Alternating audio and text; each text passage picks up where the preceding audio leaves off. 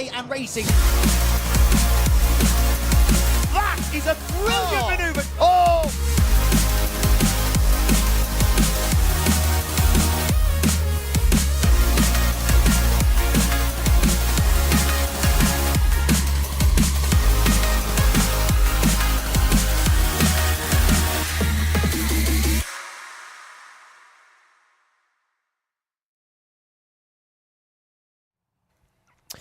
Good morning, everybody, and welcome along to Brands Hatch for day 2 of the season opening weekend for the TCR UK Championship. This BRSCC race event has already provided us with half a day of fantastic racing yesterday afternoon, but today, Sunday morning, it is time for the main event as we bring you a full day of action around the Brands Hatch Indy circuit. My name's Andy McEwen. I'll be with you all day, I'm afraid, but I will be joined later on in the day by Paul O'Neill for all of the TCR UK and Miltech Sport Civic Cup action, but I'll be here to talk you through all of the BRSCC races as well, the first of which is going to kick off in just under 5 minutes' time. The venue, the Brands Hatch Indy circuit, established back in 1950. It may be one of the shortest racetracks in the United Kingdom, but what it lacks in length, it more than makes up for in challenge. The plunge through Paddock Hill Bend, the run up through Druids, back downhill again into Graham Hill Bend, and then that really technically demanding final sector through Surtees, Clearways and Clark Curve always produce good bumper-to-bumper racing. The weather today a little bit cooler than it was yesterday. It was bright sunshine and touching 20 degrees at one point yesterday afternoon. A bit more overcast today, but still perfectly mild. The wind has died down significantly. It is still a very, very nice day to go racing, and already, as you can see in the background of that shot, it's bringing out plenty of the fans. We've got lots of people pouring into Brands Hatch this morning, and I'm sure they're going to be filling that Paddock Hill Bend grandstand steadily over the course of the next few hours.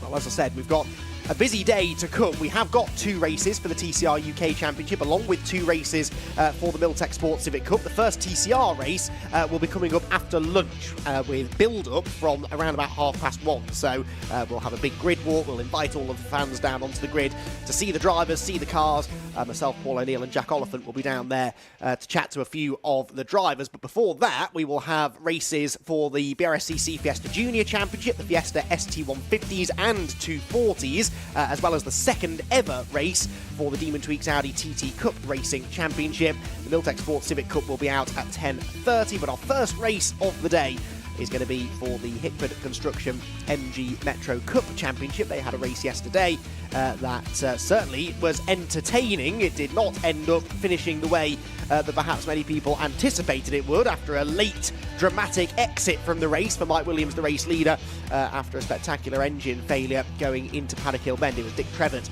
who eventually came out on top with the race win. Robbie Kenning second and John Moore in third, but the Metros have certainly entertained us at these BRSCC race events over the last number of years. Looking forward to seeing what they have in store for us again here today. You can see the Brands Hatch Indy circuit looking pretty resplendent this morning, actually. Perfect conditions for racing. We've had no rain for once at all over the course of the weekend, and there you can see still cars appearing on the South Bank, which is always a very popular place for spectators to head to. One of the great things about the Brands Hatch Indy circuit, of course, being that wherever you locate yourself really around the track, you can see the vast majority of it, which means you never miss a moment of the action. But you won't either at home. Stay tuned on the TCR UK YouTube channel for all of the live action here today, which is about to kick off with race number 1.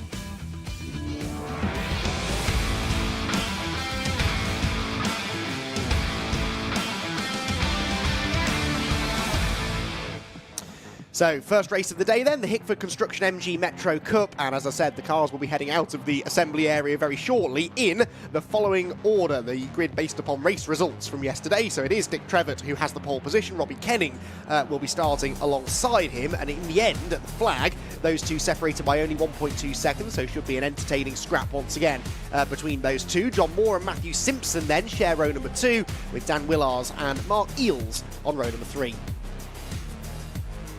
Fourth row of the grid, we will have Tim Shooter and Phil Goodwin. Then it will be Tim Davis and Richard Garrett, with Richard Cowley and Melanie Garrett completing the top dozen. 7th row of the grid then for Paul Deacon. Carl Wheaton is alongside, and then you have the two who didn't finish yesterday. Mike Williams in particular, the one to watch if he's got his red number 28 car out on track. I'm looking out of the commentary box window. I'm not convinced that he has, but if he has, he will be starting from 15th alongside fellow retiree yesterday, Zach Gardner. The cars are rolling out onto the track, and I don't know whether we can get a shot of the grid just to try and assist me in figuring out if Mike Williams is there. No, he might be actually, but I think there is a gap a bit further up the grid maybe that we are missing a car. But I think Mike might have made his way towards the tail of the grid, so we'll find out in a moment. But there you can see the orange and yellow machine, the familiar colours now of Dick Trevitt, and we've seen him be a front-runner in the Metro Cup for a number of years. This is a championship that has made its way onto the BRSCC portfolio of championships.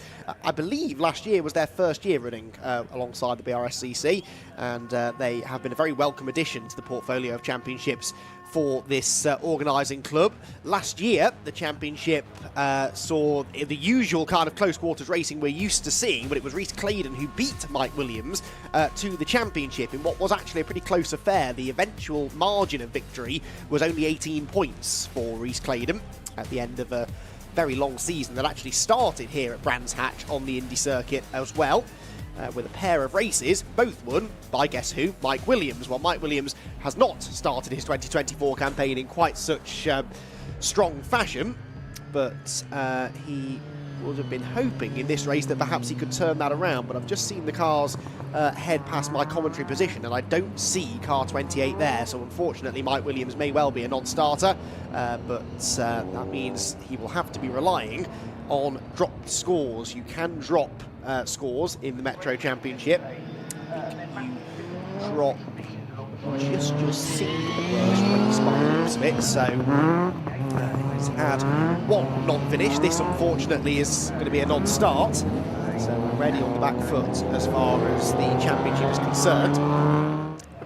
This is also the final race of the weekend for the Metro drivers. Bit of a weird weekend for them. Then a very busy Saturday, very early start on Sunday, but at least they get to get home at a reasonable time before the traffic on the M25 starts to build up too much, and they will be home, perhaps some of them in time to tune in for some of the racing on the live stream a bit later on in the day. But right now they're not focused on that. They're all concentrating on warming up the tyres, trying to make sure they've got all of the grip available to them for the start of the race. It will be a 20-minute race, as it always is, for the MG Metro Cup.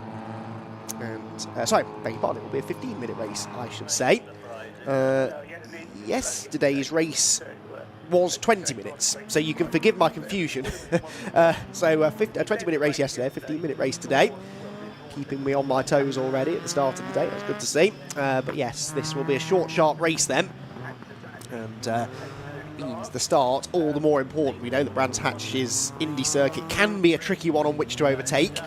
These are only little cars, the Metros, so you can fit 2 or 3 of them wide across the track, but it's not necessarily advisable heading into a corner like Paddock Hill Bend. So off the line, you definitely want to try and establish yourself straight away as the clear favourite.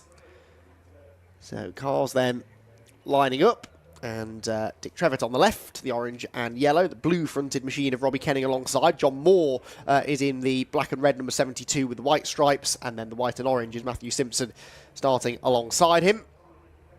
Looks like Zach Gardner is there. I think he's the white car that's just pulled into the position at the back, but yeah, no Mike Williams unfortunately, but the rest of them are present and correct. The green flag has been waved at the back of the grid, and once that red light on the starting gantry goes out, we're away and racing for the second time this weekend in the Hickford Construction MG Metro Cup. Off they go. Good start made from the outside of row 1 by Robbie Kenning. Robbie Kenning is going to get the advantage then into Paddock Hill Bend. Not a great start for Dick Trevitt. It's side by side then for third between Matthew Simpson and John Moore, as the leader has a big sideways moment on gold tyres, so having got the lead, Robbie Kenning very nearly threw it all away, but he gathered it together and he will lead the field through Druids for the first time.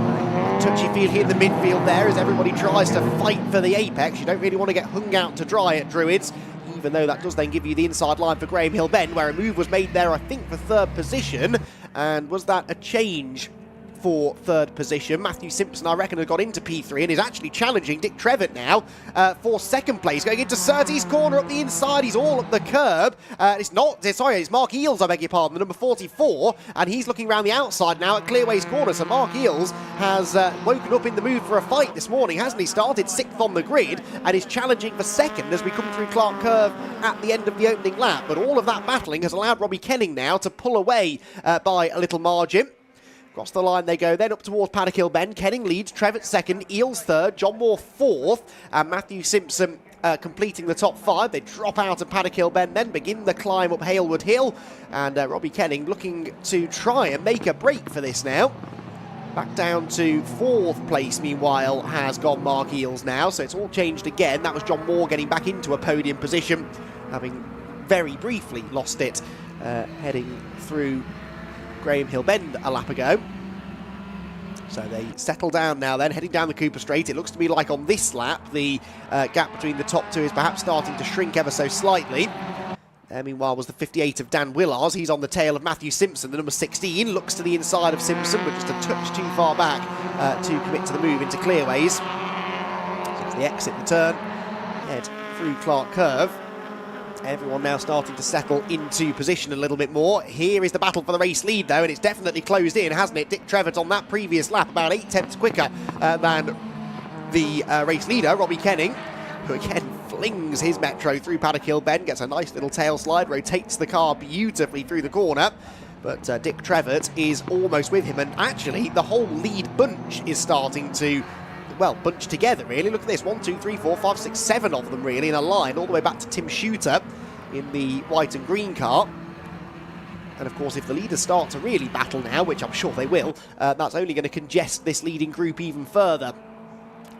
Through Surtees, then, Kenning watching his mirrors, needs to be careful not to over-defend, though. We've seen that in the past here at Brands Hatch. If you do start just white-lining it, driving around the inside of the track and blocking off that inside route, then you can end up getting into more trouble. But actually, ironically, Robbie Kenning, where he should have taken a tight line through Clark Curve, didn't open the door beautifully for Dick Trevitt, who is now alongside him, heading for Paddock Hill Bend. So, side by side for the race lead. At the line, by 66 thousandths, it was Kenning still in front. But look at that, he's very late on the brakes at Paddock and manages to sail back in front of Dick Trevitt. John Moore, meanwhile, the third place man, has just set the fastest lap of the race, a 58.771, and is right on their tail as they head through Druids Corner. So this is starting to get very lively indeed. Dick Trevitt, I'm surprised, actually, that he didn't commit a bit more to that move into Paddock Hill Bend. I know it's difficult on that tighter line where there's a big bump in the braking zone to really brake late, but he had the inside line and almost had his nose ahead. But Robbie Kenning with the wide sweeping line, the high, wide and handsome line, as the legendary Brian Jones would have referred to it, he managed to sail back through into the lead of the race. Kenning hanging on for now then. Dick Trevitt not able to get up the inside of him. Look at that, Kenning learnt his lesson there, didn't he? Hugged that white line through Clark Curve. He's not allowing Dick Trevitt to get up the inside of him. But now, Trevitt will look to the outside instead, heading for Paddock Hill Bend. Not really close enough, though, to go for that one. So, of course, every lap that Kenning manages to hang on to this, he will start to learn where he's vulnerable to attack. And right now it's Druids, because Dick Trevitt out of nowhere launches himself alongside, gets squeezed to the edge of the road. That almost opens the door now. In fact, it does open the door for John Moore. That looked like a missed gear or something for Trevitt coming off Druids. And that now means that he's down to third place. We saw this a lot in the TCR race yesterday, actually. Poor Callum Newsham, in trying to get the lead, ended up losing second place and then did exactly the same thing again when he was in third position. If you go out of line in a race this close, where the group at the front is this evenly matched, then you are in danger of losing places if you don't make the moves stick. And that's what we just saw there. Even Dick Trevitt, the very experienced Dick Trevitt, is susceptible to that. So Kenning then continues to lead, but now with John Moore up into second place, and John, remember, has set that fastest lap of the race, so we know he's got good pace. Robbie Kenning, though, has the track position advantage. Look at that very strange line that he takes out of Paddock. He's done that a few times, actually. He doesn't even use half of the road coming out of the first corner. Dan Willars, by the way, has just stolen that fastest lap away from John Moore. So Dan Willars is the red car, fifth in line, and did he just get past Matthew Simpson on that lap? I think he might have done. Yes, he did. So Willars breaking through into the top 5. And now in clean air, starting to bridge the gap to the leading group. Although actually the top three may be stretching themselves waistline. There is Willars, so Dan Willars, having gained that position, is now starting to really march on towards the leaders. He'll want to try and get past Mark Eels as quickly as he can, because Mark is just slowly becoming detached from the leading group. And if he's able to do that, then he should then have a chance to challenge for a podium place. Across the line we go again. Let's see what Dan Willars' lap time is this time around. And it's not a new fastest lap, but it is quicker than the drivers ahead of him by quite a bit. So he is continuing to close in. And in fact, Dick Trevitt has now set the fastest lap. Fired up Dick Trevitt probably, because he's realised that he's maybe just thrown away a shot at the race win, but we're not even halfway through yet. So he's got time to work his way back to the front. Has to find a way past John Moore first though, or can John unlock the door and break through Robbie Kenning's defence? Well, a better exit out of Graham Hill Bend would have been required for that, really. That wasn't the best run out of the left-hander for the second place man, and it means he is now vulnerable to attack from Dick Trevitt, who takes the wide line into clearway. He's not trying to go right round the outside. He'll try and cut back to a late apex. Look, nip up the inside through Clark Curve. That was almost textbook as he got the grunt, though, to get alongside. I don't think he quite has. And so John Moore ducks back into line, hangs on to second place for now. Across the line they head. Fascinating race this then between the top three, which is still, as I said, only ticking towards half race distance. So towards Druid's Corner, under the bridge then. Kenning just drifting over to the inside of the road there, just to cover off any potential attack there from John Moore. But of course, John now finds himself in the same position that Dick Trevitt found himself in a few laps ago. Oh, Trevitt's on the grass going into Graham Hill Bend, misses the corner by a country mile.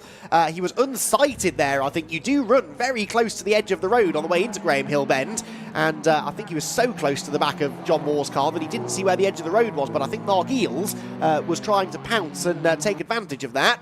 No, Mark didn't get through in the end, but he did pull alongside as they headed behind the pits along the Cooper Straight. So that was a strange little moment there for Dick Trevitt. He gathered it together, got away with it. The point I was about to make is that John Moore, whilst he was trying to attack Robbie Kenning for the lead, had to watch his mirrors, because Trevitt was well within striking range to take advantage and maybe do to Moore what Moore did to Trevitt a few laps ago. But that moment for Trevitt now means he's dropped back to the tune of 1.4 seconds. And actually, that means John Moore's not under any pressure, so he's a bit more free for a lap or two to try some adventurous lines and get a bit inventive with his overtaking. Although, as I say that, by the time they get back to Graham Hill Bend, Dick Trevitt, who definitely exceeded track limits there coming out of Graham Hill Bend, he's almost back with him. So Trevitt pushing hard. This is likely going to be a quick lap, albeit not necessarily a legal one. I'm pretty sure he went over those track limit sensors, which will trigger a camera, which sends a picture to race control, which means that you can't even begin to argue your case after and say that you didn't go beyond track limits, because there's photographic evidence to say that you did. You can do that a couple of times before you get a warning and then a penalty. And yes, unsurprisingly, Dick Trevitt, new fastest lap of the race, a 57.7. That was a full second quicker than John Moore ahead of him, and he's right on the tail of the second place man again. So Dick Trevitt has not given in yet, just under 6 minutes of the race to go. And peeks to the inside at Druid's Corner. Drops downhill towards the tricky 90-degree left-hander at Graham Hill Bend. You arrive at the bottom of that hill and then all of the camber just disappears, and it's so easy to understeer wide. Trevitt didn't know that time. He's taken a nice tight line on the exit, peeks to the inside of John Moore at Surtees. But John had that one covered, turned across his bows and managed to hold on to the place. But if he now starts to go defensive, that's only going to benefit Robbie Kenning, who, remember, still leads this race. He's led every lap of this race, despite not at all times looking like the fastest driver on track, but got that better start, got the track position at the beginning of the race, and I was going to say hasn't looked back since. I think he spent the whole race looking back, really, but defending nicely. Now, as these two battle for second place, he can just relax for a moment or two. Out of Paddock Hill Bend goes the leading group, and back towards Druids again. It was a 6/10 of a second advantage for the race leader, who is very wide at Druids, though, and gives away at least half of that 6/10 that he had at the line. So these are tricky cars to drive, though. They're not very powerful, so you do have to really keep the mid-corner speed up, and that means you've got to commit to the corner, get back to the throttle as quickly as you can, And it means if you do overrun a corner ever so slightly, which is very easy to do, you lose all of your momentum coming off the next turn. Oh, that is Phil Goodwin, who has just pulled off into the gravel trap at Druids. Now, he didn't seem to be in a huge amount of control of his car there. He's gesticulating at the marshals. I think that he's going to need a tow, so I suspect he's lost all power completely and has deposited the car in the gravel trap at Druids, but that's going to mean at least yellow flags at Druids, but he's right in the firing line. So I wonder whether we might need a safety car, and that could spell the end of the race, which is a shame because the leaders are all back together again now. Race leader Robbie Kenning defending. Around the outside goes Dick Trevitt in a yellow flag zone. Now that was very much not a legal overtake for Dick, and I hope that he realises the safety car's been scrambled, and Dick definitely hasn't realised because he's just overtaken Robbie Kenning as well. So that's 2 overtakes for Dick Trevitt under yellow flags. He's now realised his mistake, look, because he's seen the safety car appear in front of him and thought, oh, maybe I'm best not overtake that one, and gives the positions back. But well, he gives one position back. Does he realise that he overtook John Moore in the yellow flag zone? I mean, there's a car parked at the edge of the road in the corner at which he did the overtaking, so I'd be surprised if he didn't know. And John Moore is now, of course, unsure as to what he's supposed to do because he doesn't want to overtake behind the safety car. So I suspect this will get decided after the checkered flag, which is only 3 minutes away. And with the safety car on track and this car still in a dangerous position, that race may end behind the safety car. We'll have to wait and see. It's a shame, though, like I said, because that was developing into a really nice scrap between the leading trio. So Robbie Kenning leads. Trevitt has slotted back in ahead of John Moore, but I would be amazed if he keeps that second place at the flag. Moore then will inherit a position. It's quite likely that if a penalty goes the way of Dick Trevitt, that Mark Eels and Dan Willers will benefit as well. So they've got a tow vehicle up at Druids, ready to pull Phil Goodwin's car out of the way. Yeah, but the marshals have now realised they can just push it out of the gravel themselves. But it will need a tow to a place of safety, but I'm intrigued to know why he stopped where he stopped. He obviously had no power going up the hill. I'd spotted him out of the window, actually, a few seconds earlier, crawling up the hill. And obviously felt that he couldn't get the car to a place of safety under his own steam. So just under 2 minutes to go in the race. And Robbie Kenning, he's unaffected by any of this.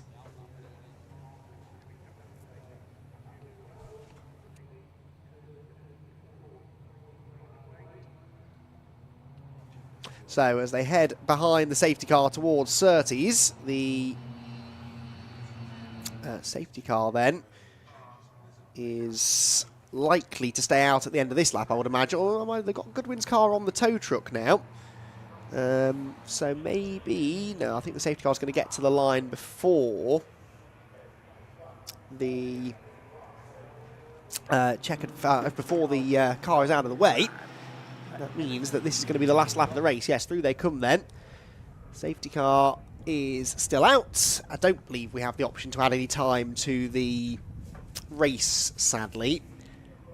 So that's going to be the last lap of the race beginning behind the safety car then. So Robbie Kenning will get the win, but not necessarily in the way that he would have liked to have taken it, although perhaps this came as a bit of a relief because he was under so much pressure there from John Moore and Dick Trevitt. But actually, this has been a fairly relaxed run to the flag. The lights are out on the safety car, but it's not going to make any difference. They're not going to get back in time for the checkered flag.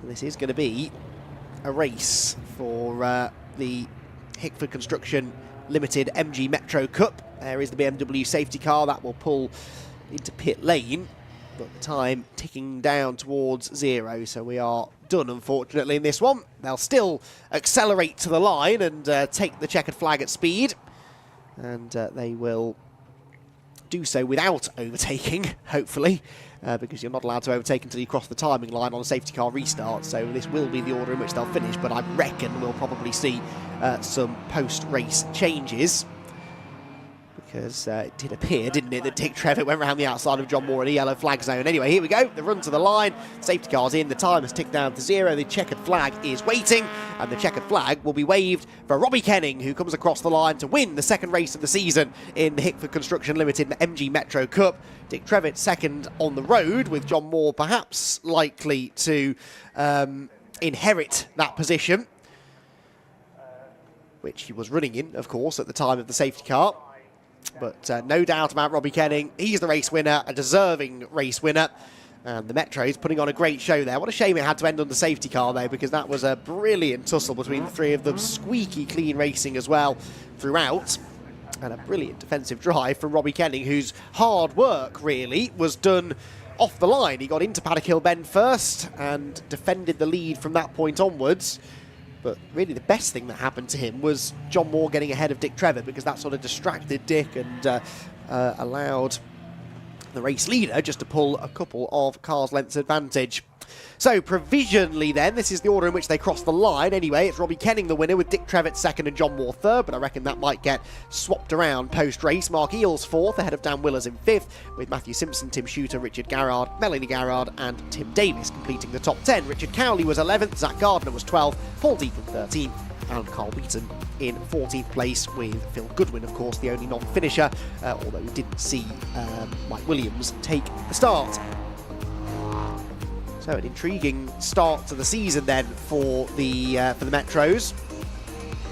And they will be back out at Snetterton on the 18th and 19th of May. I believe that's a TCR UK event as well, so they'll have live stream coverage for their next round of the Championship 2. And that will be in just over a month's time. So the cars head down to Park Ferme. I'm very interested to listen in to some of the interviews with our top three here. A few stories to be told, I think, at the end of an entertaining second race of the weekend. And the man to dig the stories out, as always, is Richard John Neal. I'll dig away to the best of my ability. Robbie Kenning takes the win. He's just having a quick chat with John Moore there. Dick Trevitt in third place in the orange car. Let's get Robbie over. Robbie, well done. Very well, thank you. How are you? Now, does it make a difference going home? Those of our viewers yesterday will know that you went home last night, didn't you? So, yeah. A lot of drivers sleeping in motorhomes or hotels, but you had the comfort of being at home. Is that brought you refreshed here today? Right, I wouldn't say refreshed. We didn't probably get the kids down to about 10 o'clock at night, so no, it was good. Just go home, chill with the kids. They're here today, so they've seen my first win, so I'm well happy with that. Fantastic. Many congratulations on that. Really good start to the season for you with championship lead. Is that with? I don't know if it'll be lead. It might be joint with Dick because he got fastest lap yesterday. I don't know who's got fastest lap today. So there's an extra point on offer, if that makes sense. A debate about him overtaking second under yellow and yourself under yellow as well. He gave your position back though. Yeah, he gave me my one back. Whether or not it was a give back or I just took it back, but he slowed down enough for me to go past. I thought, well, I'll have it. I would say it was a great overtake by yourself. Yeah, exactly. We'll have a look at that. Robbie, yeah, so really great to have this championship. Joined us last year with the BRSCC, which was great, and bedding in really well. We always love seeing the cars. And this, as we said yesterday, the championship winning car from last year, which you're really getting to grips with now. Yeah, so it was Reese's car from last year. Had a bit of damage at the end of the season, so we've had to do pretty much full rebuild on the shell, full engine rebuild after scrutineering checks. So yeah, it's back on song, which is good. He was here testing me a couple of weeks ago. Said, is it as good as it was last year? He said, no, it's better. So I've got no excuses now. It's all down to me. Good man. Well done. We've got whistle being blown for the holding area, and I'd like to chat to the other guys as well. Let's talk to Dick Trevitt. Can we get Dick and John over together? Because we have got the Hondas coming out on track, and I want to hand over, if we can, get you both in. Dick, well done. Lovely to see you on the podium again. And John as well. We're good, mates. Did you hand back the lead? No. After the yellow? No, yes. Well, I handed back the lead, but I think I overtook John under the yellow as well. Yeah. So John, you concur with that? I think he did, yeah. I got my hand up and then he come round, but I'll have to see the camera. But yeah, it don't matter anyway. But yeah. Great thing though is the camaraderie. You're all handshaking and enjoying it. We've got Hondas on track, so I'm sorry I can't talk to you more. We need to look forward to, but I look forward to seeing you guys at Snetterton next time out. We'll be there. Thank you very much, brilliant. Very well done indeed, Dick Trevitt and John Moore, who take second and third. Sorry for the short interview, guys, but obviously we've got Hondas on track. We move things very quickly here in TCR and BRSCC land. Let's hand you back to Andy McEwen with a run through and a look forward to the Civics.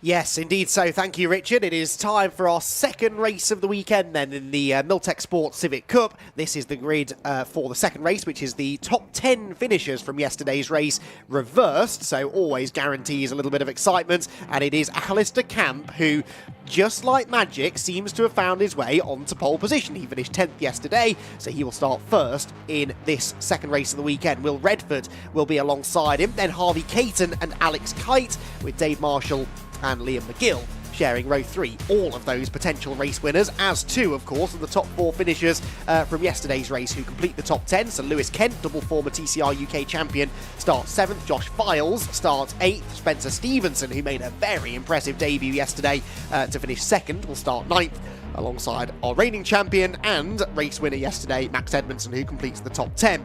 Then it is Nicholas Cristoforo and Macaulay Austin together on row number 6. Row 7, Owen Hillman and Harry England, pair of Pro Alloys teammates, and actually another Pro Alloys car is next. Wesley Swain starting 15th with Mark Hughes for company row on row number 8. Row 9 for Charlotte Birch. No Trevor McConnell then by the looks of it. Then it's Simon Welch ahead of Aidan Hassan and Jordan Brennan, with Josh Bromley, JB Petters, Sam Kirkpatrick next. Harry England actually starting at the back, so this is another amended grid beyond even the amended grid I'd been sent. So William Butt also starting at the back, 24th on the grid, and 25th for Jamie Petters. I think those two had the engine changes overnight. We've got dramas here in the assembly area for, unfortunately, William Butt. So that engine change perhaps has not been completed fully, and that car sadly going nowhere. But the rest of them are still out on track, and I am joined by Paul O'Neill in the commentary box. Always a pleasure, Paul, and I know you weren't here for yesterday's opening Civic Cup race. To be fair, the only thing you missed really was a Max Edmondson masterclass. He started on pole, he led into turn 1, and that was about the last we saw of him. Yeah, sorry. I did see that, and I was watching at home, which was good to watch. Actually, it was a good couple of races. TCR was good. Civic Sport was Miltech Sports Civic Cup was good, but Max Edmondson really just cracked on, didn't he? The interesting thing for me was seeing the TCR champions that are on the grid struggling to keep with him, but still be there and thereabouts. And look, now you've got Campion pole, like you said. That's not good, is it, for our man who's trying to get out there, William Butt? Yeah, that's a shame. But what is this? This might not be an engine issue. This might actually be the bonnet pin, is it? It's exactly that. It's a bonnet latch, yeah. They can't line the bonnet up to get the aerospace fastener down. It's a real pain. They really are struggling. That's going to be a start from the pit lane, obviously. But I've had that before, and it's horrible. You've got to see where the hole lines up. But if the bonnet has had a little tap, and then they've pulled the bonnet up, it's all over. So I think we're near enough ready to go, aren't we? The cars are just getting into place. I think so. Alistair Camp on pole, Will Redford alongside him. A really interesting front row that. Camp struggled really in yesterday's race. He started 9th, dropped to 10th, got 9th back, fell back to 10th again. He was never better than 9th, whereas Will Redford did run better than his 9th place finish that he got. So he might be feeling confident here, especially starting on that preferred outside line, that he could go for a race win. Let's find out then. A very quick turnaround with the lights. We're away and racing in round number 2 of the Miltech Sports Civic Cup, and Alistair Camp does get a dream start from pole position. Redford not that fast away, so Harvey Caton's up the inside of him for second position. Liam McGill there going round the outside. Josh Files on the inside. Edmondson very sideways on cold tyres, but it's Campy who leads them towards Druids for the first time. Caton into second, and look at Lewis Kent steaming round the outside of everybody. He's up into 5th already, going for 4th as some elbows out, stuff in the background. One car heading for the barriers. That might be Liam McGill back into the track, and he's saving. He's heading right back into the middle of the road. Miraculously avoided by everybody, but Liam McGill was on the outside, 3 wide, Paul. There just wasn't the space. No, Files was involved in that, wasn't it? I don't know if there was any contact with him and McGill, but we'll have to see about that. Oh. Look at these cars. It's cold out there, Andrew. I know that it's been a nightmare for the drivers saying it was too hot yesterday. This is cold. It's early doors, and that left rear and right rear will be freezing cold, but Camp What a getaway. Caton looks strong. Lewis Kent, 4th place already. Started 7th, 3 places gained. He's up ahead of Alex Kite, but Lewis Kent's car looks particularly sketchy. He's sideways again through Paddock Hill Bend, but he could have just emerged as the early race favourite. There goes Dave Marshall launching up the inside of Alex Kite. That was a lovely little move up the inside into Druid from quite a long way back, Paul. What a move. Has he got that done? I don't think he has. No, I think that he's going to get that back, isn't he? He's back down the inside, but that was a great move. And look at Marshall's going to lose 2 or 3 places now. He's been squeezed onto that exit of Graham Hill, but that's let Files through, is it? Yes. Yeah. And here comes Edmondson as well. He's not going to turn down the opportunity to overtake as he gets hung out to dry though at Clearways, sideways. Beautiful stuff from the reigning champion. Great. Inches between his car and Marshall's, but he does manage to go through. And look, he gets such a good exit that he's actually got a run on his teammate Josh Files heading towards Paddock Hill Bend. Wow, yeah, this is looking great. I'm loving this Oh. reverse grid. Oh, great move. Files opens the door, but he's going to get the switch back. Files back down the inside of Edmondson. Gets it done. Brilliant stuff. Brilliant, nice. Oh, this is exactly what we wanted to see from Josh Files and Max Edmondson. This is the battle people have been looking forward to. Edmondson definitely got the better of him yesterday, but not today, says Josh, and he's managed to get back through. Dave Marshall's race is unravelling though. He's been overtaken by Spencer Stevenson. That was Macaulay Austin on the grass, coming up the inside of him, heading through Graham Hill Bend. He made that move stick. Owen Hillman now gets up the inside as well. It's all going wrong for Dave Marshall. He doesn't really deserve this after what was a brilliant almost move at Druids. Yeah, he could have been right up there and get that throttle. Oh, Owen, where was your power, mate? Unless your engine stalled, there's no excuse for that. That's terrible. Look at these 2 teammates going at it. Files again, and this is Edmondson. This is proper stuff. Look at them, lights ablaze. Yeah, Edmondson up the inside, and this time he might have the move made, but can Files get that switch back again? He's going to try it, but no, Edmondson wise to it this time. Parked the car on the apex, got to the inside to defend at Druids, and Josh Files now has to try and go the long way round up at Druids. Don't forget, behind them is Spencer Stevenson, debutant in the championship, 2nd place on debut yesterday, won the Paul Winfield Trophy as a result of that, and he is right on the tail of these 2 as well. Now, at the front of the field, Alistair Camp still leading the race. Harvey Caton in 2nd, Will Redford 3rd has set the fastest lap, but Camp looking reasonably comfortable, I would say. I would say not. Oh. No, that car's starting to understeer. Did you see the hop from that rear axle? So these FN2 cars, the newer shaped Honda that's leading this race is now in trouble. I don't know whether it's because of the rear axle on these cars. The newer FN2 model doesn't have independent rear suspension, so it doesn't look like it gets around clearways very well. Got to watch out for that top 3 at track limits.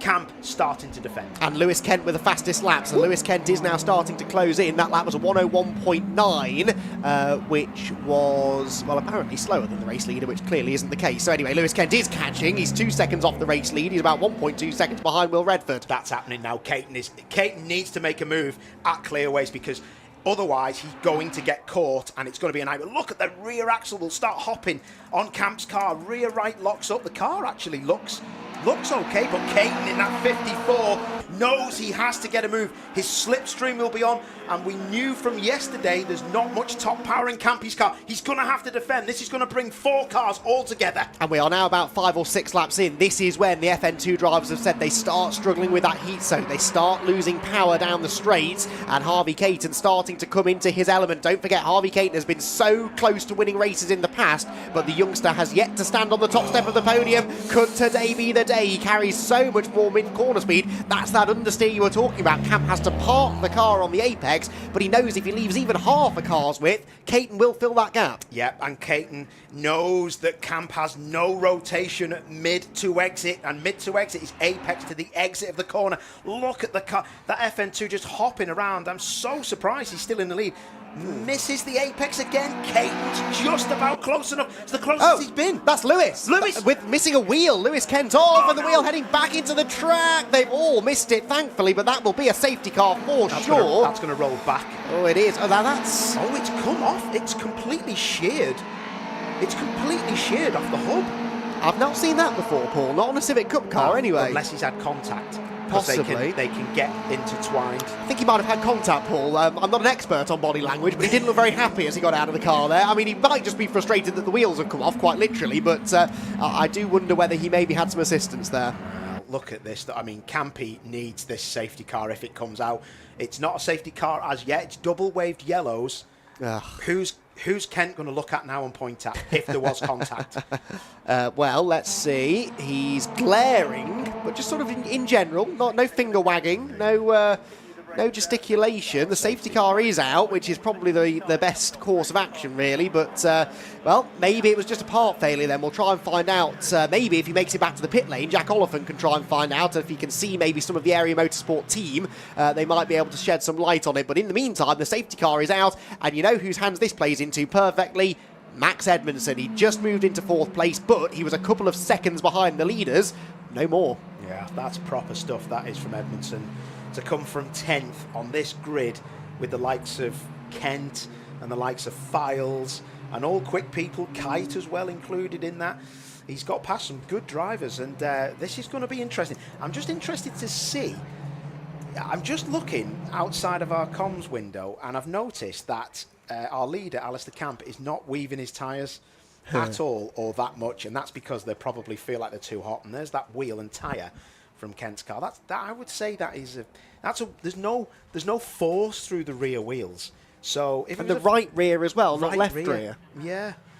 It's a very strange one. I mean, it's as if he's gone side by side with someone. They do protrude a little bit, these wheels, and they can go side to side and get ripped out, but then again, it might just be a stress fracture. We'll have to find out and see, but he wasn't really gesticulating at anyone, was he? So. No, just frustrated with the way that things had gone, I think, rather than angry with anyone in particular. But Campy, if you watch the leader, Campy, there's a lot of people weaving, but not too aggressively. But everyone is weaving more than the leader because he feels like he's got too much heat in the front maybe of those tyres.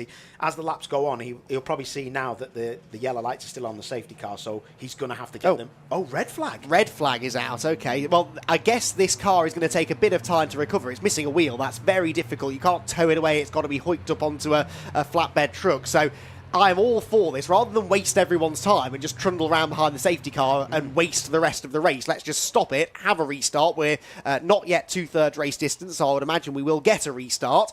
And it means that Alistair Camp, well, you said he was praying for a safety car, but this is really the last thing he wanted. Yeah, I mean, he's now, well, I don't know, you know, for me, Campy will want his tyres as cold as he can because he knows that's his best chance.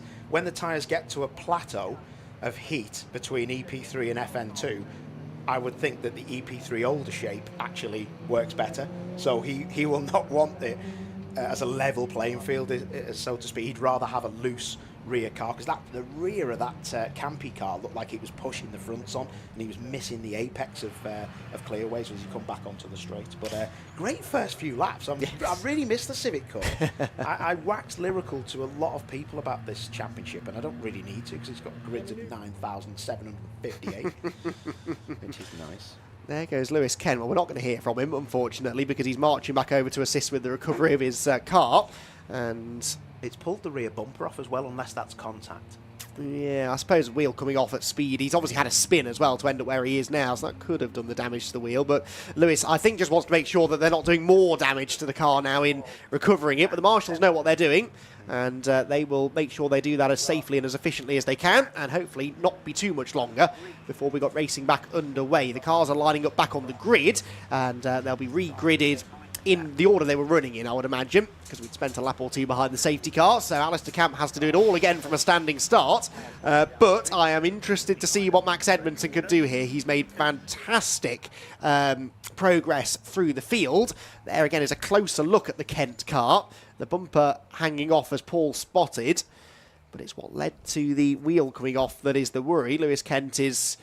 I thought for a second was going to take the rear bumper off so he could throw it maybe at the competitor that he tangled with, a la NASCAR, which some of you might have seen a couple of weeks ago. But Lewis, not the type, and I think he's just checking that. I think the exhaust perhaps is on the ground. You can see the smoke coming from the exhaust there as well. So he's just making sure that the situation doesn't get any worse, basically, because they've got to try and get these cars turned around now for race number 3, and of course race number 3 later on in the day.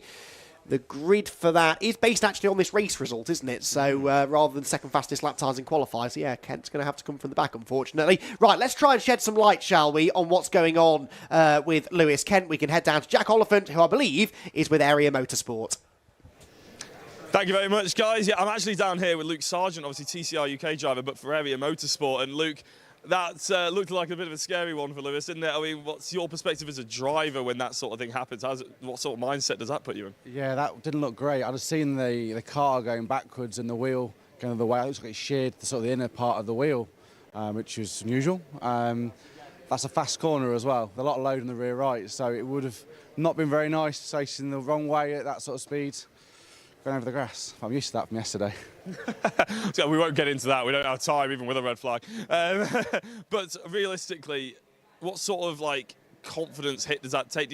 I mean, we didn't see, because obviously we're in the pit lane, if there was a potential contact or anything like that. If it wasn't contact, is that in the back of your mind next time you go out? I think it was a failure. I think it was a fluke failure as well. Looking at the wheel, I think that's just one of the manufacturing defect or an impact somewhere. It doesn't look like Lewis has made a mistake or it's contact from an earlier incident. I think it's just unluckiness.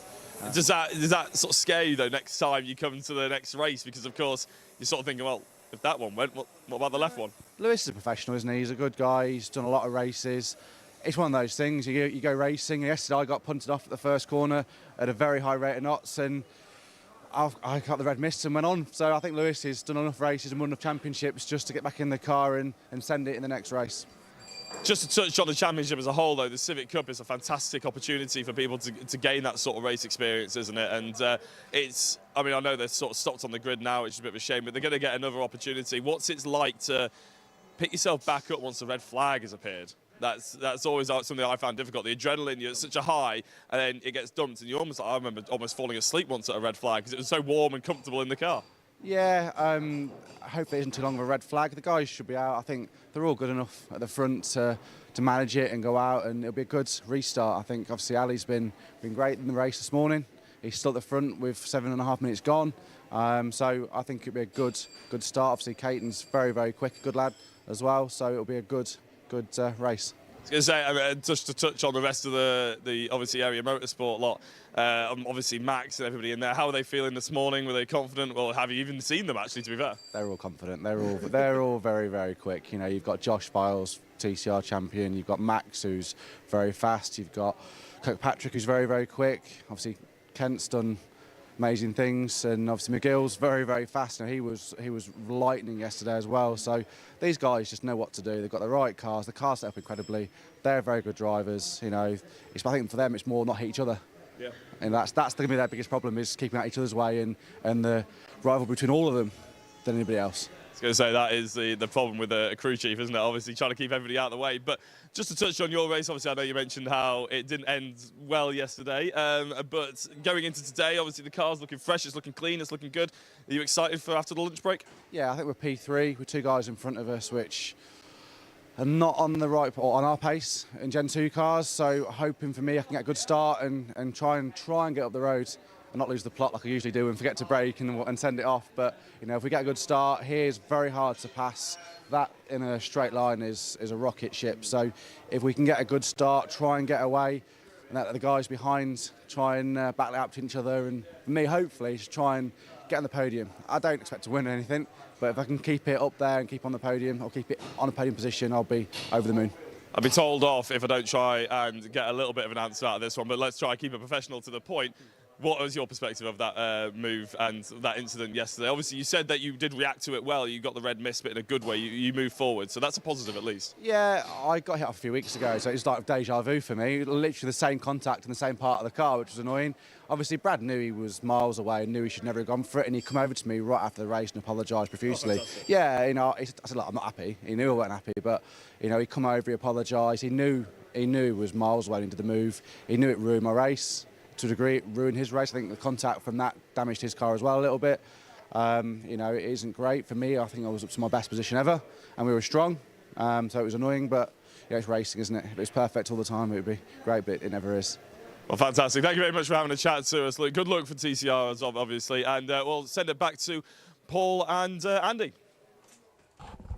Thank you, Jack. Excellent filling work down in the pit lane. Always nice to chat to Luke Sargent. He's never bashful about getting on camera, and rightly so, because he's one of the big characters of the TCR UK grid, and we're looking forward to seeing him out for his second race a little bit later on today. Now, that is good news. Lewis Kent's car is on the flatbed truck. It's almost out of the way completely, so we should be able to get a restarted race before too much longer. I don't think we've had notification yet from TSL Timing as to a restarted race distance. No, we haven't.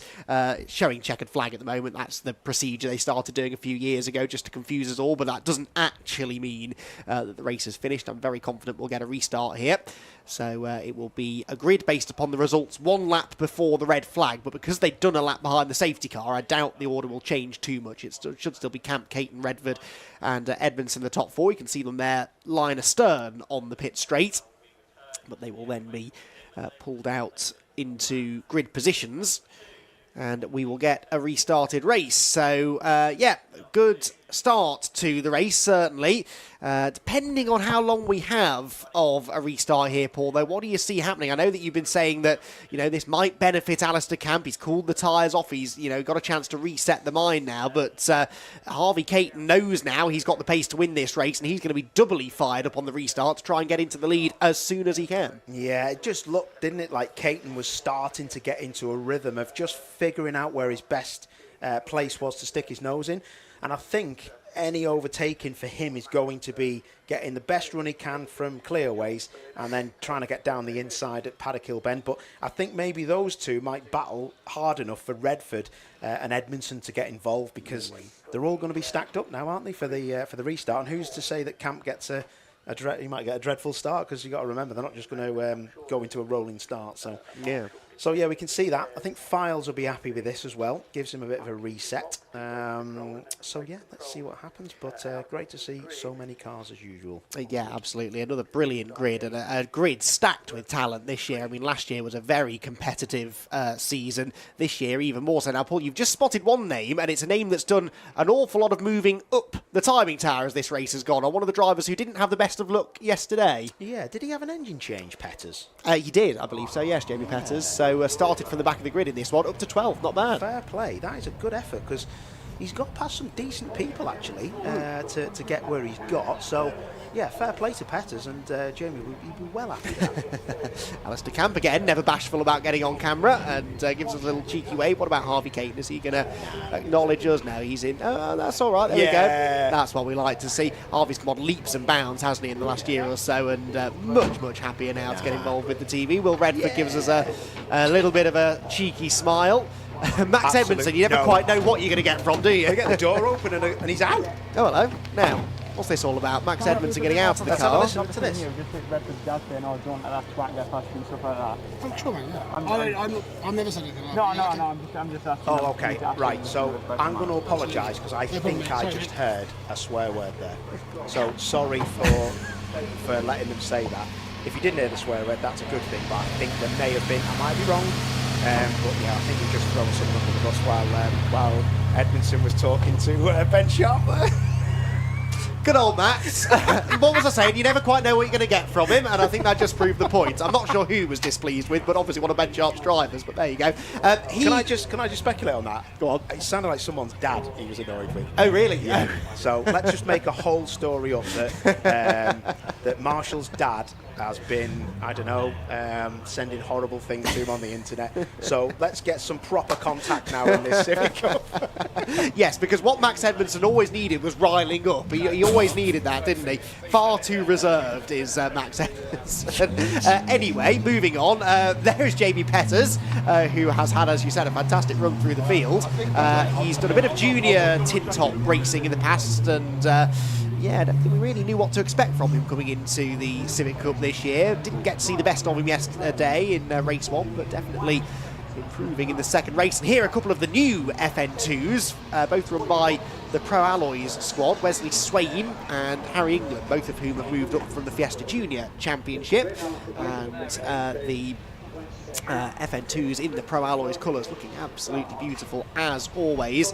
And there, perhaps the luckiest man at Brands Hatch, Paul, Liam McGill. That car doesn't appear to have a scratch on it. That is unreal. He went straight across the bows, didn't he, of like 20-odd Hondas, so he did okay. It went one way and then the other. Do you reckon it hit the tyre wall? Did it? I might have clipped it, but only just clipped it, I think, yeah. Could have been a lot worse, because that wall juts out towards the track, doesn't it? Right in the runoff area. We've seen a few cars end up in that barrier. Usually get stuffed in there, don't they? But yeah, Pro Alloys well represented again on the grid. Owen Hillman, he had a little bit of a sideways at Clearways, was Clearways entry, yeah. So yeah, he'll be looking to progress. He's been pretty quick, actually. Speaking to Josh Cook and Jade Edwards, who have had a little bit to do with the Pro Alloys team over the last year or two, and they said they're really impressed with Owen because he had a podium here, didn't he? Or did he win the race the last year? Owen Hillman. Did he win the last race of the year?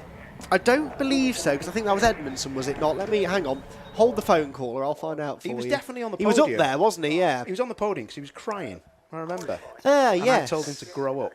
That sounds about people right. don't cry on podiums, did he, mate? Never, Paul, never. Only in really, really emotional circumstances, yes. That does ring a bell, actually.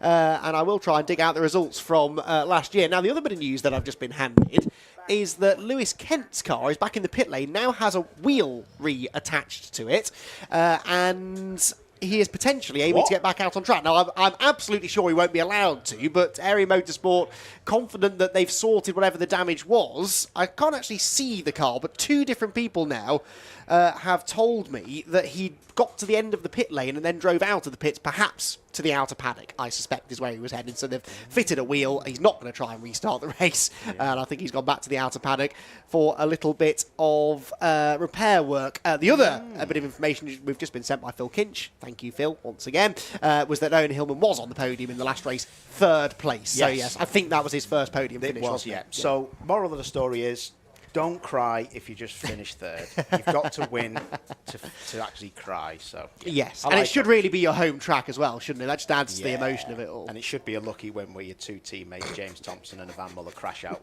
with 4 laps to go, and then you take the checker flag and win. So a win's a win, Paul. You've won more touring car races than I have, so you get a little bit of respect from me at least. Yeah, but we weren't cheating, so I'm joking. We weren't cheating. Anyway, Alistair Camp has lined back up on pole position, which means we're almost good for a race restart. Have TSL Timing told us yet how long the restart's going to be? I don't think they have. Why is it so hot in here? It is like a greenhouse up here, isn't it? It's getting warmer as well, and that does bring about an interesting point tyre wear-wise, because we've been sort of saying that actually in the cooler conditions, drivers might not have such an issue with tyre management, but this is a place that, especially for a front-wheel drive car, Paul, that left front tyre takes a pounding, and the hotter it gets, the harder that becomes to deal with. Yeah, it is, and I can really see, as long as this race isn't too long, I can see Campy holding them off if he gets a good start. 5-minute restart, Paul. Okay, cool. Okay.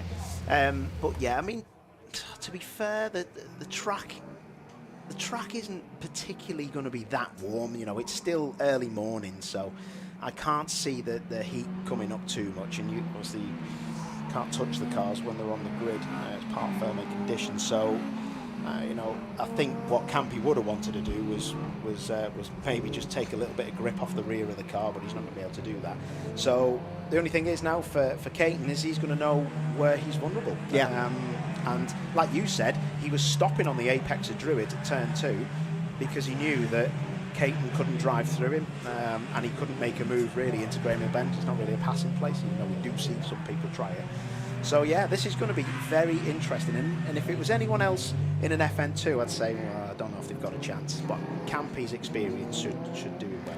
I seem to recall Dave Marshall's first win in the FN2 being under similar circumstances. I think that was a reverse grid race, and he had to defend as if his life depended on it. It was Cadwell, wasn't it? Yeah. So we often seem to see this situation. I think the FN2s are quick cars on their day, but yeah, there's work still to be done, isn't there? But if you can get it out in front and put a capable driver at the wheel who can defend a position, then there's half a chance of them winning a race, and that is what Alistair Camp is aiming to do right now. But he's got Harvey Caton starting alongside him. Harvey, remember, started 3rd on the original start to the race, so he's 1 place higher now and on the better side of the road, the outside part of the road. I'll be interested to see whether he maybe angles his car down towards the pit wall or anything to try and further better his launch. We'll see what he decides to do. So as they head around to the grid, Camp on the left, Caton on the right, but watch for Max Edmondson. He's already got his headlights on and he hasn't even started the race. So he is fired up, and Josh Files behind him as well. So the two Area Motorsport teammates, perhaps the two that we need to focus our attention on here as this race gets restarted. It's a 5-minute restart then, so not that many laps for Alistair Camp to hang on to the race lead. But this will feel like the longest 5 minutes of his life, with Harvey Caton, Will Redford and Max Edmondson set to fill his mirrors. Who's going to get the best launch off the line then? Who's going to lead them into Paddock Hill Bend? Can Alistair Camp repeat what was a perfect start, really, first time around, and hang on to claim what would be a historic first victory for him in one of these FN2-shaped Honda Civics? The grid is formed, the green light's been, green flag's been waved, the red lights are on and now off, and we're away and racing, and it is another good launch there from Alistair Camp. Harvey Caton not really able to go with him, he's going to have to slot in behind, and it is single file across the first 4 or 5 cars through Paddock Hill Bend. Edmondson nibbling up the inside of Will Redford, but couldn't find a way through at Paddock Hill Bend. Camp then leads them at Druids, Caton second, Edmondson not close enough to challenge for that third place. Files actually is the one who's gone backwards. He's dropped a place, I think, there to one of the Pro Alloys cars, as out wide looked to go Spencer Stevenson. Yeah, Caton will want to get this done in the 54. He will now be weighing, he will take so much speed now into the next 2 corners. Files is down the inside. Oh, bit of contact. Is That's that Kite? Front split hanging off there, and it's been it! Files was that. Oh, it was, and that's the 36 of Macaulay Austin, I'm afraid, who's got into him. Macaulay Austin, who is a mechanic for Finley Lines when he goes karting, the son of Nicola and Stuart Lines. Unfortunately, his race is done. There's another car spinning, and that is the 22 car, tangled up with, is that Wesley Swain, maybe? I think it might be Wesley Swain and Sam Kirkpatrick who have tangled coming out of Clark Curve, and this might now mean that the race is not going to run the full 5 minutes uninterrupted, because at least one of those cars is likely to have to be moved. Camp still leads at Druids, then Caton second, Redford third. It is Edmondson fourth, Stevenson still there in fifth, but behind them, Paul, it's been carnage. Yeah, but look at this now. Caton is lining him up. He just has to be so close into clearways. We've got to stay with this. Look at the mid-corner speed of Caton. Caton's chance is coming up now. He's got to be so close. What's going on? Oh, red flag. There are 2 cars in the middle of the road, Paul. Neither of them got going again, I'm afraid, on the exit of clearways, so that is likely now going to be the end of the race. What a shame. That is not the way we wanted things to pan out. There are the 2 cars that are off up at Clearways Corner. Well, one in the middle of the road, one off on the grass on the right. The one on the right is the number 22 machine, and I think that is Harry England, I beg your pardon, not Wesley Swain. It's Wesley's teammate, Harry England, who is in the middle of the road, and he is fuming. Alistair Camp, meanwhile, leads the cars onto the grid. I'd be amazed if they restart this, but we have got a bit of time to play with in the timetable. We'll wait and see. There, meanwhile, both drivers out of the cars, so that's good news. The drivers appear to be okay, but some pretty badly damaged machinery after what was a brutal and bruising restart of this second round of the Miltech Sports Civic Cup. So Paul O'Neill has dashed to the podium, where I suspect we will have drivers before too much longer. They are, for the time being, lining them up on the grid. There is Harry England. He's okay, I think just a bit winded and really just a bit frustrated about everything. Start of a season, big step up into Civic Cup for the former junior racer, and a lot of damage done to his Pro Alloys Racing FN2, which I just said was a new car, a brand new build, as most of the FN2s are.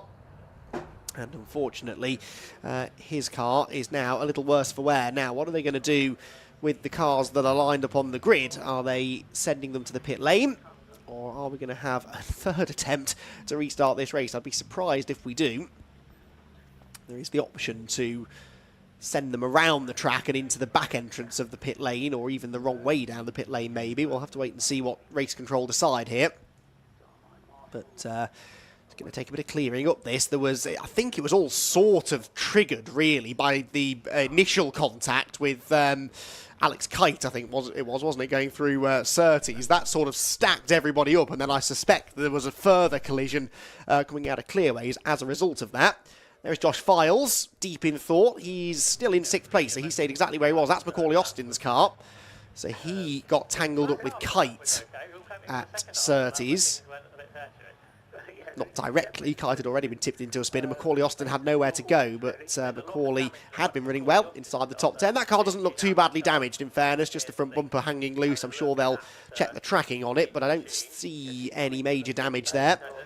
So hopefully they'll be able to get that car back out for race number 3, but a couple of the others I'm slightly less optimistic about, really. He's going to reverse back into pit lane. That is Alex Kite's car. Kite had been running well, of course, but got tipped into that spin. He's out of the car now in pit lane. Chatting away to the team. The Pro Alloys squad with a fair bit of work to do now, unfortunately. 2 of their cars badly damaged in separate incidents, although incidents that I think were sort of connected with each other. Edmondson's back out of the car again. Once again, goes and talks to Ben Sharp, who himself, of course, was a star in the Civic Cup down the years. But what Edmondson's issue is with Ben Sharp, I don't really know, or his driver. I mean, it is true, I suppose, that Will Redford is a Ben Sharp racing driver. Will Redford being the car just ahead of Max Edmondson, but I mean, I haven't seen anything that Will has done wrong, really. Anyway, there is the work being done down in the Pro Alloys pit. Now they're really in a hurry here to get this car fixed, because I think they think that there might be a race restart. And I suppose, sorry, this is Macaulay Austin, I beg your pardon. This isn't Alex Kite, that's Macaulay Austin's car. Because he wasn't directly the cause of the red flag, he may be allowed to take the restart should there be one. Got Owen Hillman out of the car. Getting very warm in the cars now, as well as the sun comes out. And as Paul said earlier on, it's starting to get a little bit toasty here at Brands Hatch this afternoon. So drivers wanting to stretch their legs, get some fresh air, see what's going on. Owen's going to go and have a chat with Wesley Swain, his teammate, who's next in front of him. But promising, I suppose, that they've not just sent the cars back to the pit lane straight away. They might be anticipating some sort of race restart here, but over, again, probably only 3 or 4 minutes, I would imagine, this time around.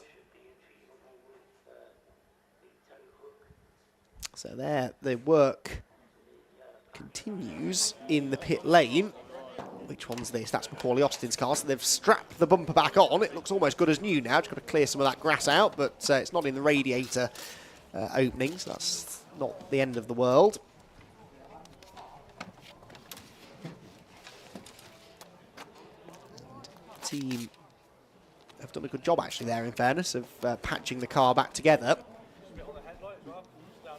Nothing that a bit of gaffer tape can't solve. Drivers are all getting out of their cars on the pit straight, which does tell me they're not going anywhere anytime soon. Now, I'm going to apply a little bit of logic to this, perhaps slightly optimistic logic, and say that if they weren't going to restart the race, they'd have just decided that by now and sent the cars back to the pit lane, back to the paddock. They haven't done that, and they're keeping them on the grid almost as if they are planning for a restart. There is Alex Kite, and the former TCR UK racer, did a few rounds a number of years ago in a Cupra. Back in a Honda now, and the Pro Alloys Civic heads back down pit lane with another car just ahead of him as well, actually. Not sure who that was or where they were going, but do they head out to the outer paddock, or are they going to line up at end of pit lane? They're lining at the end of pit lane at the moment. Macaulay Austin, I think, is the other one. So they've got Macaulay Austin and Alex Kite's cars sorted. There is Alistair Camp's car, meanwhile, sat at the front of the grid. Still in the car. And we're all just sort of left waiting to find out what exactly is going on here. Josh Files and Max Edmondson there stood together. Area Motorsport teammates. They both can learn a lot from each other, actually, I think. The dynamic has probably shifted slightly between those two, because for the last year, Josh Files was there as a sort of driver coach mentor for Area Motorsport, a team that he's had a close relationship with for a number of years, and he's taught Max Edmondson an awful lot. But of course now Max is on the grid with Josh. Josh doesn't know a huge amount about these cars, certainly not as much as Edmondson will, and so in a way the shoe on the other foot now, and Max Edmondson, the one perhaps who can shed a bit of light on how to get the best out of an EP3 Civic to his much more experienced teammate. There are the two cars back in the pit lane then, so Sam Kirkpatrick and Harry England's cars back in the pits. And that means the track is clear. They still haven't sent the cars away from the grid, so I reckon they are going to try and restart this race, which is good news for us. We want to see this race finish under green flag. The recovery crew's just finishing off up at Clearways, and the track is as good as new, so we'll await now news on how long of a restart we're going to get, but I'm fairly certain that we are going to get one. And Alistair Camp's going to have to do it all again. He's made two brilliant starts off the line. Needs to now make a third one by the looks of it. Harvey Caton did not get away all that well in the second start. Oh, now, are they now sending them back to the pits? Back to the paddock? They are, by the looks of it.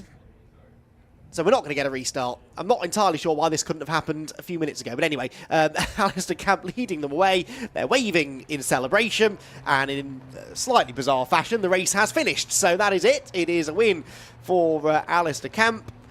And his first win at the wheel of an FN2 came perhaps a little bit quicker than he anticipated, although he did tell me in a social media interview yesterday that he was perhaps focusing more on race number 2. He said, if I finish 10th in race 1, it's all part of the plan. It gives me that front row starting position for race 2. And wouldn't you know it, that's exactly what happened. He finished 10th, he started on pole, and he's managed to lead every lap and win the race, but under intense pressure from Harvey Caton, who will have to wait a little bit longer now for his maiden victory in the championship. Redford a winner previously, but he'll be back on the podium again. And Alistair Camp gets to do a little victory lap now back to the pits to head towards, hopefully, Paul O'Neill, who'll be somewhere near the podium and able to get his thoughts. Slightly bizarre way for him to win the race, but he'll be very happy with that. I mean, he's not necessarily come into the season this year expecting to be fighting for the championship, but now he's got a win under his belt. That might start to change. Of course, it was a reversed grid win, so that's slightly different than if he'd stuck it on pole position in qualifying and led every lap, such as Max Edmondson did yesterday. But if you can score a win on the first weekend, they'll work on the car for Snetterton, try and make it better, and you just never know what might be possible. So Camp then tours into the pit lane, Harvey Caton behind him, and Will Redford joining them on the podium.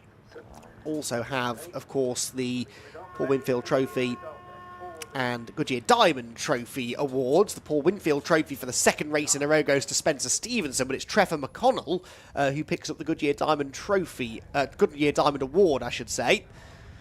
So the race having not been restarted means the results, I'm being told, will likely be based off the last session, the initial start to the winner of the Brands Hatch Indy. You look like a motocross driver. Well done, mate. It's tight like a motocross driver. I'll let you get your lid and your hands device off. Ali Camp, new car, FN2. I bet you were happy to see that red flag, because you looked like you had a car that was pushing you so hard from the rear that the fronts didn't want to turn. Yes, it just doesn't feel like it's got the legs, so you've got to like battle it through the bends as much as you can. And me and Dave had a chat, and the rears just to get hot is just a nightmare. So then when you stop, you've got to get them warm again. Well, these boys can push from the off, so you're just battling it, and then you touch the throttle, the diff locks, and just pushes you on. It's like, come on. And I just focus on my exit, but no matter what exit I get, the cars just seem to munch me all the way down here. So then you're watching your mirror into paddock thinking, are they diving? But fair play to Harvey, used his head, knew what he needed to do. He knew where he was stronger than me, so that's why I was just trying to get the benefit, cutting grey mail as much as I could. I was just like, come on, keep it wound off. No, fully enjoyable. Are you going to get better with this then? What are you going to do to the rear? Is it a difficult one with the rear beam compared to independent suspension on EP3? Yes, we've tried a lot of stuff on it, and everything we try, it's just so floaty, but then if you get it too much, it starts hopping. So we're just trying to find the balance, and we've done 4 or 5 days testing with it. Get that hat on. Yeah, is my hair that bad? Don't speak about hair to me, mate. Yeah, so that's what we're here for, mate, to develop this, see what we can do with it. Obviously, hopefully give the lads a jump if we have to move this way. But yeah, we'll just keep doing what we can do and hopefully it goes quicker and quicker. Perfect. Well done, mate. That is a good effort on the debut weekend for the FN2 and Ali Camp. Harvey, my word, mate. Yesterday looked a struggle, but that looks so much better. You must be disappointed, actually, because that should have been a win. Could have been a win. Well, you can't be disappointed with a podium, but I mean, with the red flags, it was really annoying. But you know, it's racing, and hopefully the drivers are okay that were involved. And on the last lap, I was preparing to make a move, and then it came out. But it's a struggle, and we'll just get ready for the next race, I guess. Top work. Well done, mate. Listen, we've got cars on the grid. They are going to go green in a second, so it's back to you guys.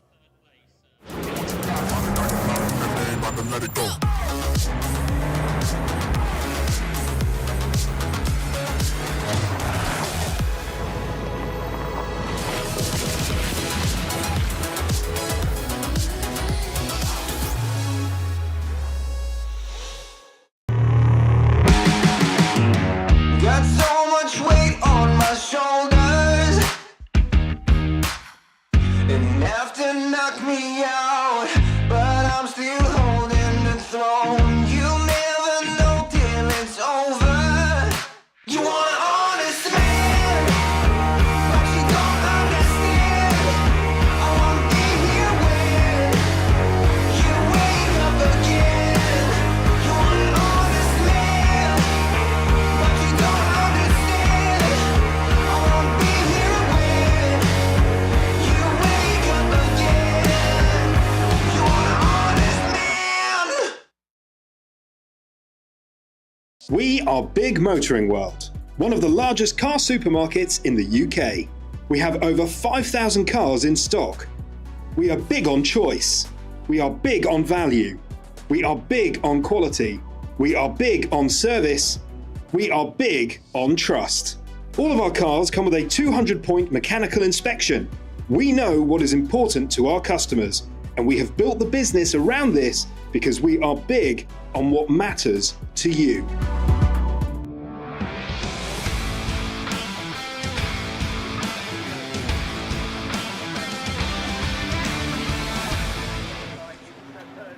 Welcome back, everybody, to Brands Hatch.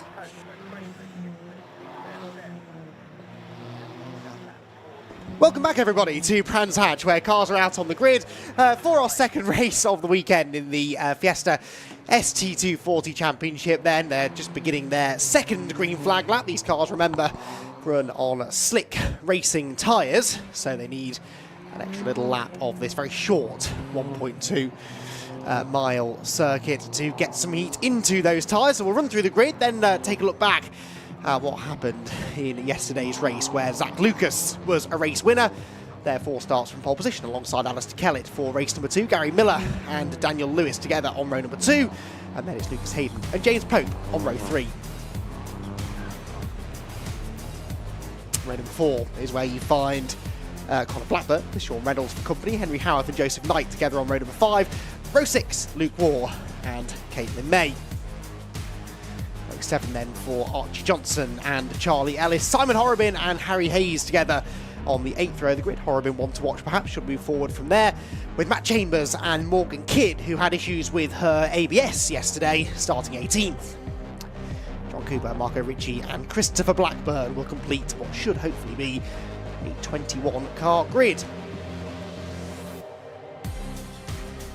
So, should be an interesting race this. Yesterday's one certainly was. It was won, as I said, by Zach Lucas, but only by a tenth and a half or so, with Alistair Kellett second, only half a second clear of Gary Miller. The top three at the flag separated by only 0.6 of a second. So, very, very close stuff indeed at the end of the opening race. But what will race number 2 have in store for us, I wonder? Well, the ST240 Championship never seems to produce a dull race. It's another one of those great one-make front-wheel drive tin-top championships, a bit like the Civic Cup, really, that is just continuing to grow in popularity year on year. And into 2024, it continues to grow with a good grid of cars assembled for this first weekend of the season. We never saw Marco Ricci or Christopher Blackburn in yesterday's race. I'm hoping we will have those two off the back of the grid in race number 2. But to find out as the race gets underway whether they've made it out. But certainly Zach Lucas and Alistair Kellett are there at the front, and they will be set to do battle. Last year, Albert Webster was the champion. Alistair Kellett second in the championship, but only 13 points back at the end. So he's desperate to try and do better than that in 2024. A race win here would do him the world of good. Off the line we go, and we head towards Paddock Hill Bend then, and Alistair Kellett makes a really good start from the outside of that front row, leads them into the right-hander. So far so good for Kellett. He's got himself ahead of Zach Lucas. 4 abreast behind. There is inevitable contact. Horrobin into 2 of the cars, and into the gravel trap they go. Horrobin has continued, but there are 2 cars out of the race. One of them might have been Sean Reynolds, but we'll await further confirmation. That's another car off now at Druids as well. Oh, and that might have been John Cooper into the barriers. There's absolute carnage up at Druids. Cars everywhere. It is John Cooper in the wall. And this, I'm afraid, is going to end up being a safety car at the very least. We've got at least 3, maybe 4 cars that need recovering. There is one of them up at Druids. That's the number 10 machine of Archie Johnson. Not quite sure how he got caught up in all of that, but yes, the safety car has been scrambled.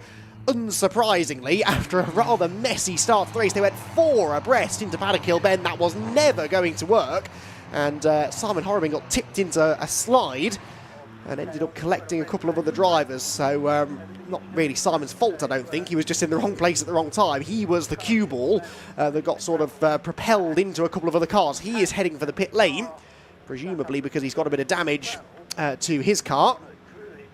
The safety car picks up the front runners now. It doesn't. The red flag is out, and for the 3rd time in the last half an hour, we've got a red flag and car stationary on the grid. But that makes sense, really, because there are a lot of cars in dangerous positions. Now, 2 at Druids, I think 2 at Paddock Hill Bend. It might only be 1 at Paddock Hill Bend, actually. I'm not sure who that is, actually, at Paddock. It's a bright yellow car, which is stuck in the gravel. Driver out, by the looks of it. But whoever that is, they were the one on the outside, I think, that got fired into the gravel and beached completely. So the safety car will likely pull back into the pit lane now. Then it's not really needed anymore. It was Sean Reynolds, I'm hearing, who's gone off at Paddock. Thank you for that information. So Sean Reynolds then was the one that got tangled up at Paddock. And I think he was just the car on the outside of that 4-wide situation. And unfortunately, that's not a good place to be. So he was, there he is. Look, the car beached in the gravel. He's out of the car. He's absolutely fine. You always worry if a car goes into that gravel trap sideways, even at relatively low speed from a standing start. There is the danger of it digging in and going over, but that didn't happen. So his car should be relatively unscathed. You can see him stood there just watching the recovery operation. So Sean Reynolds then, his race is done, but not his day, because they do have a second race to come. It's actually straight after the first TCR UK race a bit later on. Just sort of looking at that panel damage on the right hand side. The side skirt has been knocked loose on the 777 car. He's back in the car now, but the marshals don't really know what to do with that side skirt. If they drag it out and leave it loose, it will come off anyway. So I think one marshal's going to hold on to it as they drag it to a place of safety. So cars then pulling back up onto the grid. That there is Harry Hayes, the number 26, Simon Horrobin next. Don't see Morgan Kidd's car, so she potentially is not taking the restart, or did not maybe take the initial start. You can't usually miss Morgan's car. It is a bright pink thing. Oh no, I think it is there. I think it's just actually, yeah, there you can see the 53 car. I think it was just slightly out of position, so she pulls back into the correct place now. They've got the number 10 machine going of Archie Johnson. So he's, I think, being towed back to the pit lane. There's another recovery vehicle headed for, I guess, Druids as well, to help collect John Cooper's car. There is the number 10. What's left of it anyway. Doesn't really look like a Ford Fiesta anymore, that does it? But the Jam Sport Racing team are going to have some work to do on Archie's car to get it sorted for race number 3 later on. Like I said, not a particularly long time to turn the cars around. That second race due to start at about 2:35, so in about 3 hours. There is Horrobin's car back at the end of the pit lane. Passenger side wing mirror folded in, but apart from that, it looks okay. So he's going to be looking to take the restart from the back, I guess. Again, he was running technically at the time of the red flag, so he will be allowed to take the restart. It's if you are deemed to be the cause of the red flag.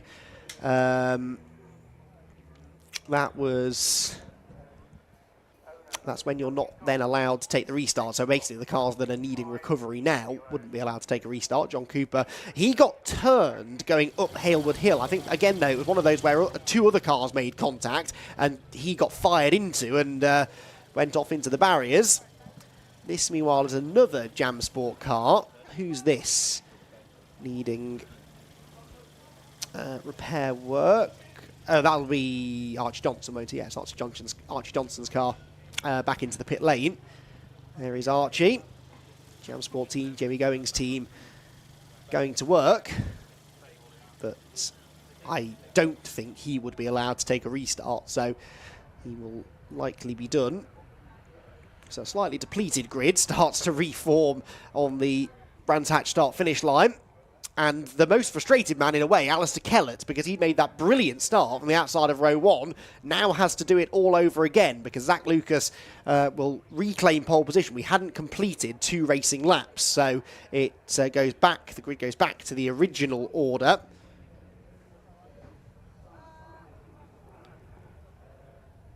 So it will be a second chance for Zach to get things right. Gary Miller and Daniel Lewis together on row 2. Now, don't forget Daniel Lewis moving up from the Fiesta Junior Championship into the ST240s. That's a really impressive performance from him to manage to be up there inside the top 4 yesterday. Dan was involved in that fairly dramatic final round here at Brands Hatch at the back end of last year, and that was certainly a race to be remembered, perhaps not always for the right reasons, but it was certainly a memorable race. And Dan ended up 4th in the championship, having been quick all season long. Netted himself, in the end, actually just the 1 race win last year in Fiesta Juniors, which is a bit surprising, but because he was very quick all season long. But yeah, just the 1 win. Moving up, though, into Fiesta Seniors now, as they've always called it. This is a big transition for him, and doing a really, really good job. Now, out of the gravel trap is the 777 of Sean Reynolds. So he was involved in the Paddock Hill Bend incident, but up at Druids, we saw Archie Johnson pointing the wrong way. His car's been recovered back to the pit lane, and I think maybe able to find out exactly what happened to him is Richard John Neal.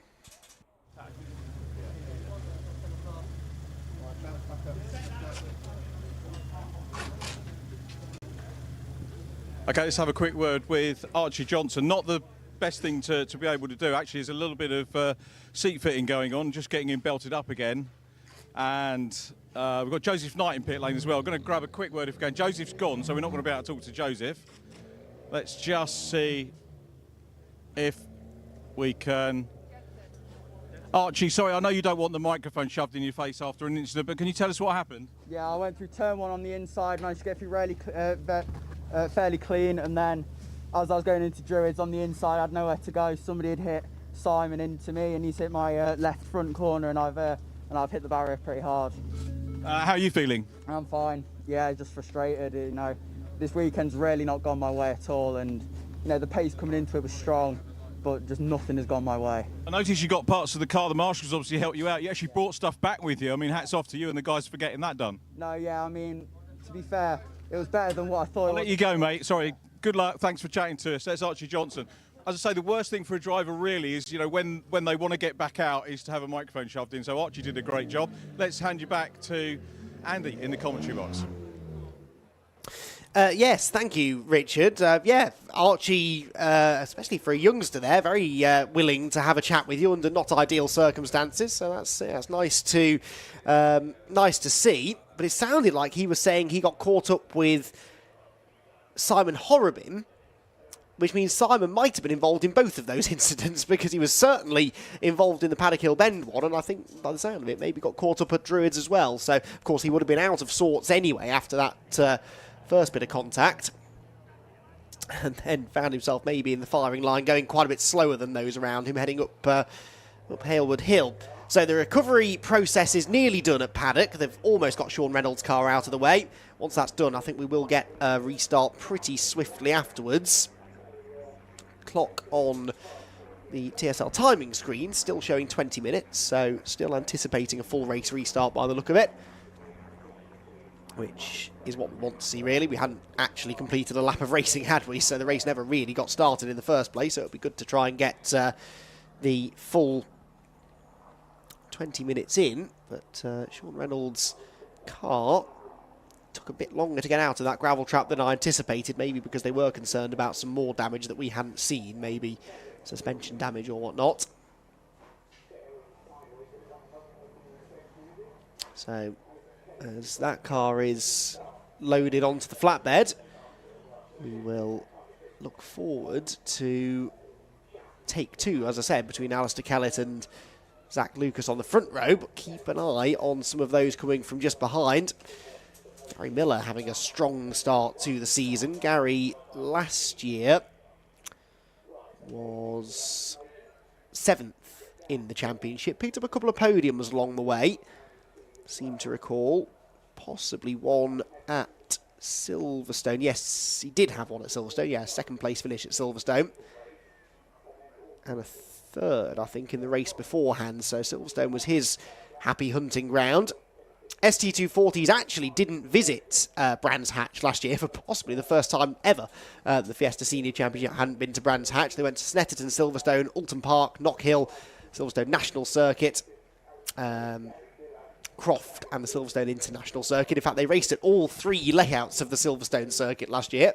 Of course, this year they are on board as a full season support race for TCR UK, so they'll be going to Silverstone twice more, because we go to both the national and the international circuit at Silverstone later on this season, but no run around the Grand Prix circuit as they had last year.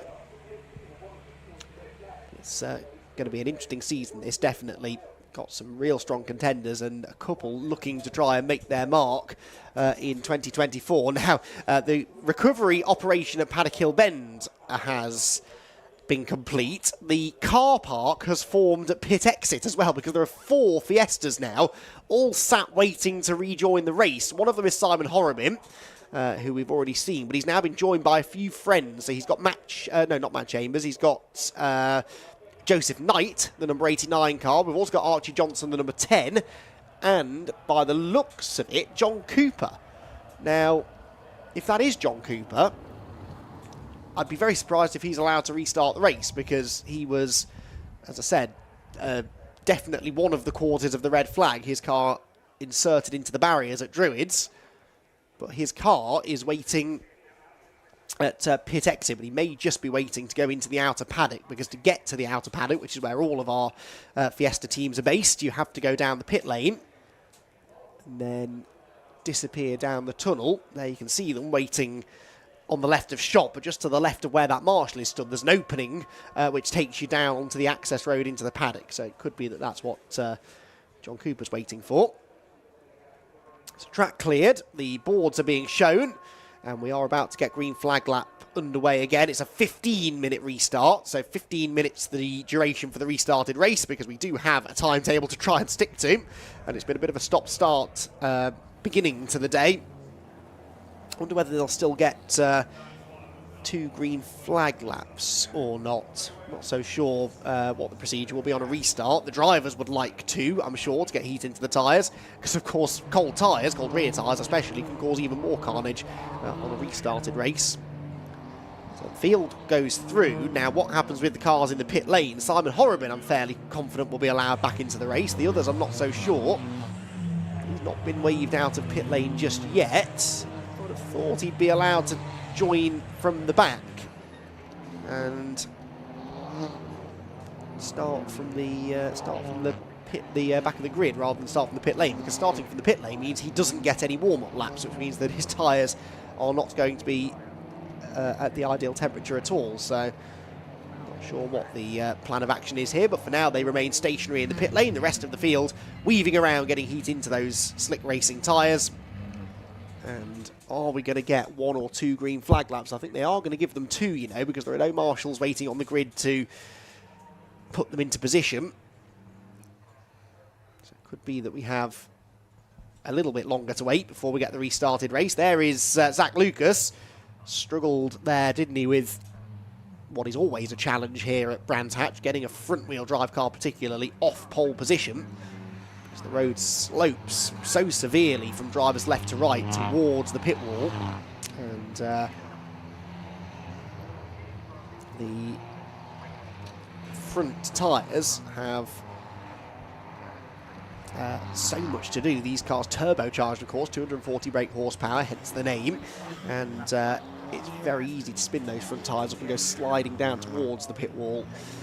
And that is the challenge of starting from pole, which is exactly where Zach Lucas is pulling up to. So we are only getting the 1 green flag lap. That's good news for us. Perhaps not so much the drivers, but it means we can crack on with this and have another go at getting our second round of the Airtech Motorsport Fiesta ST240 season underway. So Zach Lucas on the left, Alistair Kellett on the right. And Kellett wanting to try and repeat what he did the first time around. Get into Paddock Hill Bend first. He'll then hope to try and pull a bit of a margin. It was so close between those top 3 in yesterday's race. So I anticipate it will be similar in race number 2. Once we get going, track position advantage could be the key. So rev starting to rise then, red lights go out, and we're away once again in the Fiesta ST240s. It's a more even start this time, but it's still going to be Alistair Kellett who sweeps around the outside of Zach Lucas. So Kellett manages to get back into the lead again.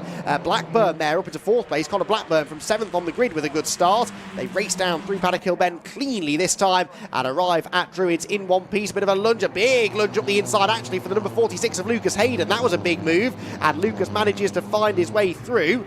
Lucas Hayden then up a position. Another Fiesta Junior graduate is Lucas. Got himself a couple of podium finishes last season in the Junior Championship, and he's up into 4th place now.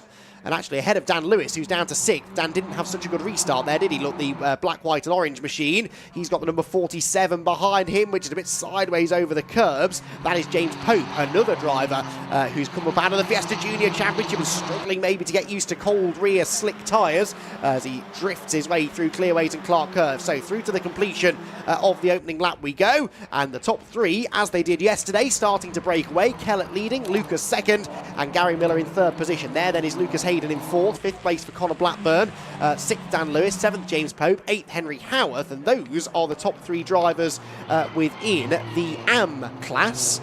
And then a mistake actually there for Lucas Hayden, so Blackburn nips up the inside of him, and Hayden's now got Dan Lewis alongside, heading down towards Graham Hill Bend. It's all unravelled a little bit there for him. How did that sort itself out? Well, it's all changed actually. Dan Lewis ended up losing a place. James Pope got past him. Not quite sure how, but James Pope has now moved through. It's the 47 car in line behind the 46. Here are the leaders though, Kellett leading but not getting away interestingly from Zach Lucas. I did theorise that after yesterday's race maybe Kellett was the quicker of the 2, but no, Zach Lucas is sticking with him in the early stages here. Across the line they go, then top 3 getting away, then 4 of them fighting over 4th place. Connor Blackburn, Lucas Hayden, James Pope and Dan Lewis. They turn their way through Paddock Hill Bend. The inside looks Gary Miller at Druids, but not really close enough. To the outside line goes Lucas Hayden, but for the 2nd lap in a row, the race car consultant's driver outbrakes himself, and this time will lose at least 1 place, first to James Pope, and maybe a 2nd to Dan Lewis, who is up alongside him on the outside line. They're going into Druids corner.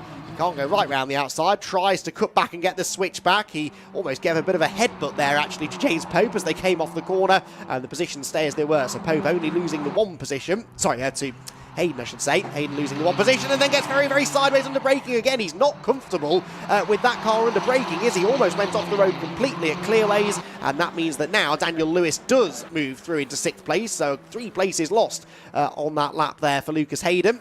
And a disappointing start to his race. So 12 minutes to go then, across the line they head. Fastest lap of the race set by Zachary Lucas in 2nd position now. So Zach Lucas charging after Alistair Kellett at the front. Maybe just starting to gap Gary Miller slightly, but this is where all of the action is. Of course it is. This is where the junior drivers are, and the teenagers, having made that big step up out of the junior championship into the seniors, are providing much more of the action and excitement that they have done in previous seasons in the Fiesta Junior series.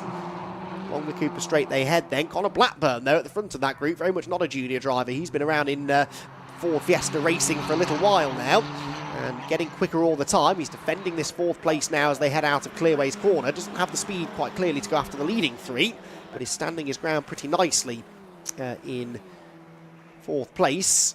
But under threat now from James Pope as we head towards Paddock Hill Bend. Is Pope going to try and throw it up the inside? He's not really close enough, so Blackburn withstanding the pressure once again.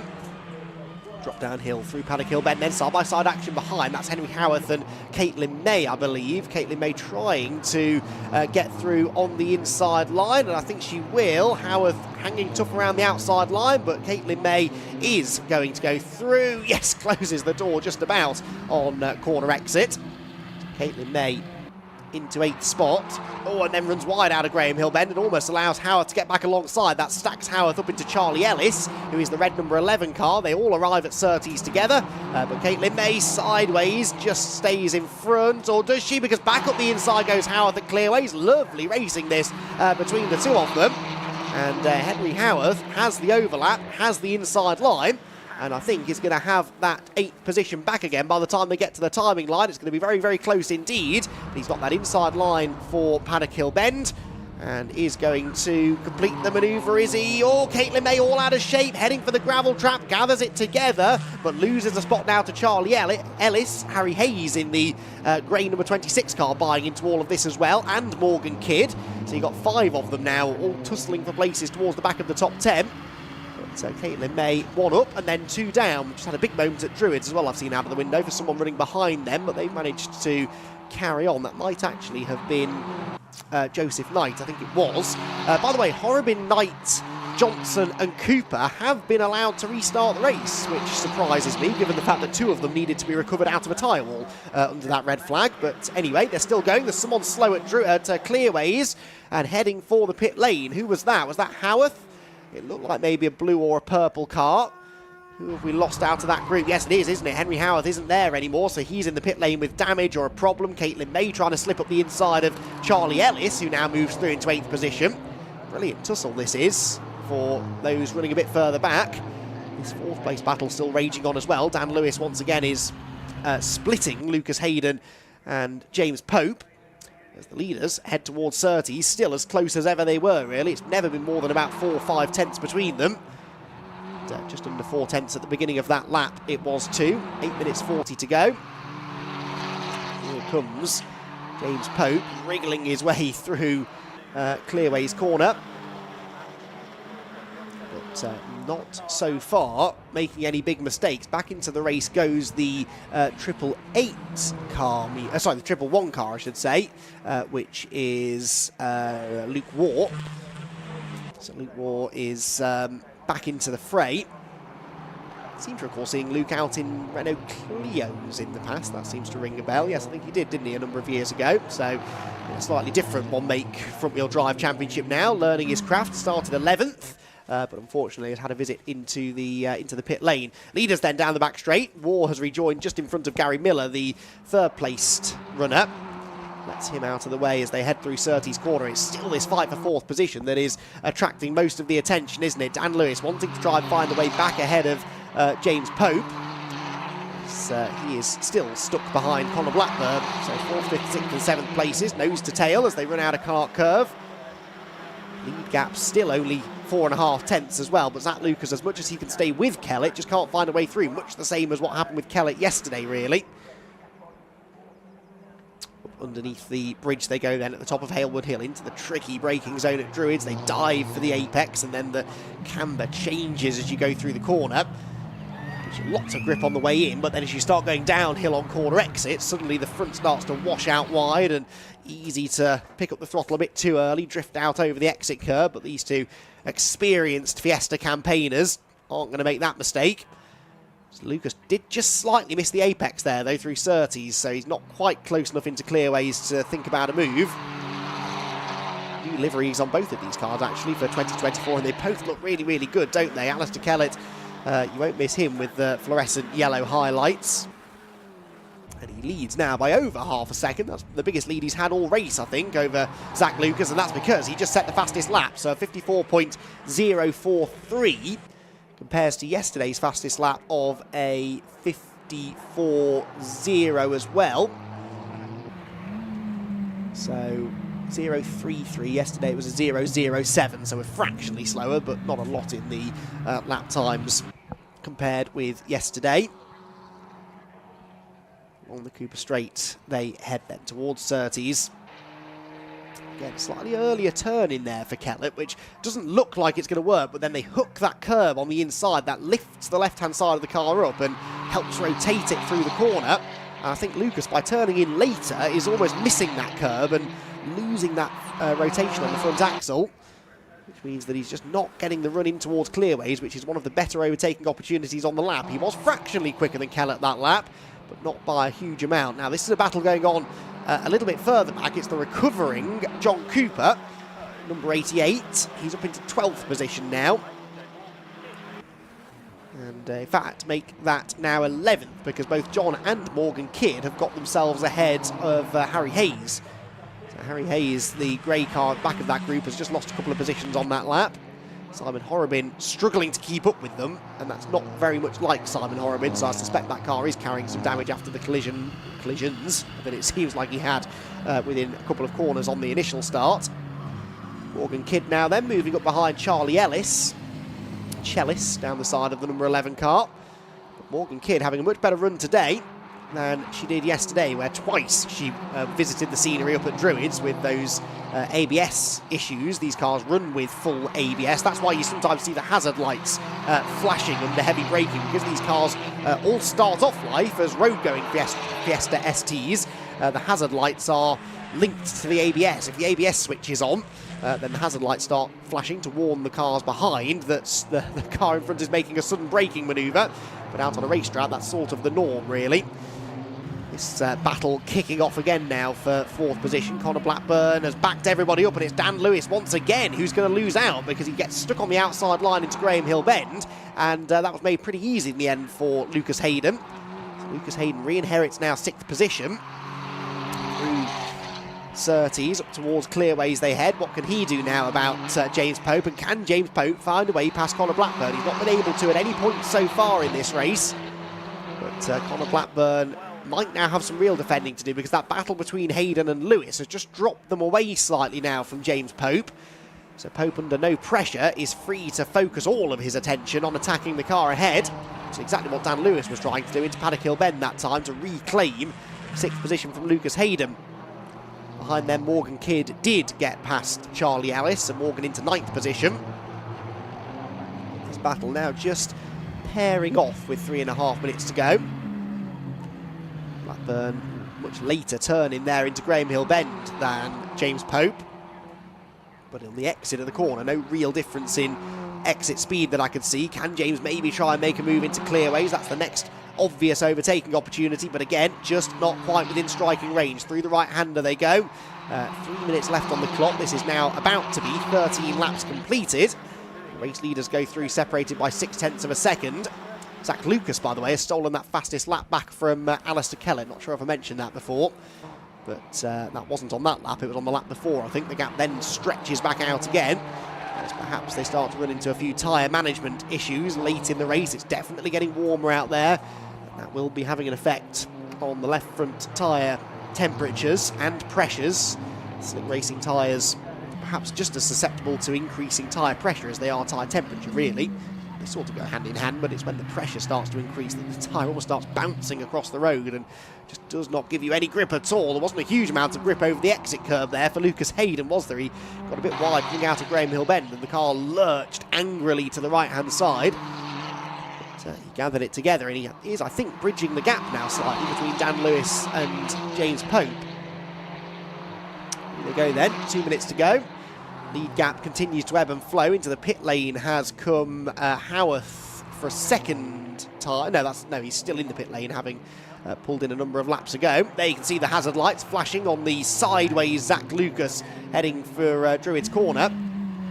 Zach Lucas has tried everything. He's thrown everything at Alistair Kellett, but he just can't get within range to have a little lunge.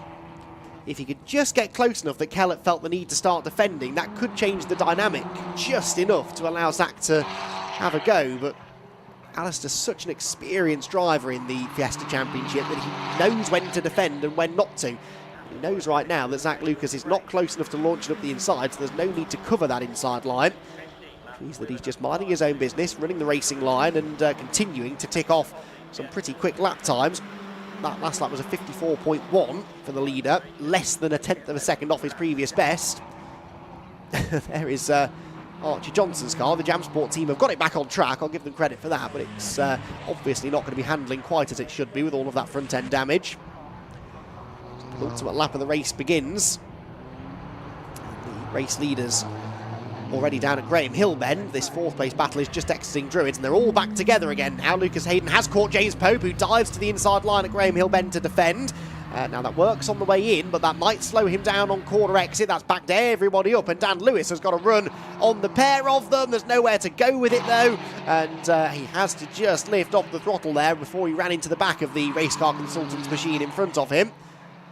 But he's harrying Lucas Hayden now as they come out of Clearways and Clark Curve to see the last lap board. So one more time around the 1.2 mile Brands Hatch Indy circuit.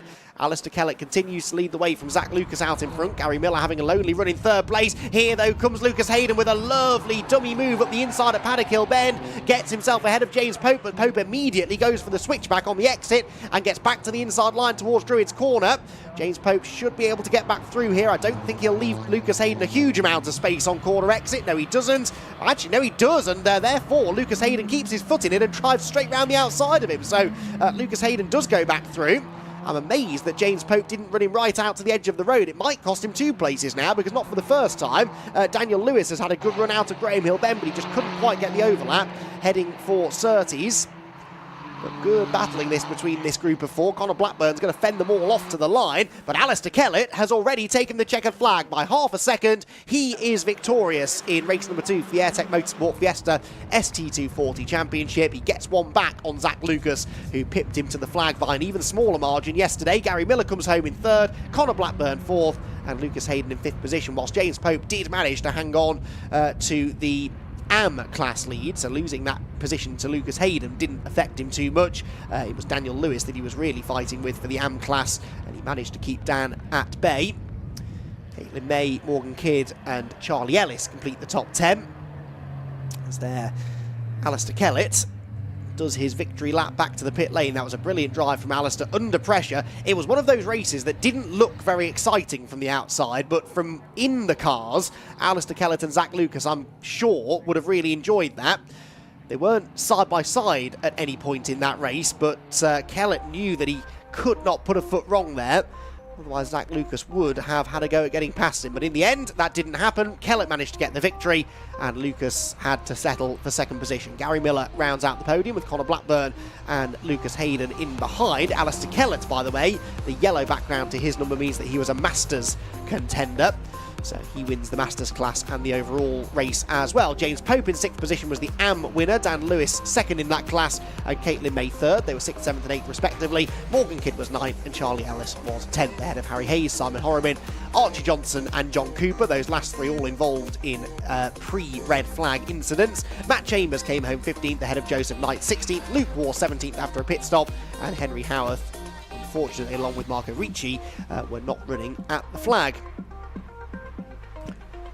So, that was a dramatic 2nd round of the Airtech Motorsport Fiesta ST240 Championship. For all of the thoughts from the drivers on the podium, we can head down to the pit lane now, and Richard John Neal.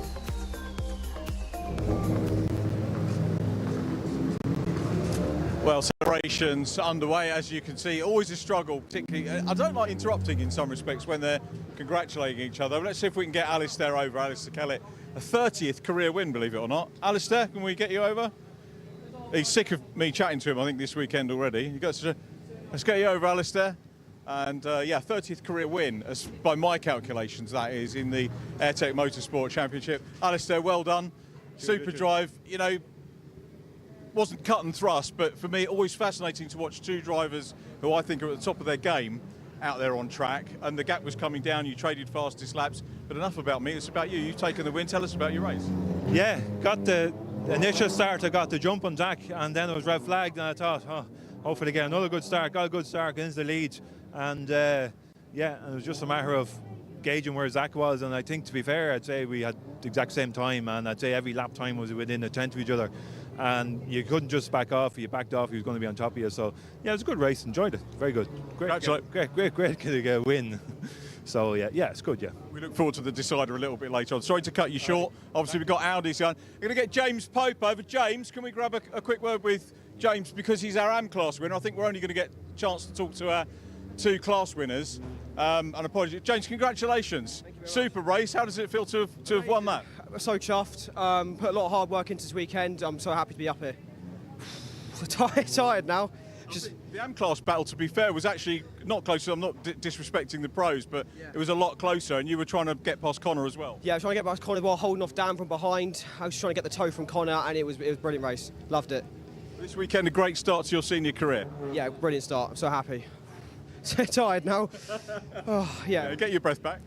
Yeah, brilliant start. The car was spot on. The team got it set up perfectly where I wanted it to go, and I was just so thankful. The start was a bit messy, but I managed to pull it back in the end, so it was really, really good. Well, many congratulations. I hope it's the first of many podium interviews with you.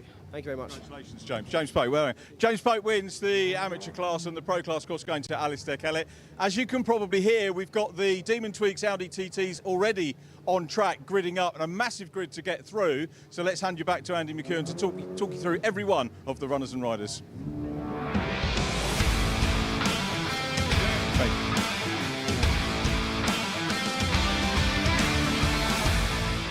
Yeah, thanks very much, Richard. Very excited about this one. I was able to watch the first ever race for the Audi TTs yesterday, and it was a brilliant race up and down the order. Race number 2, I'm sure, is going to be more of the same. Carl Swift, former TCR UK race winner, won yesterday's race, and he starts alongside former Miltech Sports Civic Cup champion Matt Luff on the front row. Harry Yardley Rose and Bradley Burns are together on row 2, ahead of Luke Handley and Adam Blair on row number 3. Row 4 for former MX5 and Lotus racer Will Stacey. He's got Ross McCarr alongside him. Then it is Sean Smith with Ryan Edgecombe rounding out the top 10 ahead of David Robb and Danny Hobson, row 6. Row 7 for Morgan Root and Tim Dorr, who's racing this year again in the Mazda MX5 Championship. Steve Laidlaw and Dan Chapman are on row 8 with Charlie Budd and Sam Laidlaw, together on row 9. Row 10 then for Sam Meager and Joe Weaver. Brad Kaler and Jonathan Williams are together on row 11, whilst the reigning Mazda MX-5 champion Steve Bones has been having all sorts of issues with his car. He's down in 23rd alongside Daniel Budd, brother of the other Budd, Charlie Budd, further up the order. Then it is Alistair Lindsay and Paul Savage on row 13, row 14 Patrick Booth and Rashan Tyler Chigarimbo. Paul Luty had a bit of a nightmare yesterday. Mechanical issues mean he was only 29th ahead of Reedy Smith, with David Richardson, Andrew Dyer, Rob Boston and Richard Former at the back of the grid. That was the last time Rob Boston started a race off the back row, a long time ago, I'd imagine. He was a non-finisher yesterday after some dramas in qualifying, but you would expect the very experienced one-make racer to move forward from there. Well, these Audi TTs have really captured the imagination of the UK club racing scene. A year ago, they started racing in 2023 as a series, not a championship, because they didn't have enough cars out there to be given championship status. I think they had something like a dozen of them for the very first race about this time last year. We now have over 50 drivers registered for the championship. 35 of them, I think, made the trip to Brands Hatch this weekend, and each and every one of these cars are immaculately turned out. They look and sound like mini touring cars, and that was sort of the idea, really. They're a perfect support series for TCR UK and a genuine logical stepping stone on the touring car racing ladder. I know they're not really touring cars, they're actually two-seater sports cars, but unlike something like a Mazda MX-5, which are rear-wheel drive, these front-wheel drive cars will drive a lot more like a touring car. They race quite a bit like touring cars, and we had a brilliant battle yesterday between former touring car race winner Carl Swift and aspiring touring car driver Matt Luff alongside him. Luff actually started on pole position, didn't get the best of starts yesterday. Swift beat him into Paddock Hill Bend, but through the race it looked as though Matt Luff might have been a bit quicker, but that's been the story in a few races this weekend. You can have all of the pace in the world, but if you don't have the track position here at Brands Hatch, it's very, very difficult to break through into the race leaders. especially against someone of Carl's years of experience.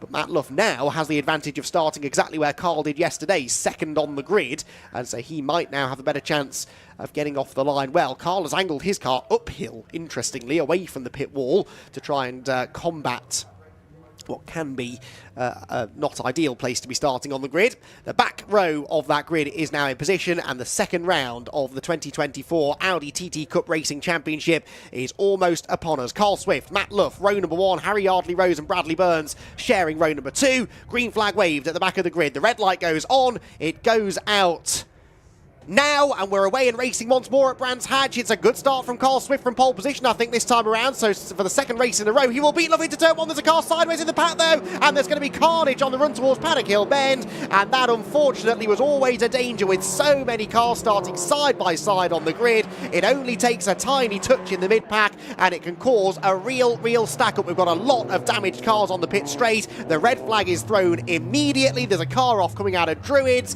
and that is not what we wanted to see. I just made the point that these cars were immaculately prepared. A lot of time and effort has gone into preparing them for the season, and unfortunately lots of them damaged on the start-finish line. I think Morgan Root has come out of that one the worst. David Robb is involved by the looks of it. Luke Handley's in it. A few others are getting going now, but a number of cars are going to be stuck, I'm afraid, on the start-finish straight, and that will be their race done. It was one of the sort of Martini liveried cars, I think, that got turned sideways in the first place, and then unfortunately there was a big stack up behind. Everybody else piled in, and there really wasn't a lot beyond that point that anyone could do to avoid it. It was an absolute roadblock. We saw it in the Fiesta Juniors here last year. It's an accident that we've seen a lot over the years at Brands Hatch. It's just one of those things, nature of the track. Perhaps an argument to say that we shouldn't really be starting them 2 by 2 on the grid, because that is always the danger. But anyway, we will get a race restart, and Carl Swift will have to do that again. A brilliant launch Carl got from pole position, unlike Matt Luff yesterday, and he did lead them into that first turn. But Matt will now get a second bite of the cherry. Here come the walking wounded, who have managed to pick their way out of that mess. 87 is Brad Kaler. He had some damage. 101 Sam Laidlaw seems okay. And the number 5 of Sam Meager, I don't think it was him who got turned initially. Trying to figure out who it might have been. It was someone maybe about 10th place or so that initially ended up getting sideways. And that was what sort of triggered all of that. So the field then will tour back around to the grid, and the marshals will go to work to ensure that the track is clear. I think it was the 73 car that was the first that got turned around. 73 is Ross McCarr.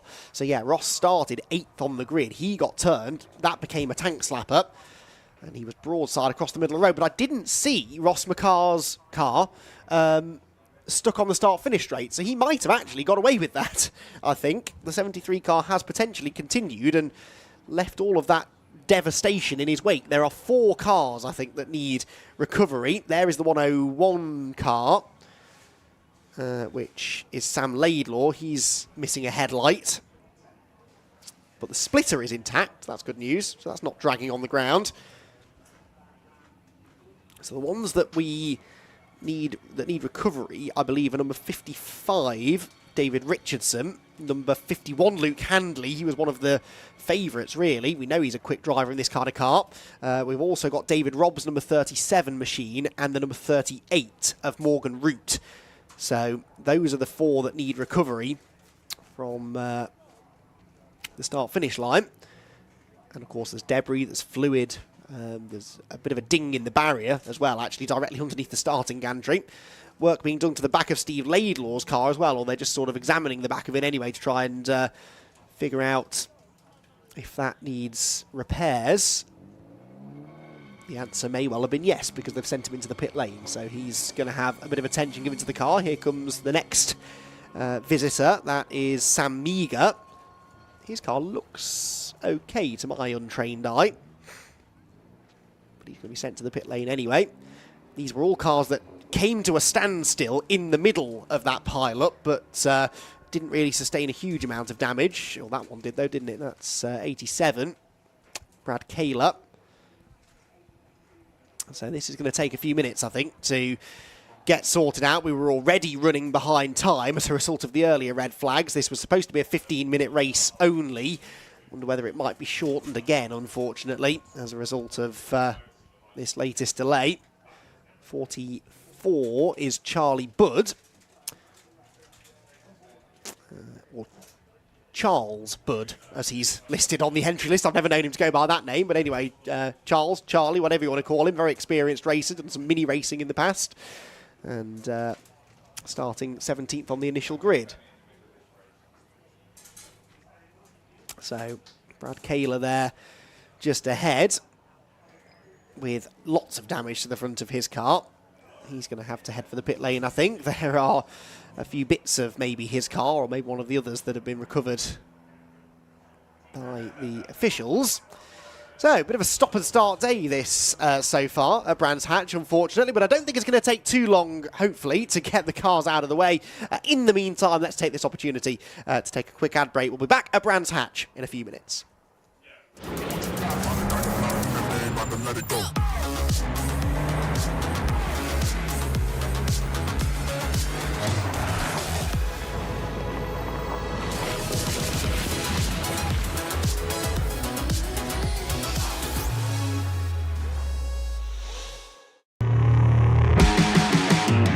Got so much weight on my shoulders,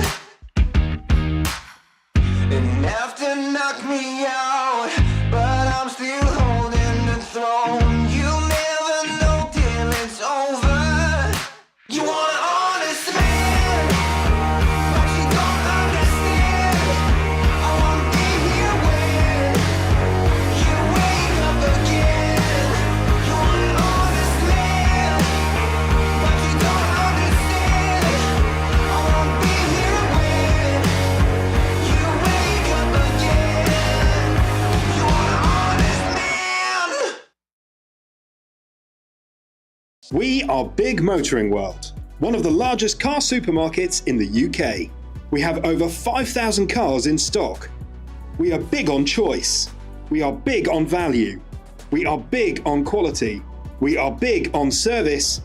We are big on trust.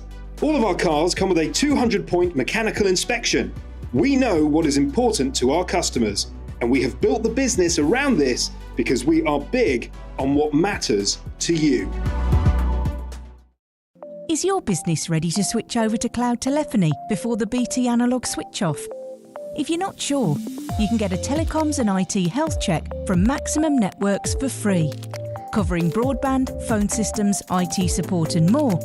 Arrange your free audit today at maximumnetworks.co.uk.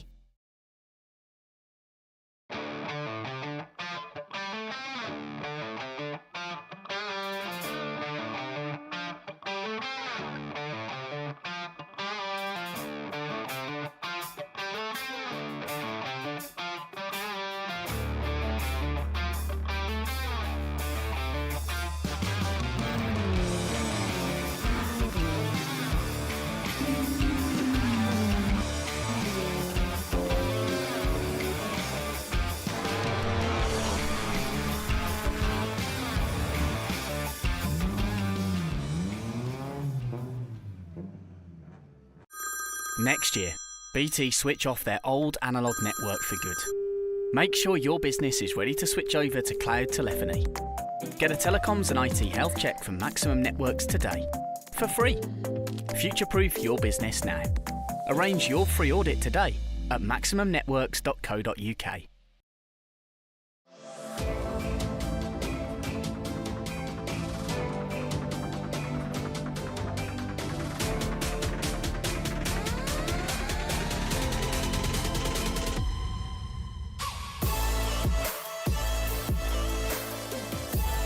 He's all the way around the outside.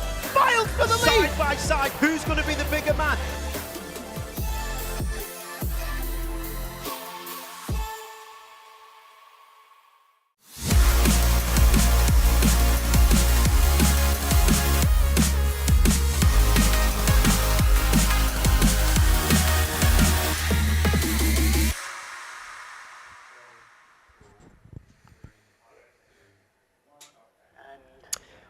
Welcome back to Brands Hatch, everybody. Clean-up continuing here at the beginning of the second Audi TT Cup Racing Championship event of the weekend. A multi-car pile-up on the run to turn one means that there are cars that need recovering, there's debris and fluid that needs clearing, there might be a bit of barrier damage to be seen to as well. So we're going to be a few minutes away still, I think, from getting this race restarted. Drivers, as you can see, are out of their cars and not anticipating a race restart for the meantime. So whilst we're waiting, let's take a look perhaps at a few of the drivers we were able to catch up with yesterday. Of course, we are building up for our first TCR UK race of the day to come just after the lunch break.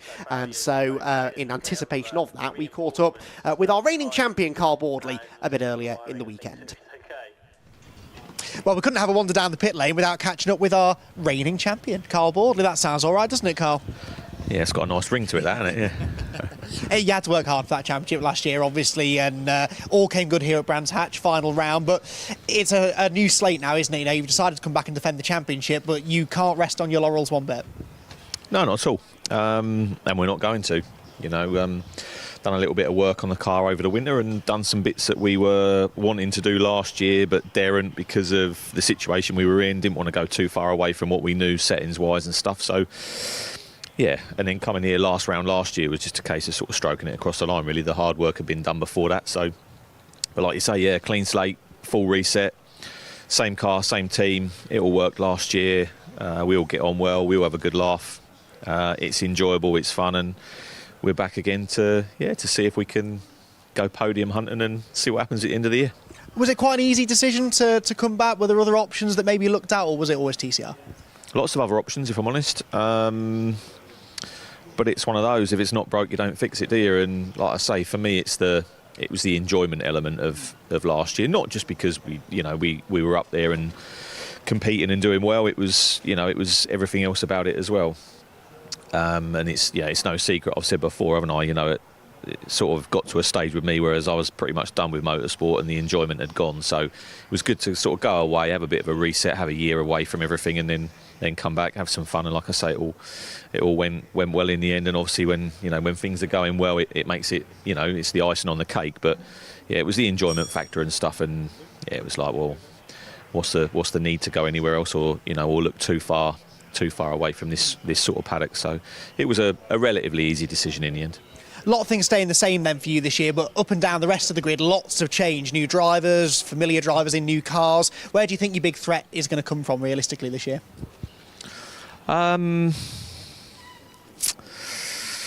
Or is there not one? Oh no, there's lots of threats everywhere, isn't there? But I mean, I think this weekend is probably the only time you're really going to see everybody's true pace because we're all on base weight. And I think quali then was probably a fairly good sort of idea of who's going to be doing what. So, there's lots of threats up and down the paddock. I'm sure there's going to be more cars join as the championship goes on as well. So, we're just concentrating on what we do and just trying to do our best job and, like I say, have fun along the way and hopefully be up there and get in podiums and just see what happens from there. Good stuff. I won't keep you any longer. I'll let you get back to the footy, Carl, but best of luck for race one. All right, cheers, mate. Thanks. Cheers, bud. Catch you later. Got so much weight on my shoulders. Enough to knock me out, but I'm still holding the throne. You never know till it's over. You want an honest man, but you don't understand. I won't be here when you wake up again. You want an honest man, but you don't understand. I won't be here when you wake up again. You want an honest man.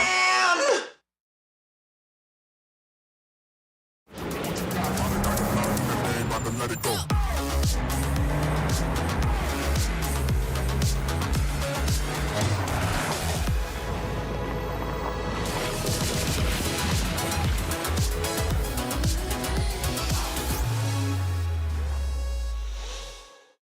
Well, there's a lot of excitement around the TCR UK paddock this weekend. Always exciting to have new drivers on the grid, but perhaps even more exciting to have new cars on the grid as well, because this weekend the Lynk & Co TCR car makes its debut here in the UK. It's a car that's had success all over the world in TCR competition, but making its first appearance in TCR UK in the very capable hands of Victor Anderson. Victor, you've raced the Lynk & Co over in Scandinavia quite a bit. Tell us a bit about how you found the car.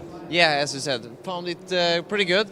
I raced it before in TCR Europe and stuff like that. So yeah, I'm really excited to make its TCR UK debut and the debut in this country. I think it really will suit this more tight, twisty circuit with a good braking performance that we have, and also really good on slow speed. So I think it will be a good success. That's interesting then. So you think that this car's advantage is really in the tight and technical corners. What is it about the car that you think makes it good through those kind of corners? I think it's really good under braking, and when you need to slow down the car to a lower speed, we have usually quite a small edge over some others. You can brake late and take down the speed and be more precise with the line and everything. Also quite okay aerodynamically, so faster corners not too bad. Usually few times last year, maybe not the best straight line, but I think that's fixed for now, so it's capable for every corner and track, I think. I know you've been working closely with Ryan Bensley, who is going to be stepping into the car later on this season. What sort of advice have you been giving him? I mean, I've given him as much as I can, of course, the few small tips and tricks. Always with touring cars, it's always about getting the launch correct and stuff like that. You need to car specific, you need to learn, but more of a driving style thing. It needs to be driven in a specific way, braking in a specific way, and a small set of things as well. But I think it will be a good success for Ryan in Snatron for sure. Well, the car certainly looks the business from the outside. It's going to stand out on track, that's for sure. But one thing that we often don't get the chance to do, really, is take a look inside these cars, because, Victor, they're really unique places to be, aren't they? They're not necessarily all that comfortable inside. I wonder if perhaps you could just take a bit of time to talk us through what it's like inside a TCR car. Yeah, sometimes it's quite hot. On a hot day, we can get almost 55, 60 degrees in here. So you need to be good trained physically to be able to withstand that. But the seat here, you can see I have a special used mold that fits me. You know, I'm not the biggest guy in the world, so I need a few padding to sit well. You see, like this good mold. And then, of course, the steering wheel, quite important to have, with a few nice buttons on it when you want to flash another car that's in the way, or just go through different menus. And yeah, the pedals, quite important as well. 3 pedals in this car: clutch, brake, throttle, not too advanced.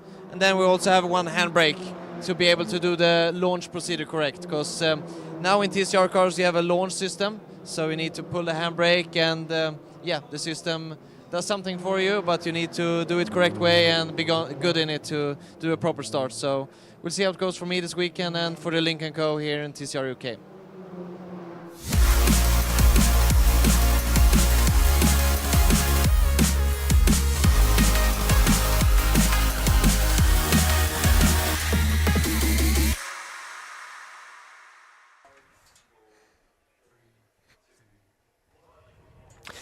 Well, welcome back to Brands Hatch, everybody. This is what we wanted to see. Cars back on the grid, track cleared, more or less, and I think we are almost good to get a restarted race underway then for the Audi TT Cup Racing Championship. We will be missing a few drivers, of course, who were involved in that incident on the initial start, but we should hopefully have the rest of them all ready and raring to go.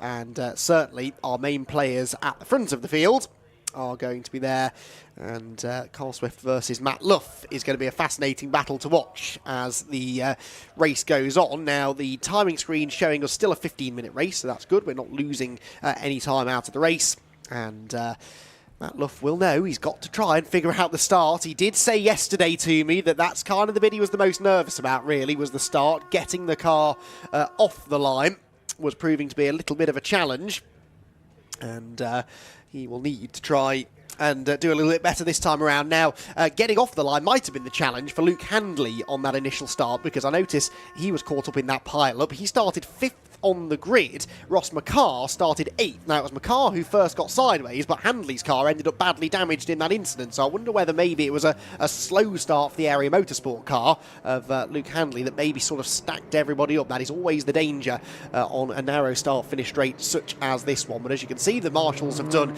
a terrific job to get the track clear, and we do now have the cars moving back around the circuit on their green flag lap ahead of a 15-minute restarted race. So the field drops down through Paddock Hill Bend, and Carl Swift, Matt Luff will be there. Harry Yardley Rose and Brad Burns will be together on row 2. There'll be no Luke Handley on row 3, so Adam Blair will have that third row to himself. Will Stacey will have a gap in front of him, but not a gap alongside him, because I'm pretty sure that Ross McCarr, despite having been the pinball in that incident, is actually probably going to still take the restart in the 73 machine, with Sean Smith and Ryan Edgecombe completing the top 10. Photographers on hand. I reckon that might be the Rob Boston Racing team photographer getting some pictures of their cars. Great to have Rob Boston involved in this championship. For a long time was a big name in Mazda MX-5 racing, still is actually. In fact, Rob Boston won the championship last year in the Mark 1 MX-5s with Steve Fodem, who makes the move up into this championship for 2024, but good to have Rob himself back on the grid as drivers go to fairly extreme lengths to get some heat into the rear tyres there through clearways, drifting their way around on the green flag lap, bit of lift-off oversteer to slide the rear tyres across the ground. That will generate some tyre temperature. And these being front-wheel drive Audi TTs, it is the rear tyre temperature that you really need to be building up.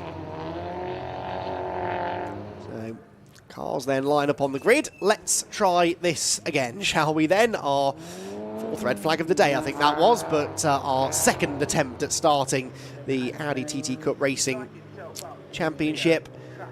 Which got off to a cracking start yesterday with a very clean race, actually, a very low attrition rate in race 1. Let's hope that that now continues to be the case, at least on the restart of the race. Again, look, Carl Swift on the inside, angling his car up the hill. That's because he's expecting it to drift downhill slightly when he accelerates away, because of the camber of the road, which you can really see there from that camera angle up at Paddock Hill Bend. Matt Luff alongside him. Can he find a way to grab the lead here at the start of the race? He's not been able to so far, but the 2022 Civic Cup champion, former MX-5 racer himself actually, after his stint in Ginetta Juniors, is going to be looking now to do something different maybe this time around. The revs will start to rise then, the red lights will be on, and we're almost good to get the race back underway then here at Brands Hatch. Lights out now, away we go, and it's a better start I think for Luff this time, a much better start actually. He's got his nose slightly ahead of Carl Swift heading towards turn number 1, but they're almost 3 abreast, because diving up the inside went Adam Blair from the 3rd row of the grid. Contact between the leaders there, Luff is a bit sideways, Swift up the inside, 2 by 2 they run up the hill. There's another car going the wrong way further back, thankfully stays out of the barriers, and the race should be able to continue. We'll find out who that was in a moment or two. One car takes to the grass heading to Druids. It's Swift that leads the way. Luff getting his elbows out now to try and fend off Adam Blair, who gets hung out to dry down through Graham Hill Bend. That's Bradley Burns nipping back up the inside into 3rd position as they head down the Cooper Straight for the first time, but Swift it is who has held the lead. 3 abreast into Surtees on the outside line. Adam Blair going backwards now slightly. That I think is Harry Yardley Rose in the 19 car to his outside, and Will Stacey in the blue number 48 car, the Rob Boston Racing prepared machine, nipping up the inside of Harry as they come out of the final turn. I think he's going to make that one stick, and Harry Yardley Rose in real danger here of being hung out to dry as we head for Paddock Hill Bend. So Swift leads, Burns into 2nd position, and Matt Luff down to 3rd. So Matt Luff lost another position there, heading down the pit straight. Off has gone the 101 car of Sam Laidlaw. I've got a funny feeling he was the car that was off at Paddock Hill Bend, but that was not Paddock Hill Bend that he'd found himself there. Change for 2nd, no, Luff is off. Matt Luff is off at Druids. He'd gone up the inside of Bradley Burns. I don't know if there was a touch between the two of them, but Matt Luff is facing the wrong direction, and yesterday's runner-up is going to fall right to the back of the field. He's got back underway, but everybody has gone past him, and it's going to take him an awful lot of work now to get anywhere near the top half of the grid. So dramatic stuff at the start of this 2nd race. They were so well behaved yesterday. Look at that now, a big lunge up the inside for Will Stacey, and that is for 3rd position. Will Stacey has come alive in race number 2, and he's into a podium place. Brilliant stuff there from the former Mazda MX-5 MX-5 Super Cup racer, amongst other things, and he has moved his way into a podium place. Carl Swift has checked out in front, though. Bradley Burns second, Stacey third. Harry Yardley Rose at the inside of Adam Blair there for fourth position. Down to fifth place goes Sean Smith. Sean Smith has rocketed through the order. Smith is leading in the Masters category for drivers over the age of 45. He's in the number 21 car. He's got gravel on his tyres, but that's not slowing him down. He's slipped up the inside of Adam Blair, who's had a real yo-yo race so far. Started on the third row, broke into the podium places early doors, and now finds himself slipping back down the order. Matt Luff, by the way, after his spin, 28th out of 29 runners. That is a disaster for Luffy, who now has to try and carve his way through the field as best he can. The leaders are heading through clearways for the third time of asking. Carl Swift leading the way. That was one car pulling off at clearways. I was almost hoping it would roll back a little bit further there so I could identify who it was. It might have been the number 40, possibly. If it was number 40, then that's Joe Weaver, but we'll see if he fails to get to the line at the end of this lap.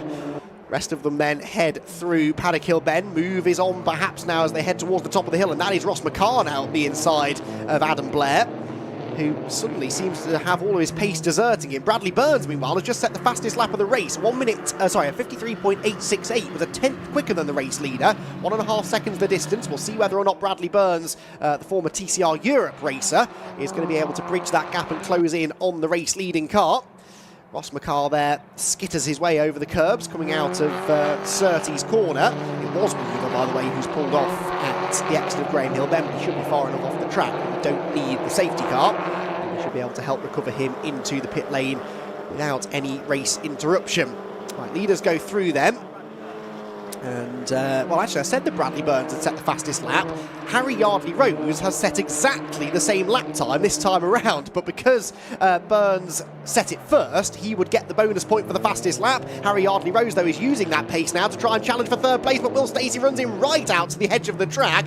There was a little bit of a hip check there on the exit of the corner, and Will Stacey hangs on to this third position, but having broke through into third with some very aggressive overtaking, he now perhaps is having to get his defending boots on. Yardley Rose, though, has been backed up into Sean Smith now as a result of that.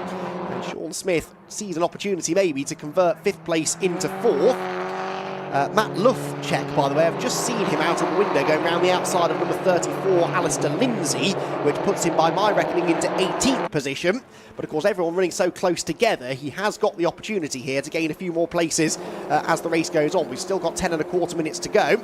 The lead gap is 1.6 seconds, so it went up one lap, then it went down again on that lap, but only fractionally. This is the battle for third place. Harry Yardley Rose up the inside, muscles his way past Will Stacey. Neither of them make the corner, though. Up the inside goes the 21 of Sean Smith. They're 3 wide out of Druid's corner, and somehow Harry Yardley Rose has made that move stick. That was super aggressive under braking, but he has got back through into third position. Will Stacey will not have appreciated that, though, and is trying to come back at him now. Down the Cooper Straight, goes to the outside line. Which way does Sean Smith go? He tries to nestle in on the inside line, and there isn't the space for them, so Will Stacey holds on to that position, but does now fall off the podium places. But this is proper elbows out stuff. I know I said that this was like a mini touring car series. I think the drivers have taken that to heart this morning. They are absolutely on it, and this is pretty physical stuff, but mighty entertaining to watch nonetheless. Yardley Rose then up into third position. Will Stacey fourth, fifth Sean Smith. Bradley Burns has just set another fastest lap of the race at 53.843, so breaks that deadlock with Harry Yardley Rose. But of course, Harry now into clean air, might be able to go quicker again. To the outside goes Adam Blair, trying to mount a bit of a comeback now in this race. He's going around the outside of Ross McCarr, who very gentlemanly leaves him plenty of space on the exit of the turn. That means that Blair's got the inside of Graham Hill Bend, and he is going to go through. The next car behind them is Ryan Edgecombe, the sort of multicoloured car, with Danny Hobson, the blue and yellow car, not that far behind him. Tim Dorr is in the top 10 now as well. Tim is the second of the Masters drivers. Regular Masters race winner in the Mazda MX-5 series is Tim. And he's into the top 10 overall. This is cracking stuff. So off Clark Curve they go then. Swift leading the way by still 1.5 seconds. I mean, there are thousandths of a second between those top two. Much the same, really, as we saw between Swift and Luff yesterday, except they're not quite as close together today, Swift and Bradley Burns. Speaking of Luffy, he is where now? 20th place. No, make that 18th place. Got past a couple of drivers on that lap. As up the inside, Blair manages to defend successfully from Ross McCarr. Backs McCarr up into Edgecombe. who looks to try and get alongside now as they drop down into Graham Hill Bend. That opens the door almost for Danny Hobson to nip up the inside, but difficult to make that move stick. Right, there is Matt Love, well picked out by the director, so 18th position then for Matt Love. That was Andrew Dyer in front of him in the number 15. His next target, then Rashan Tyler Chigarimbo and Daniel Budd not far ahead of him as well. They're about to come into picture, there they go. So Matt Love, after that really unfortunate, it must have been a bit of contact, I think, up at Druids Corner. Didn't see it on camera, but he launched up the inside at the last second. And ended up, unfortunately, getting fired off the road, but who was to blame? And we couldn't say, we didn't actually see the contact happen. But anyway, Luff won't really care about that right now. He just wants to try and make some forward progress. Dyer there goes around the outside of Rashan Tyler Chigarimbo, and Matt Luff tries to do the same thing. Can't do it into Paddock Hill Bend, but I think he will get the switch back on the exit, gets up the inside towards Druids Corner. And as long as there's not a repeat of that incident that he had early on in the race, this should be a clean and successful move. There isn't really a scratch on the Luff car, is there? So if there was contact, it was very minimal. But he has no damage to contend with, at least, and the car clearly running with good pace, because actually he set the fastest lap of the race, a 53.734, is 2/10 nearly quicker than anything Carl Swift has done in this race. So that only doubles the frustration for Matt, really, doesn't it? He had the pace in this one to challenge Swift, as he did yesterday. He's almost into the back now of Dyer as they go through clearways.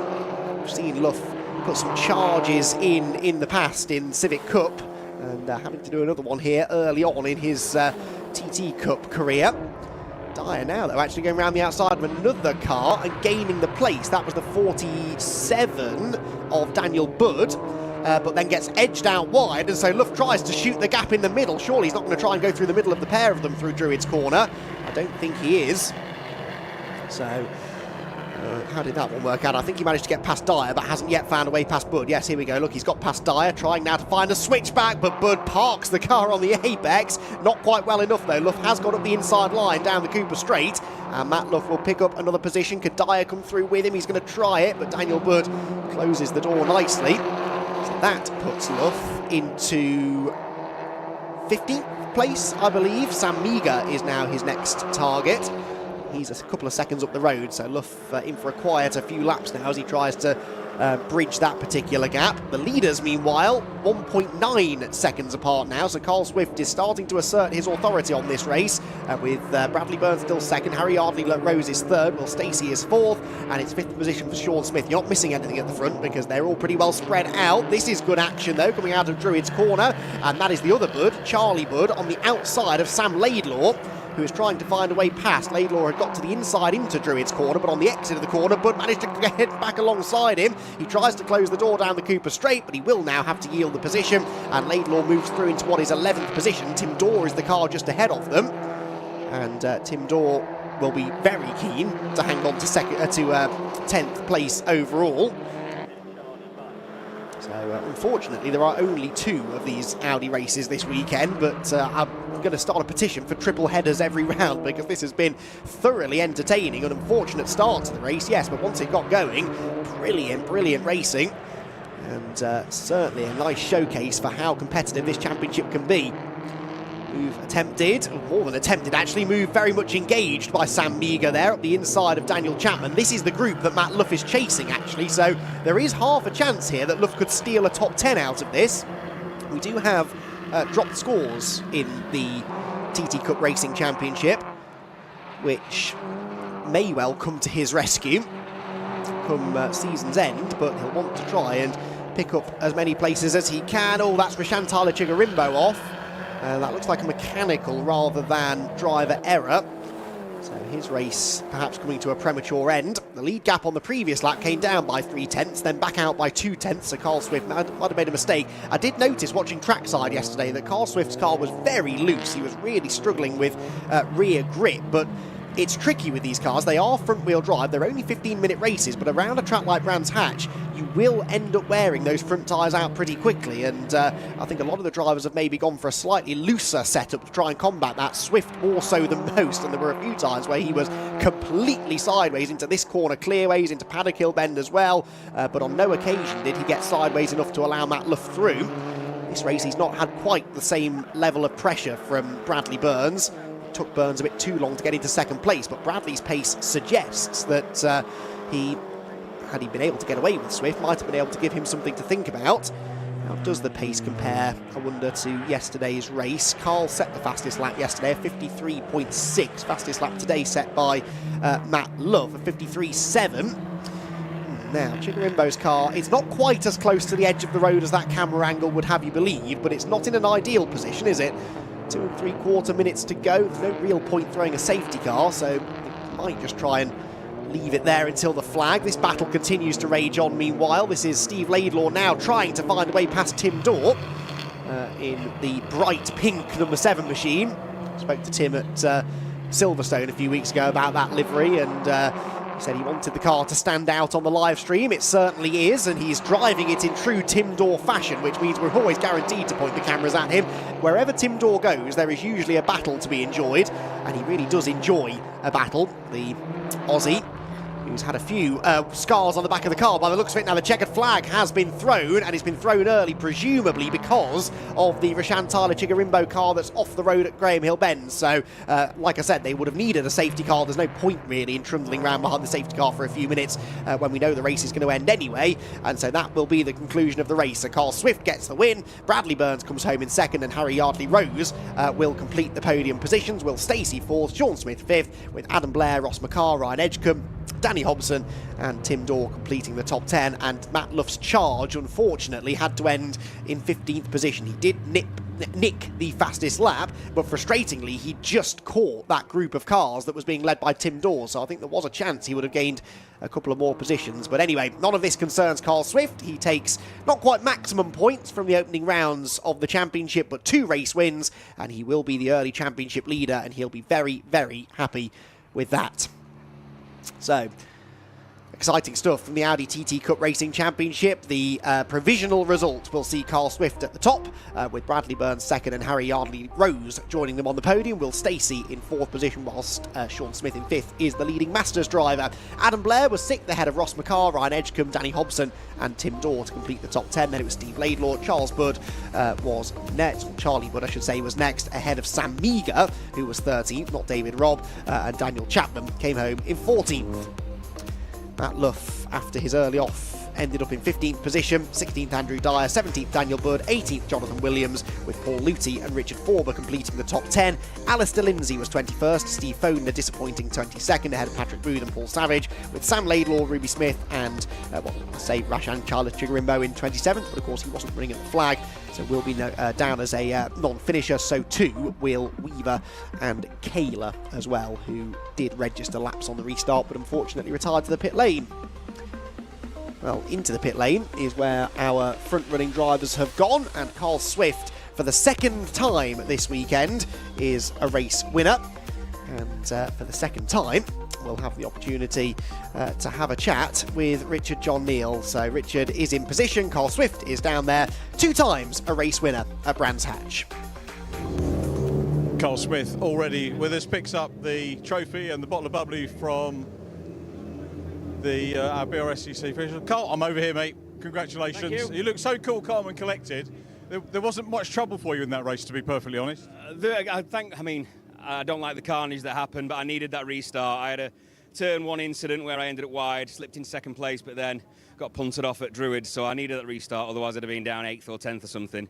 But yeah, that were a much better start. Saw the carnage behind, which is unfortunate, but we'll see. Sometimes things fall that way, don't you? You don't get the best of it. Michael Blackburn, yesterday in the 150s that we're going to see very shortly, had a similar thing yesterday. But you have to take those. You have, and even if it had not got red flag, you've just got to continue, keep safe. This championship with this point structure and the amount of drops we've got, it's about finishing races consistently. It's a long year. Would you rather have a good close battle and win, or do you like being a couple of lengths down the road? And I'll say a couple of lengths, I'm understating it a little bit. I like a good close battle as long as I'm the chaser. I hate being chased. Oh, really? Yeah, I hate being chased. I'll say P2 the whole race and then try for a overtake at the end, but being chased the whole race is so much pressure.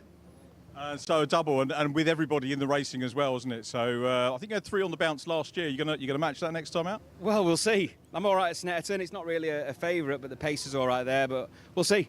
What happens, what happens. One thing for sure, we're looking forward to seeing you there and the rest of the cast. Well done, Carl Smith. Super double this weekend. Very well done indeed. So let's move on. 2nd position. Nice to chat to Bradley Burns again. Where's Bradley? Congratulations, mate. Lovely to see you. We'll get you over here. Bit of Strictly Come Dancing there. And yeah, lovely to see you. I think last time I saw you about my height. Now you're about 8'10", so Fiesta Juniors, yeah. And good second place, but again a lonely race probably. Yeah, it was a bit lonely at the beginning. It was big battle, good battle with the other cars, and then yeah, had a bit of contact with Matt unfortunately, but after that just put my head down, didn't look in the mirrors and just tried to catch Carl, but he was just off. Got a slight problem with the engine at the moment, so a bit down on power, so hopefully we'll get that sorted for the next one, and then should be good. There's a lot of people sort of finding their way a little bit. How much testing did you do? And obviously had a serious look at this before you came in. Yeah, as I say, I drove Luke's car last year and decided to build one. I think I'd done 2 test days at Donington, and then came here for a Thursday test, and that was it, then into the weekend. But yeah, I think we'll do a bit more testing, sort out a few little issues, and then yeah, it should be good for Snetterton hopefully. It's been great to have you in the championship. Well done on P2. Sorry to cut the interview short. We've got cars coming onto the grid as well. And Harry Yardley-Rose, another quick interview, Harry. Superb double podium this weekend. Is that as much as you wanted? Yeah, I mean, 2 third places. I didn't really lose any positions, didn't really gain any, so it's quite a good result really. But yeah, that was a difficult race. Like dropped down to 5th, had to battle my way back through. Really, really difficult, but you know, I managed to pull it back off again, so I'm quite happy with that.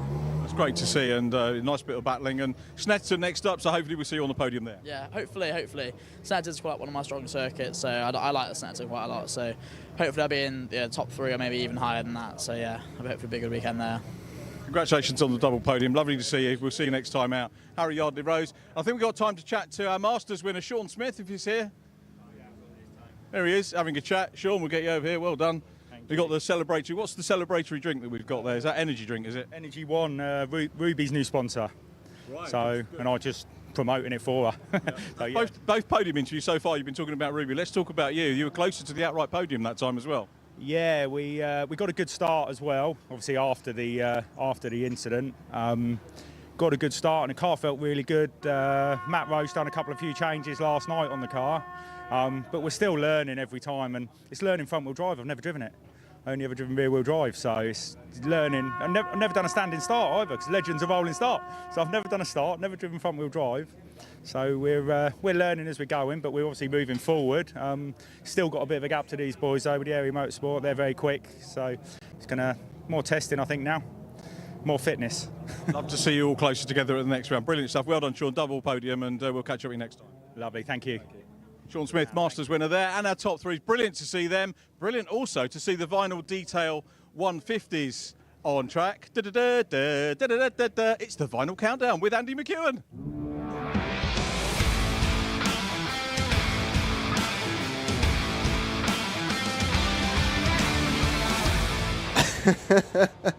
Thank you, Richard. That was one of your better ones. Yes, it is the Vinyl Detail Fiesta ST150 Championship coming up next. The grid as follows. The green flag lap underway already, so we'll rattle through this. Michael Blackburn on pole with Matthew Pimlett alongside Dan Robinson and Dylan Davis on row number 2, with Liam Browning and Paul Dobson sharing row number 3.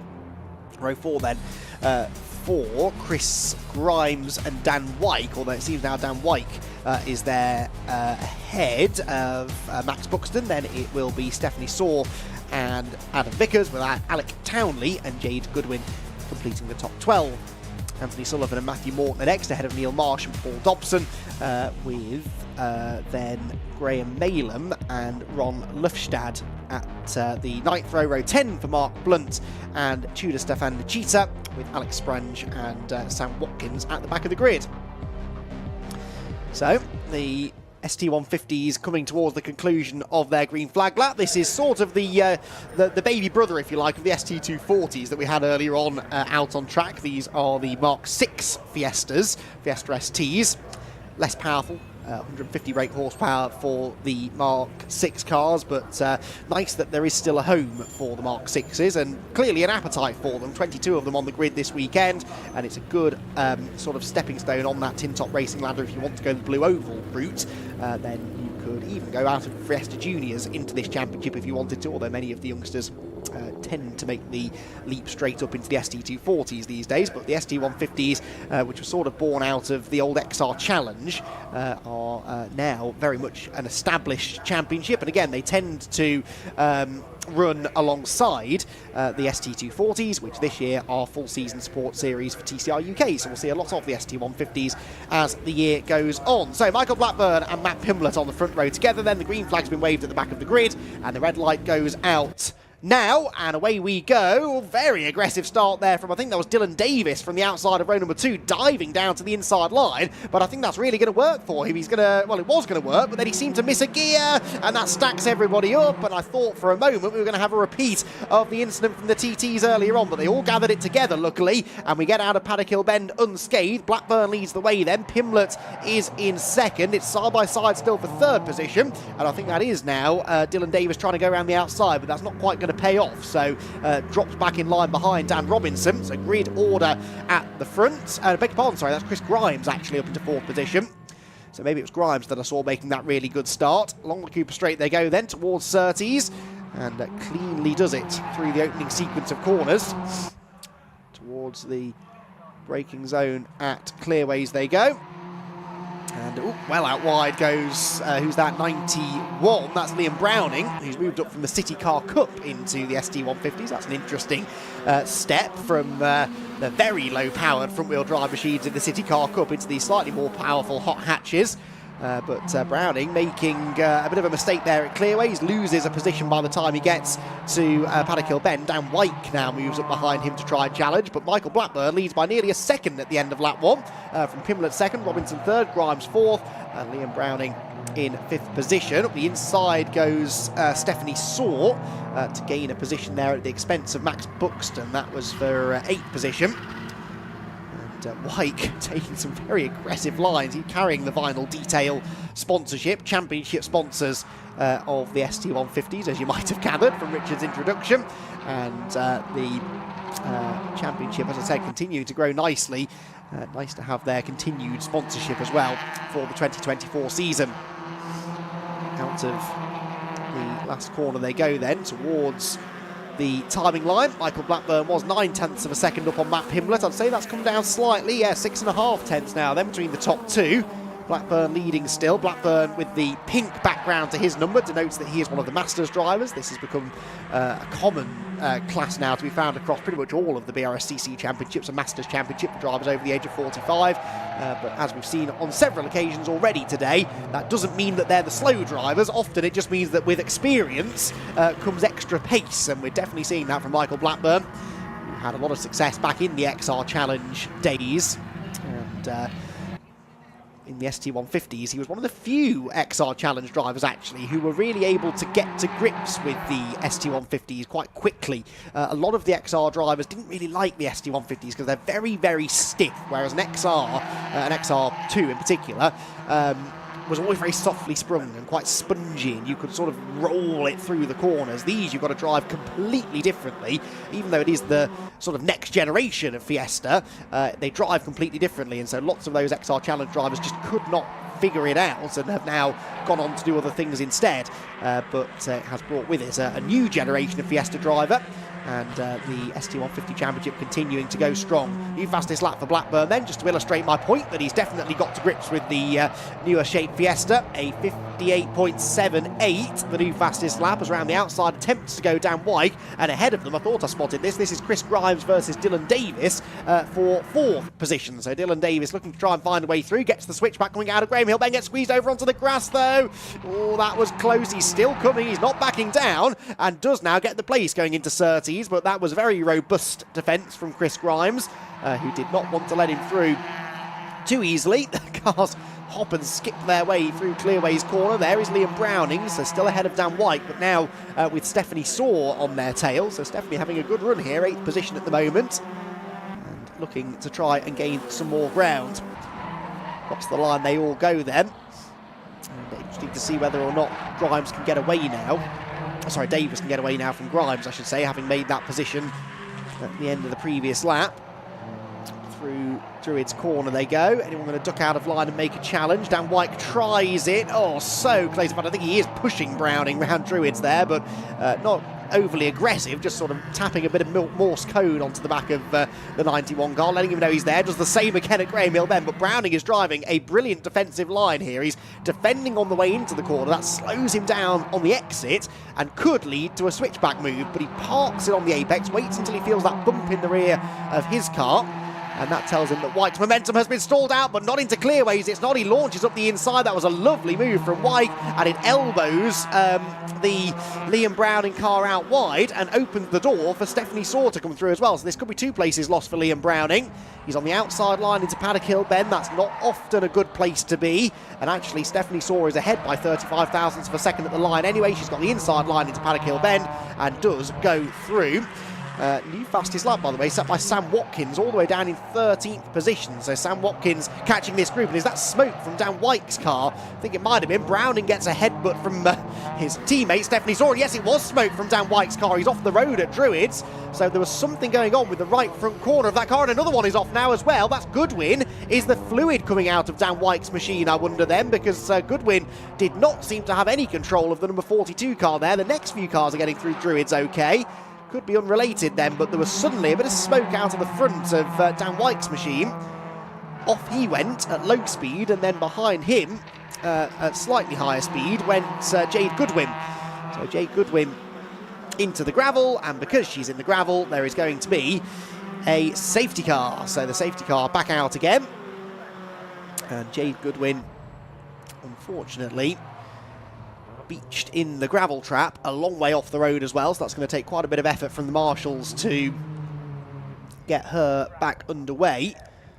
They see double wave yellows, safety car board is out, the field slows down. That's a shame for Michael Blackburn, because Michael had that nice little lead. It was 0.8 of a second at the end of the previous lap, but he'd already backed off a little bit, I think, there, because he saw the safety car around. Now, there is a slippery surface flag out, I noticed, on the run into Druids. That suggests that the marshals have seen something that they don't like, and something that perhaps suggests the fact there's a bit of fluid on the road, maybe. So, there you can see it, the surface flag. It's not actually called a slippery surface flag, it's just called a surface flag, because it doesn't necessarily mean that the surface is slippery. It just means there's something on the surface that shouldn't be there. So it could be something slippery, could be a bit of bodywork, a bit of debris or something that's come off a car, just to warn the other drivers that that it's there, basically, and they should be aware of it. Doesn't mean that they have to slow down, not like a yellow flag, which does mean that you have to slow down and not overtake. You can do whatever you like under a surface flag, but obviously it is advisable to take a little bit of more cautious approach. So Michael Blackburn then leads the way, Matthew Pimblett second, Daniel Robinson in third, Dylan Davis fourth, Chris Grimes fifth, Liam Browning sixth, ahead of Stephanie Saw having a good run, as I said, in seventh, Aidan Vickers is eighth, Paul Dobson is ninth, and Anthony Sullivan completing the top 10. So Blackburn so far with a perfect performance, and now has a safety car restart, or will have a safety car restart to try and deal with. There is Goodwin's car. Now they've pushed it back a little bit, I think, but they are going to need to attach a tow truck to it, and a tow truck is not in sight yet. So for some reason taking a bit of time to get the recovery vehicle up to Druids. I mean, this is going to take a couple of laps, I reckon, to get sorted, and they may also feel that they need to move Dan Wyke's car. You can just see that off in the distance on corner exit up against the barrier. So Dan Wyke, that car is sort of out of the way, but I don't know whether it will be deemed to be in a dangerous enough position that it needs moving. But yeah, for some reason taking a while to get the recovery vehicle over to Druids. Spectators less than impressed with another safety car, but I hope they've enjoyed the racing that we have had, because when we have had uninterrupted racing, it's been fantastic all day long. We haven't really even got to the main event yet, with TCR UK's first race to come a little bit later on. We're still waiting on updated timings for that TCR race, by the way. It's due to start at 1:50. I imagine it will still start at 1:50, but the lunchtime break and the grid walk may be curtailed slightly, because we're supposed to be into that grid walk in about 5 minutes, and that's not happening, obviously, because we've got this race and a Fiesta Junior race to go before we even think about a lunch break. So we'll do our very best to get some build-up on the grid from probably about 1:30 at the latest for the TCR UK Championship, but we will roll straight into that build-up as soon as we're done with our Fiesta racing. So make sure you stay tuned. Both TCR UK races this afternoon in the same place. So an opportunity for some of the spectators to enjoy a little snack, bite to eat. They're probably going to have their lunch now because most of them will be wanting to spend the lunch break out on the grid amongst the TCR cars, which is going to be a feature, I'm told, at almost, if not every, TCR event this year. We're going to have an opportunity for fans to get out onto the track on the grid walk.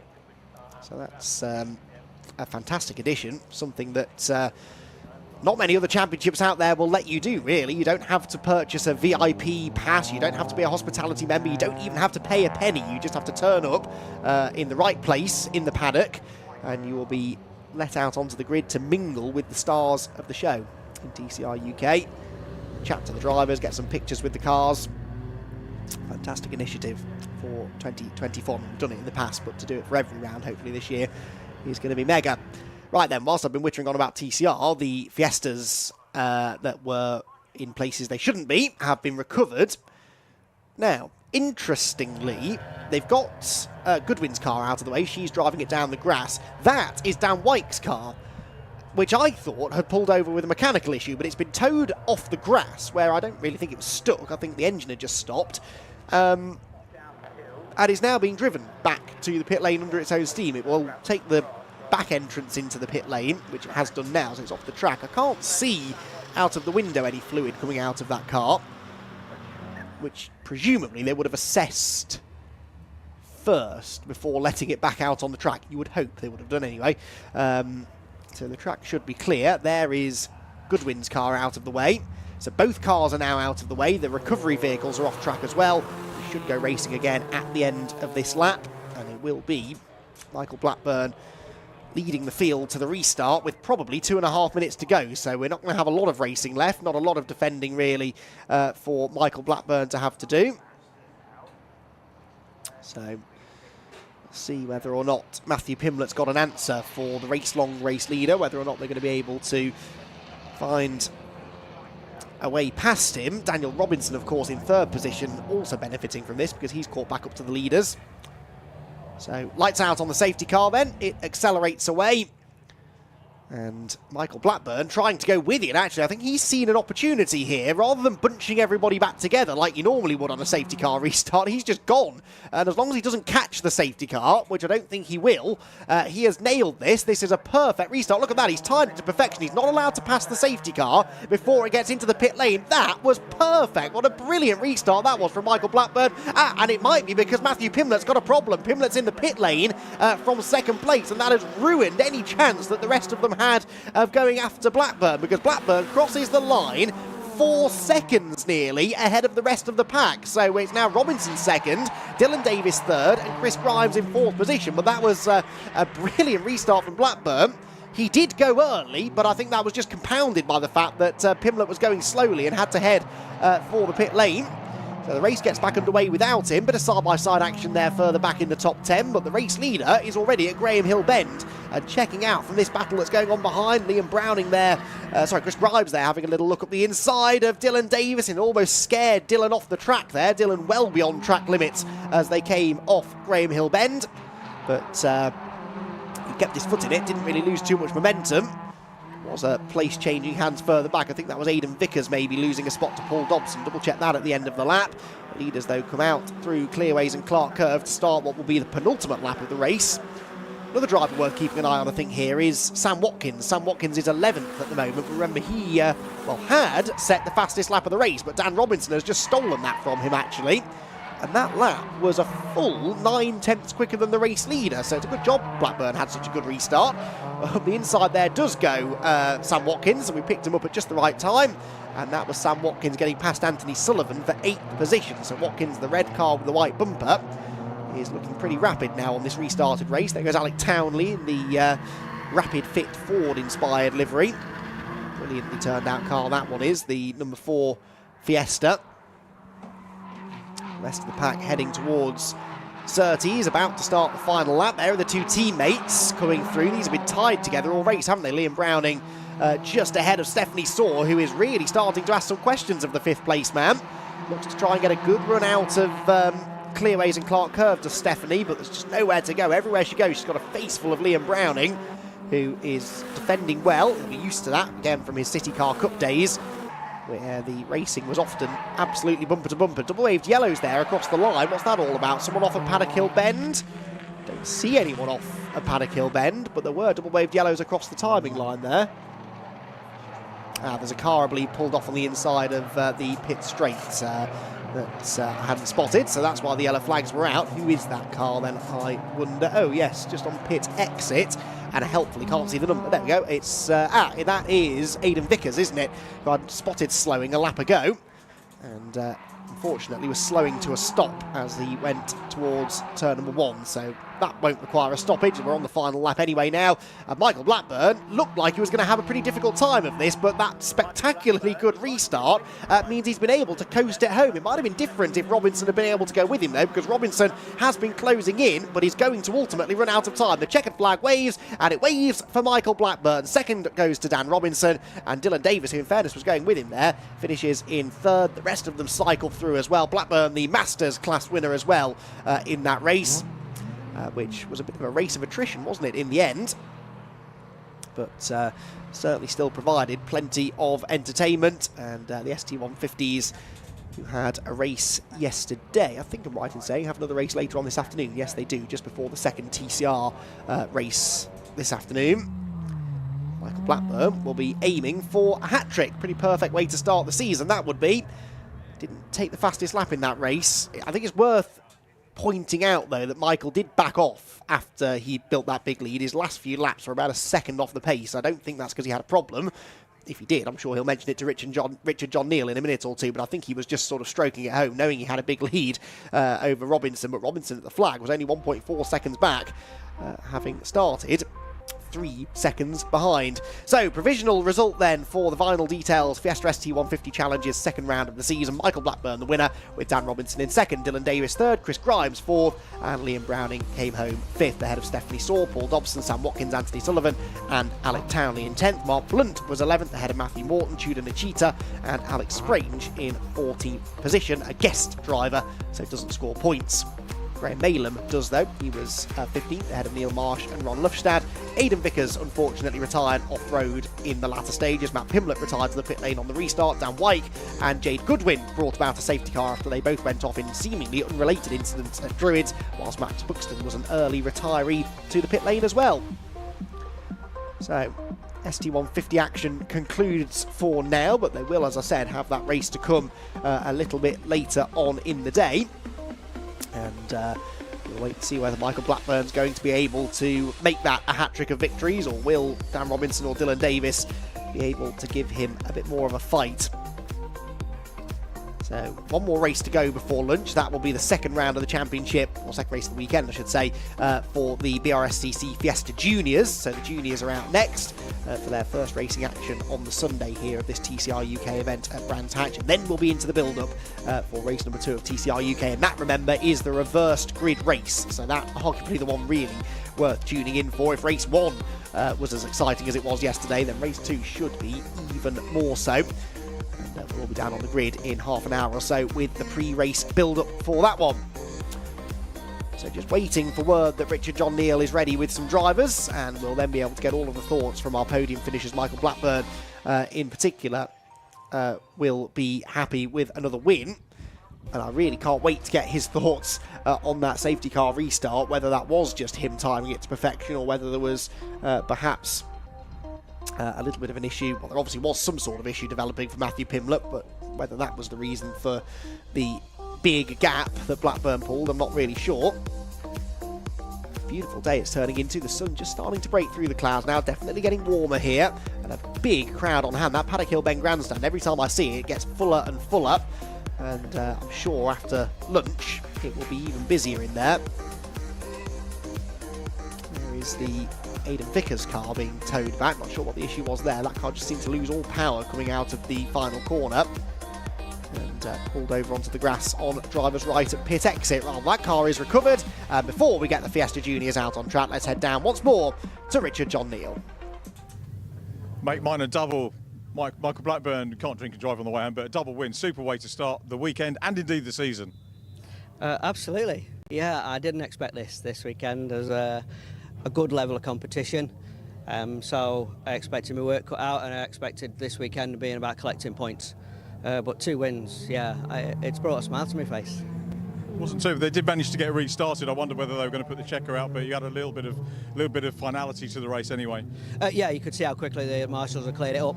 So I have a timer in my car, tells me how far I'm into the race. So I knew like 11 minutes or so when it looked like they were clearing it up. So I knew we were getting a restart. And I think Matt behind me must have had a problem, because at the restart I must have had good 10, 12 lengths. I just brought it home last few laps. Yeah, the easiest bringing it home to the checkered flag I've had that. I'm not going to ask about race 3. We'll get there when we get there, because I hate putting pressure on people. But good weekend so far, lovely weather. And are you reacquainting yourself to this Brands Hatch circuit? Oh, I love it. Absolutely brilliant. It's just everything, isn't it? You know what I mean? It's hard, it's difficult, it punishes mistakes and rewards commitment. Everything a driver wants. Nice one, well done, Michael. We'll see you for race 3. Michael Blackburn, our winner. Second position goes to Daniel Robinson. Let's see if we can grab a quick word with Daniel again. Well done. It will be a quick one because we've got cars on track, and I apologise for that, but well done. 2 podiums out of 2. Yeah, I was hoping to be one better, but I mean, with the long safety car, I can't complain. Understeer was quite bad because it seems to be really warm out there, but yeah, it's a good race. Much in the tank for race 3? Not a huge amount left, but we'll give it a go. It's reverse grid, I think, so we'll be starting a bit further back, but yeah, you can overtake around here, so yeah, we'll see how it goes. Nice one. Well done, Daniel. Congratulations. Thanks very much. And I want to grab a quick word. This is important because it's the first podium in the championship for Dylan Davis. Well done, Dylan.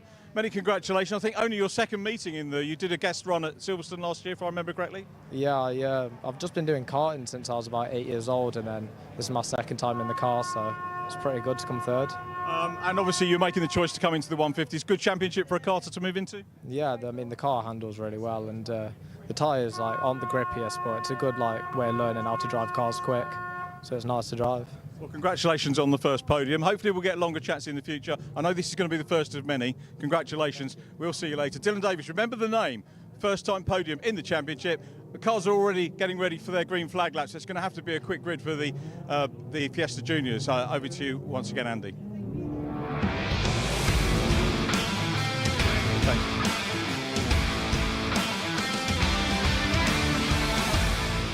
Thanks, Richard. Yep, second race of the weekend for the BRSCC Fiesta Junior Championship sees Jensen O'Neill going line up on pole position alongside Jacob Hodgkiss on row 1. Row 2 then for Finn Leslie and Tommy Harfield, with Thomas Merritt and Jensen Mason together on row number 3. Row 4, Billy Blockley and Henry Foote, with Callie Clifford and Alfie Garford completing the top 10. Jack Burgess and Ben Dougherty are together on row number 6. Row 7. For Aaron Beattie and Harry Lindley, Michael Wheeler and Hayden Gray are together on row 8. Row 9, Maggie Webster and Atlanta Le Breton, with Josh Watts, George Foxlow, Daniela Sutton, the scholarship winner, and Archie Davis at the back of the grid. So yesterday's race, Jensen O'Neill going was victorious. He won the race from pole. He led every lap, but he only won by 0.6 of a second. Jacob Hodgkiss gave him a run for his money, definitely. It was an entertaining first race of the weekend, which Jensen O'Neill going won. Now, you'll notice he is still at the wheel of one of the Mark 6 Ford Fiestas. It had been quite well publicised actually pre-season that he was going to be moving into one of the new Mark 7s. It's the last year that the Mark 6 cars are able to be run in the Junior Championship, and Jensen made a decision at the last minute to stick with the Mark 6 for a couple of reasons. I think he's had a bit more experience in this car, probably prefers it, but also this is the very same chassis that Aaron Thompson used to win the 2015 Fiesta Junior Championship in. Now, Jensen must have been barely out of a pram at that age. He was a very, very young boy indeed, but remembers distinctly watching Aaron win the championship in this very car, and since it's the last year that this car will be eligible for the championship, he wanted to give it a proper send-off and race it, he hopes, to championship glory once again. Unfortunately, Tommy Harfield isn't going to enjoy too much glory in this race. His car has conked out on the green flag lap, and he's being pushed out of the way up a Paddock Hill bend. Hopefully that won't lead to a delay for the start. Maybe a small one, but not massive. I think they've got the car out of the way. But there is fluid that it's left on the pit straight. So Marshall's now running out to put cement dust down. And this might now mean we have to wait just a minute or two for a start to the race. So Jensen O'Neill going starts up on pole position in a car that has championship winning pedigree, and Jensen we know is a very, very quick driver, has proven that already. This is not the first time the Fiesta Juniors have raced this season. They did have a non-championship event at Silverstone a few weeks ago, the sort of bit of a pre-season shakedown for the teams and drivers. But this is the first championship scoring event. And after one race yesterday, Jensen O'Neill going, of course, taking the early advantage in the championship. Jacob Hodgkiss, second place in that race yesterday. Well, he's familiar with second place because that's where he finished in the championship last year. But that was after a brilliant fight back through the second half of the season. He won 3 out of the final 6 races last year.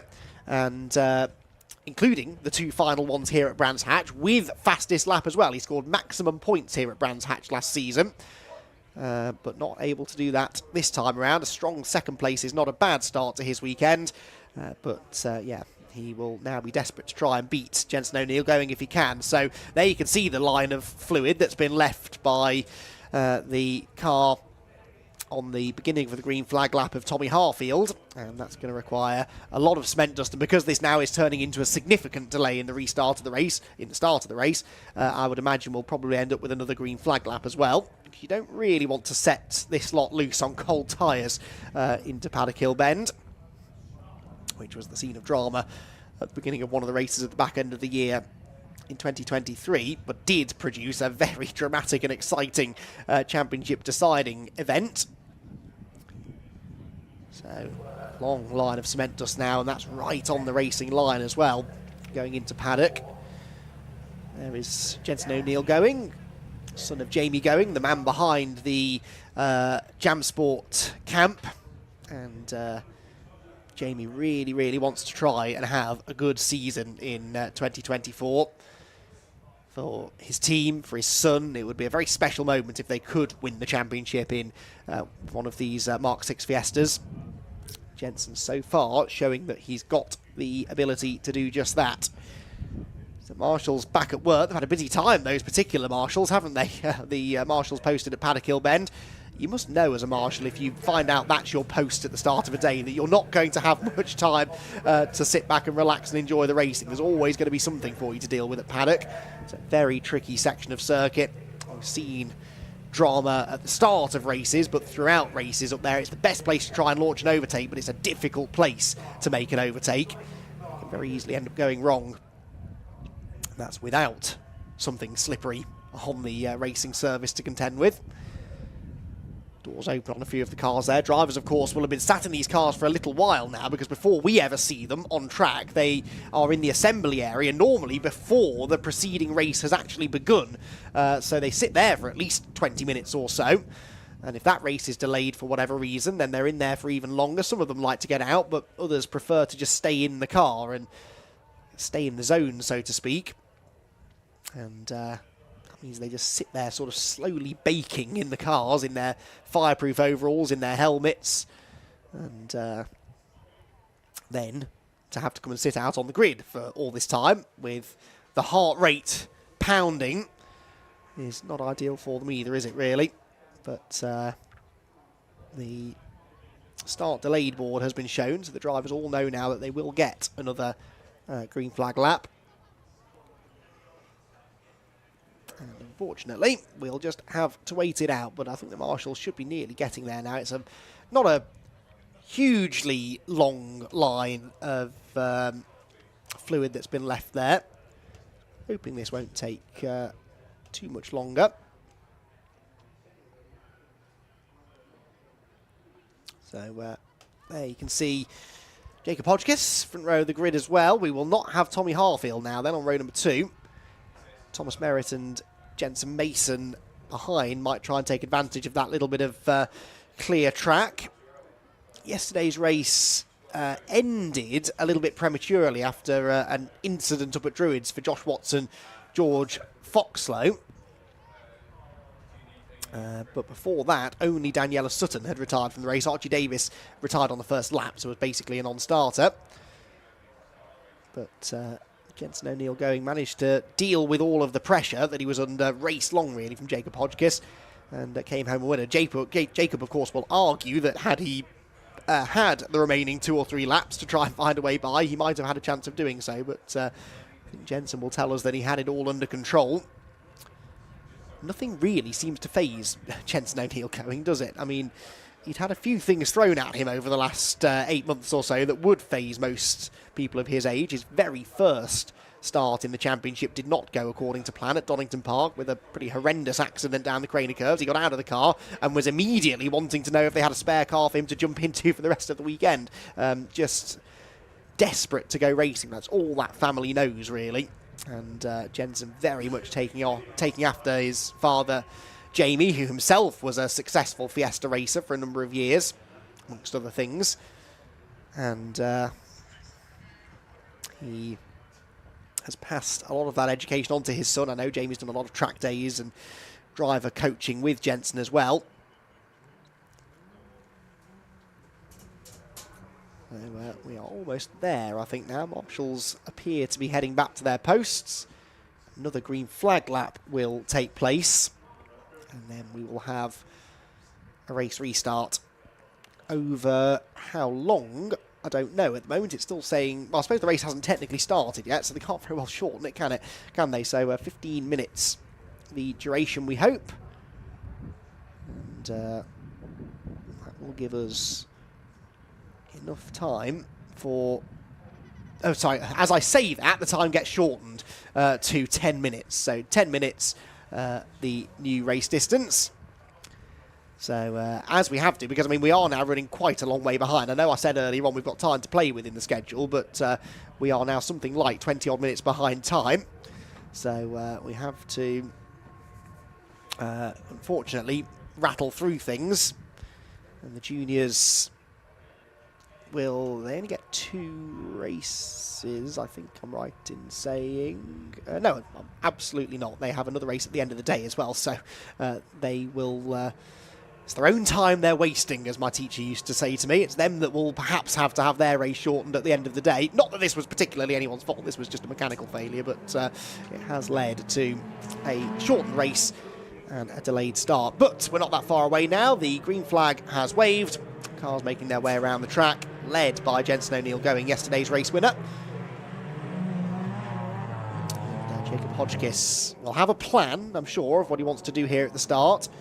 Much is always made of the so-called disadvantage of starting from pole position here at Brands Hatch, but it doesn't always work out that way, and I think that Jacob knows he can't rely on Jensen getting a poor start. Jensen didn't get a poor start yesterday, so Jacob will be, I think, quite aware of the fact that he's got a steep challenge ahead of him here to try and wrestle the victory away. But early days in the championship, the temptation is there, isn't it, just to sort of settle for second, bank the points, but you never know if you're going to get another chance to win races later on this season. Hodgkiss knows that he should be a regular front runner, but Jensen O'Neill Going, every time he's been out on the track really in these cars, has been almost impossible to beat. He was the dominant driver really at Silverstone at that non-championship event a month ago. And now sort of establishing himself as the early season championship favourite as well. He brings them very slowly through Clearways and Clark Curve. Weaving around a bit, but not weaving around massively to get heat into the tyres. Now he starts to do so a bit more aggressively. Jacob Hodgkiss, wanting to get on with this, has actually overtaken him on the way to the grid as he pulls in on the outside line. So Jensen O'Neill Going then pulls into position. He really is taking his time over this, coming very, very slowly down the start-finish straight. I hope he hasn't got a problem. He's still weaving around as if he's just trying to get heat into the tyres, but Jacob Hodgkiss has arrived in second place much sooner than Jensen O'Neill Going has arrived in first. I'm not really sure what the rule is on that. I guess Jensen, you could argue, wasn't really keeping minimum speed, was he there? But anyway, he does now get onto pole. He angles the car uphill in order to try and get the best launch possible and hopefully arrive at Paddock Hill Bend in the race lead, but he's not going to have an uncontested run into the first corner, is he? Jacob Hodgkiss is going to be challenging him. The green flag is waved at the back of the grid. And let's get 10 minutes of Fiesta Junior action underway then. Jensen O'Neill going, scrabbling for grip on the inside line. Does get a good launch, actually. And Jacob Hodgkiss has no choice but to slot in behind him. So O'Neill going leads the way. Hodgkiss in second position. And that looks like Finn Leslie in the red machine, who has held on to third. Into Paddock Hill Bend they go. Bit of leaning on each other in the midfield. One car is sideways, but gathers it together. I think we got away with that. That was Maggie Webster, I think, who got sideways, but managed to keep control. And Jensen O'Neill going then leads them down the hill out of Druid's corner for the first time, and looks to try and make good his escape then, which he is doing so far. Down the Cooper Straight they go then for the first time, with Hodgkiss in second position then. Through the left-hander at Surtees, careful on that right rear tyre. That's the last tyre to get any real heat into it in a front-wheel drive machine. They all seem to have handled that pretty well. On the first lap, launch up the inside. Is that Watts, maybe? No, it was the 33 of Aaron Beattie gaining a position. As they come out of Clearways and Clark Curve, then and up towards Paddock Hill Bend at full speed for the first time. Jensen O'Neill going straight onto the cement dust, throwing a smoke screen up behind him, maybe trying to use that to try and distract Jacob Hodgkiss. It did not, and Hodgkiss actually had a really good run out of Paddock Hill Bend and closes right in on the rear bumper of the race leader. Into Druids, hurls the car in. You can see that the Mark 6s and Mark 7s, they do handle a bit differently. The 6s seem a bit stiffer. They seem to rotate a little bit easier on corner entry. The Mark 7s, you really have to throw into the corner to get the front end to bite. But despite that, there is parity between the two cars. There isn't one car that is any quicker than the others. That's a lot of work has gone into ensuring that's the case. That's why we saw such a close competition yesterday between O'Neill going and Hodgkiss. There's Alfie Garford heading through Clearways corner, the Weir Tools liveried car. He's got Henry Foote behind. And Henry might have to go a bit defensive here on the run into Paddock Hill Bend, because Alfie was within a car's length or so as they headed for the line. It's the braking zone. They are there somewhere in the dust. You can't really see them very well. Hopping over the curb there goes Garford. And that was, sorry, excuse me, that's Billy Block there. Beg your pardon. Billy Block, he's got ahead of Henry Foote on that lap. So it's actually Billy who's challenging Alfie for 6th position. Lead gap is half a second. Hodgkiss is getting away from Finn Leslie, who on occasion last year looked every bit as quick as these two. And in fairness, has maybe picked the pace up a little bit on this second lap of the race. Third lap of the race, I should say. There is Beattie in 11th position. Josh Watts is the car just ahead in 10th.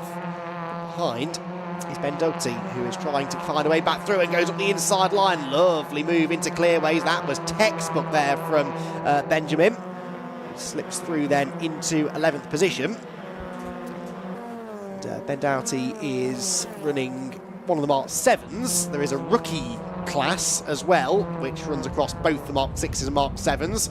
O'Neill going is officially a rookie, although he's done the odd race in the championship in the past. It's his first full season campaign, so he's down as a rookie driver. Launching up the inside there, that is Callie Clifford on Henry Foote. So Callie Clifford into 8th place, another one of the Jam Sport Mark 6s. That was another nice move into Druid's corner. It's sometimes quite difficult to overtake into Druid's because you can brake quite late into the right-hand hairpin because you're braking steeply uphill. That shortens the braking zone, makes out braking another driver quite tricky, but no one told Callie Clifford. That was a lovely move made, and now another one might be made into Clearways. Is there a gap on the inside of Billy Blockley? Well, there was, but Callie wasn't quite close enough to fill that gap. And so Callie Clifford will have to wait for a better opportunity.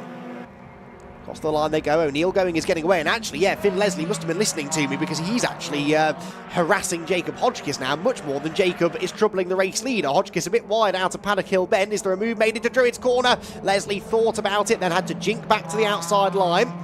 And rounding Druid's corner, it is still Hodgkiss in front, but this battle is definitely allowing Jensen O'Neill going to pull away, and it might start to allow Jensen Mason to close in 4th place. Oh, off has gone Webster up at Druid's corner, and Maggie Webster into the barriers. The Rector-Cell barriers will have cushioned the blow, so hopefully not too much damage done to the car, but it will be stuck in the gravel trap, and we know where this is going. I don't see them continuing the race with a car right in the firing line on the way into Druid's corner. They end up with a safety car at the very least. That's a shame for Jenson O'Neill going in particular, because he's built up now a really handy lead. That's got to be over 1 second in hand over Jacob Hodgkiss behind. Yes, it is, 1.7 seconds now. Hodgkiss with still the attentions of Finn Leslie, who really needs to try and get a move on now in case there is a safety car. New fastest lap for Alfie Garford, though, down in 6th position. So Alfie in the number 88 car going quickly, closing in on Thomas Merritt that time around. 57.4 was only about 3 or 4 hundredths maybe quicker than the race leader. But all of these gaps are going to close now anyway, because the safety car is being scrambled. Not a huge surprise. We've got the car in the barrier up at Druids, and that means that we have to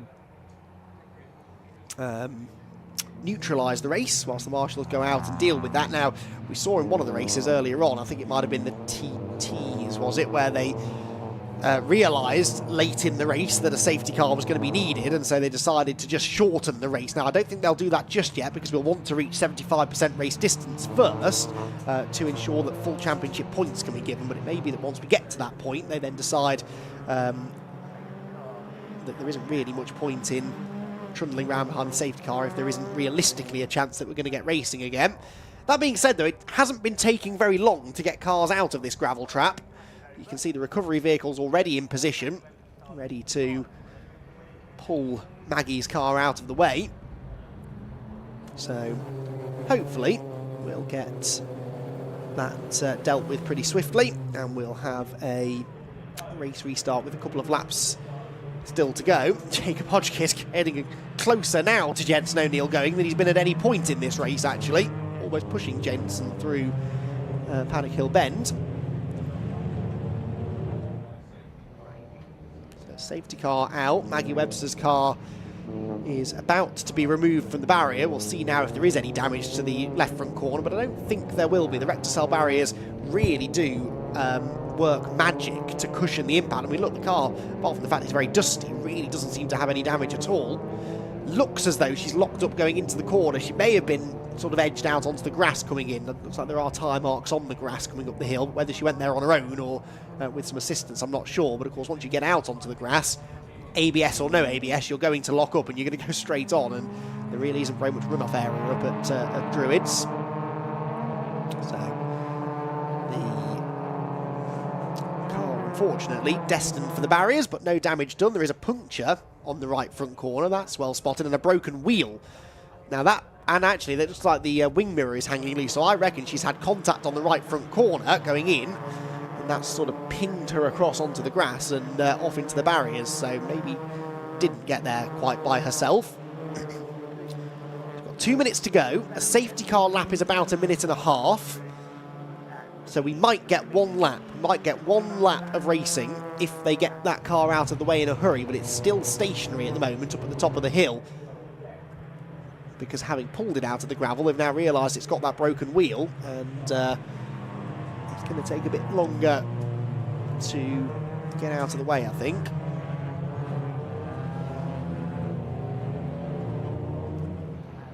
There is Webster's car. Are they going to let her drive it back under her own steam, or are they going to tow it somewhere? They're, I think, going to let her drive it back, signalling to her when it's clear and when it's safe to rejoin the circuit, but that's going to take a little bit longer. Then we've got to get the recovery truck out of the way.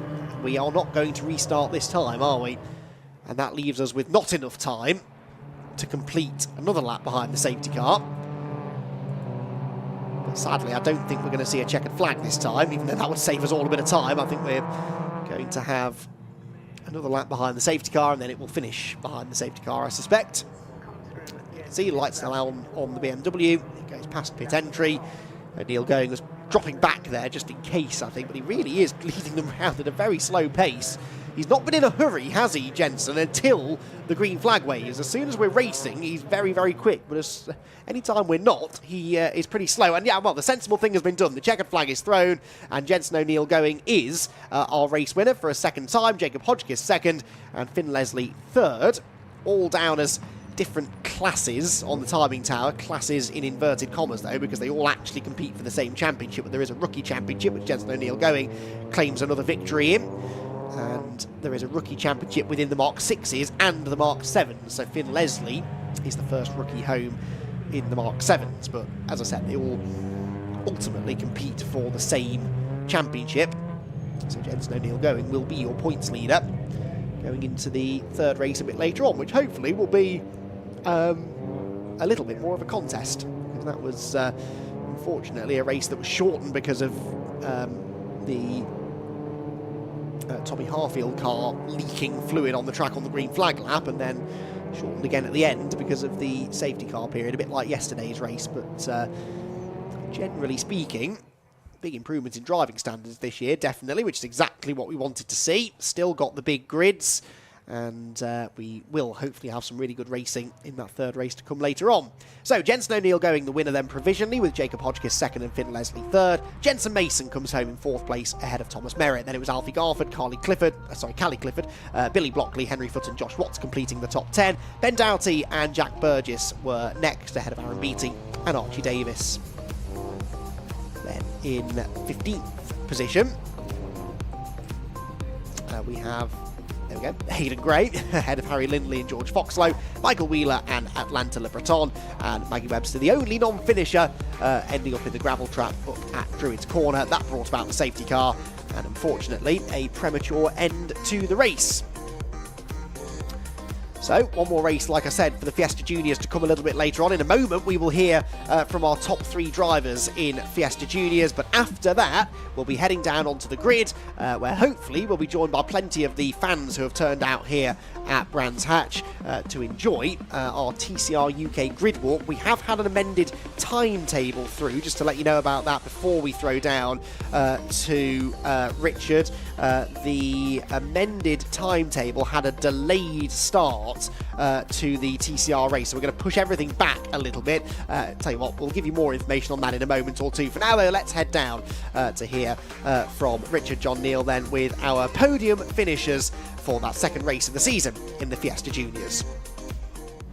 Always a shame to finish under a safety car, but everyone all right, so we understand, which is the key thing. And Jensen O'Neill getting out of the car, having a strike, actually bashed his head on the top, which hopefully is okay. Jensen, let's get you over and grab a word. Jensen, come on, let's have a quick word with you. Jensen, 2 out of 2, let's go and get you on the spot here. And first of all, struggle getting out because the cars are quite tight on. You look like you bang your head. Are you okay? Yeah, I'm all good. Yeah. 2 out of 2 this weekend. Yeah, so 2 out of 2 and a pole. So hopefully race 3, maybe able to get it again. Clean sweep, hopefully. Don't know. Let's see what we can do. You're out of breath. Is it that physical? We had Indy as a safety car, didn't we? So just trying to get out of the car. But yeah, I can't really thank anyone else, especially my sponsors and my dad for my brother for preparing the car, and the whole of Jamsport itself. Is a family-run business, so yeah. what was your evening like last night? I mean, we get a lot of youngsters watching the programme thinking about moving up from karts into this sort of racing. You won yesterday. What's a typical evening at a race weekend as you look forward to 2 races today? I went to Wagamama's with my nan. So yeah, had a good dinner last night. That's not typical racing life, is it? But a nice thing to do, have a bit of family time. Yeah, I don't get to see my nan much anymore, so yeah, it's really nice to see her. That's great. And now, obviously, a little bit of a breather before race 3, and you seem calm and collected. And a prediction? Can you do the hat trick? I don't know. We'll have to see. Okay, well, we'll leave it with you there. Good luck. Well done on taking our second win. Jacob Hodgkiss in second position. Let's have a quick word with Jacob again. Congratulations, mate. Always a shame to finish under a safety car, but you guys are working so hard out there. Yeah, 2 races in a row. I just wish that people could keep their cars on track, to be honest. You know, we need a full race. I mean, the incident at the start was unavoidable. I mean, it was a mechanical failure, but it'd just be nice to finish a race as a race for once. But, you know, we've got a 3rd race this afternoon, so we'll see what happens. Yeah, it's part and parcel of racing, isn't it? Obviously, whatever package you go on, you're going to get days sometimes when that happens. But you got to the end, which is a key part of the season, isn't it? Yeah, consistency makes championships, and you just got to finish it high is even better. But, you know, getting to the line is the most important thing. Much to change on the car or within yourself mindset for race 3? No, not much. You know, we did all we could, but just a bit of confusion in the paddock, to be honest. Okay, well done, mate. Congratulations. Good to see you. And our 3rd position driver, Finn Leslie. Let's get Finn up for another interview. He's used to it, I think, by now. Where is he? Has Finn disappeared? Can't see Finn at all. Okay, so maybe what we'll do is, if Jensen Mason's here, we'll do third base. Finn, I've got to say, you're quicker on track than you are getting to the podium. Yeah. Well done. Thoughts on that race? Well, I mean, I was definitely a lot quicker than the one in front. I caught right up to the end, making lots of mistakes, and then the safety car come out again, so it ended the same as race 1. But yeah, we'll be definitely at it at race 3. We know we're strong, and we can definitely continue it. Yeah, it was Jacob that we were just chatting to that you were having that battle with and starting to take the battle too. Where did you feel you had the advantage? All round or certain corners where you were thinking of planning the move? It was sort of all round, you know. I sort of worked it out piece by piece throughout the weekend of where I know I'm a lot stronger, and yeah, I definitely know what I'm doing for race 3. Yeah. And happy to be in a championship environment now. Obviously, we spoke yesterday about you being a guest last year, and you took the wins. You know you've got the pace, but still enjoying it? Yeah, I mean, it's fun, obviously, but sometimes, you know, the safety cars and all the different crashes sort of spoils the end of our race, but, you know, it's how it is. Part and parcel of it, isn't it? Finn, well done. Good to see you. Congratulations on another podium. Who knows, maybe we'll see Finn for another one a little bit later on. Let's go and focus a little bit more on second place in the Mark 6s. Callie Clifford. And we get a whoop as well for Callie, well done. So we get another interview, Callie. Making a habit of this, which is great for you youngsters. Obviously came through the Jam Sports Scholarship, so that's delivering for you, isn't it? Well done. Yeah. No, it was a good race. I'm happy with where I ended up, but just got to keep the pace up and see what we can do. Anything that now you're getting into the groove of the racing, that now are you getting to the stage where you come out of a race and think, yeah, I can feed back to the team on this or that, and that will help, because you're learning tracks at the same time as you're learning the car, aren't you, in essence? Yeah, I mean, I'm fairly new to everything around, so I'm just picking up things as I go, and I'm just trying to help the team out as much as I can, just with feedback and everything, but no, it's been good. That's good. Well done. Good to see you on the podium again. Hopefully another one of many. And next up, Michael Wheeler, who took third position. Well done, Michael. Let's get you over here, get you for another interview. We'll get the BRSCC branding in the background as well. Another podium, so it's not a bad weekend so far. No, it's been a really good weekend actually. My third ever race weekend this. Been really good fun and really interesting. I really enjoy it. Even though I'm quite new, it's just here to have fun, not to win at this stage. But you're going to look to get further up the steps. You guys. I asked Jensen a question earlier on. I said to Jensen, you know, what did you do on Saturday night? You had the race, you had the win, you had the podium. What did you do with your evening yesterday? Well, we just stood around like chatting in the garages and talked to other teams for the evening, because it's quite a nice like community with all the racing people. You know each other, get to know each other. That's what racing's about, isn't it? It's great to be out with, and presumably you're making loads of friends in the championship as well. Yeah, I am made quite a few friends. I know Jensen O'Neill going.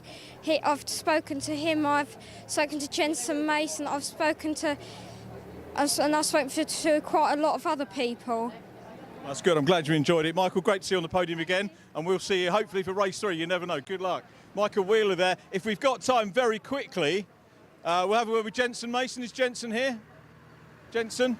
It's the third Mark 7, so we'll have done all the top 3s, and it'll be a very quick word because we need to look ahead to TCR as well. Is TCR something that you might aspire to, do you think, in later years as we look ahead? Maybe, probably touring cars mainly, but maybe not TCR. But yeah, similar. That's good. Very quick word on your race summary from you. Well, yeah, I got a really good start. Got around the outside of Thomas Merritt. The car wasn't handling particularly good towards the end of the race, but it is what it is. We're going to sort it out for the end of the race, for the next race, and yeah.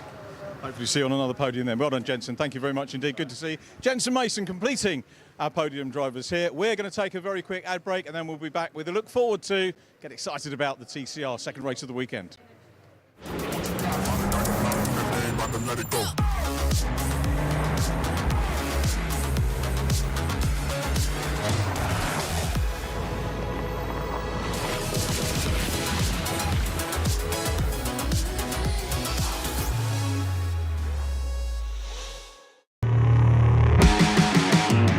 Got so much weight on my shoulders. Enough to knock me out, but I'm still holding the throne. You'll never know till it's over. You want an honest man, but you don't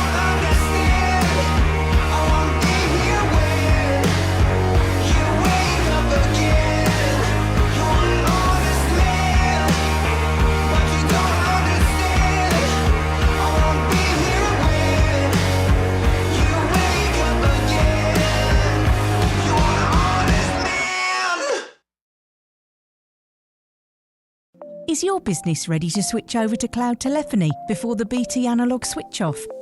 If you're not sure, you can get a telecoms and IT health check from Maximum Networks for free, covering broadband, phone systems, IT support and more. Arrange your free audit today at maximumnetworks.co.uk.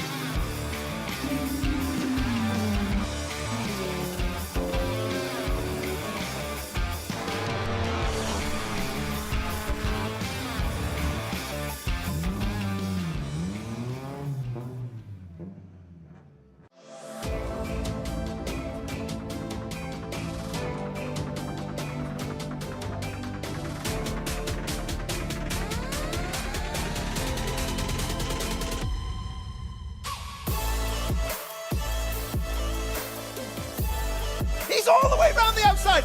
Miles for the lead. Side by side, who's going to be the bigger man?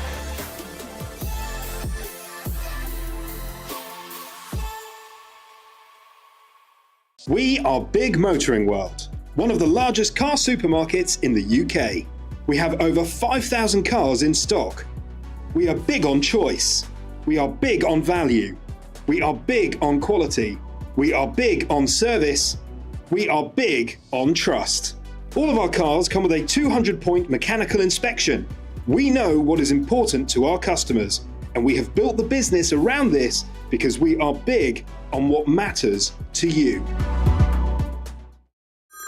Next year, BT switch off their old analogue network for good.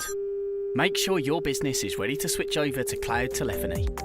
Get a telecoms and IT health check from Maximum Networks today, for free. Future-proof your business now. Arrange your free audit today at maximumnetworks.co.uk.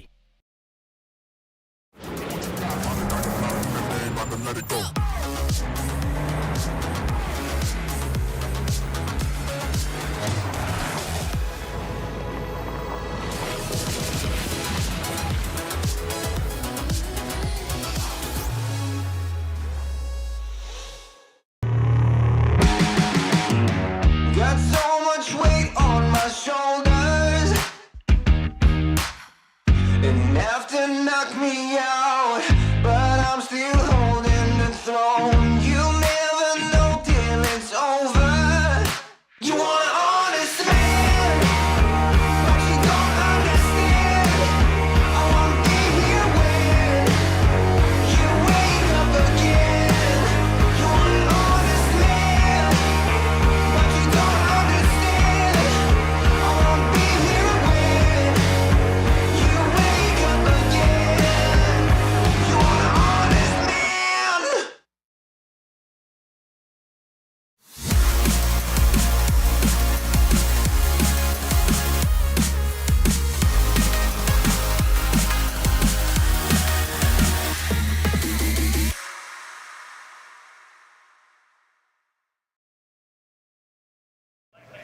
Yes, we are back. I'm Paul O'Neill, it's TCR UK. We've got Andy McEwen.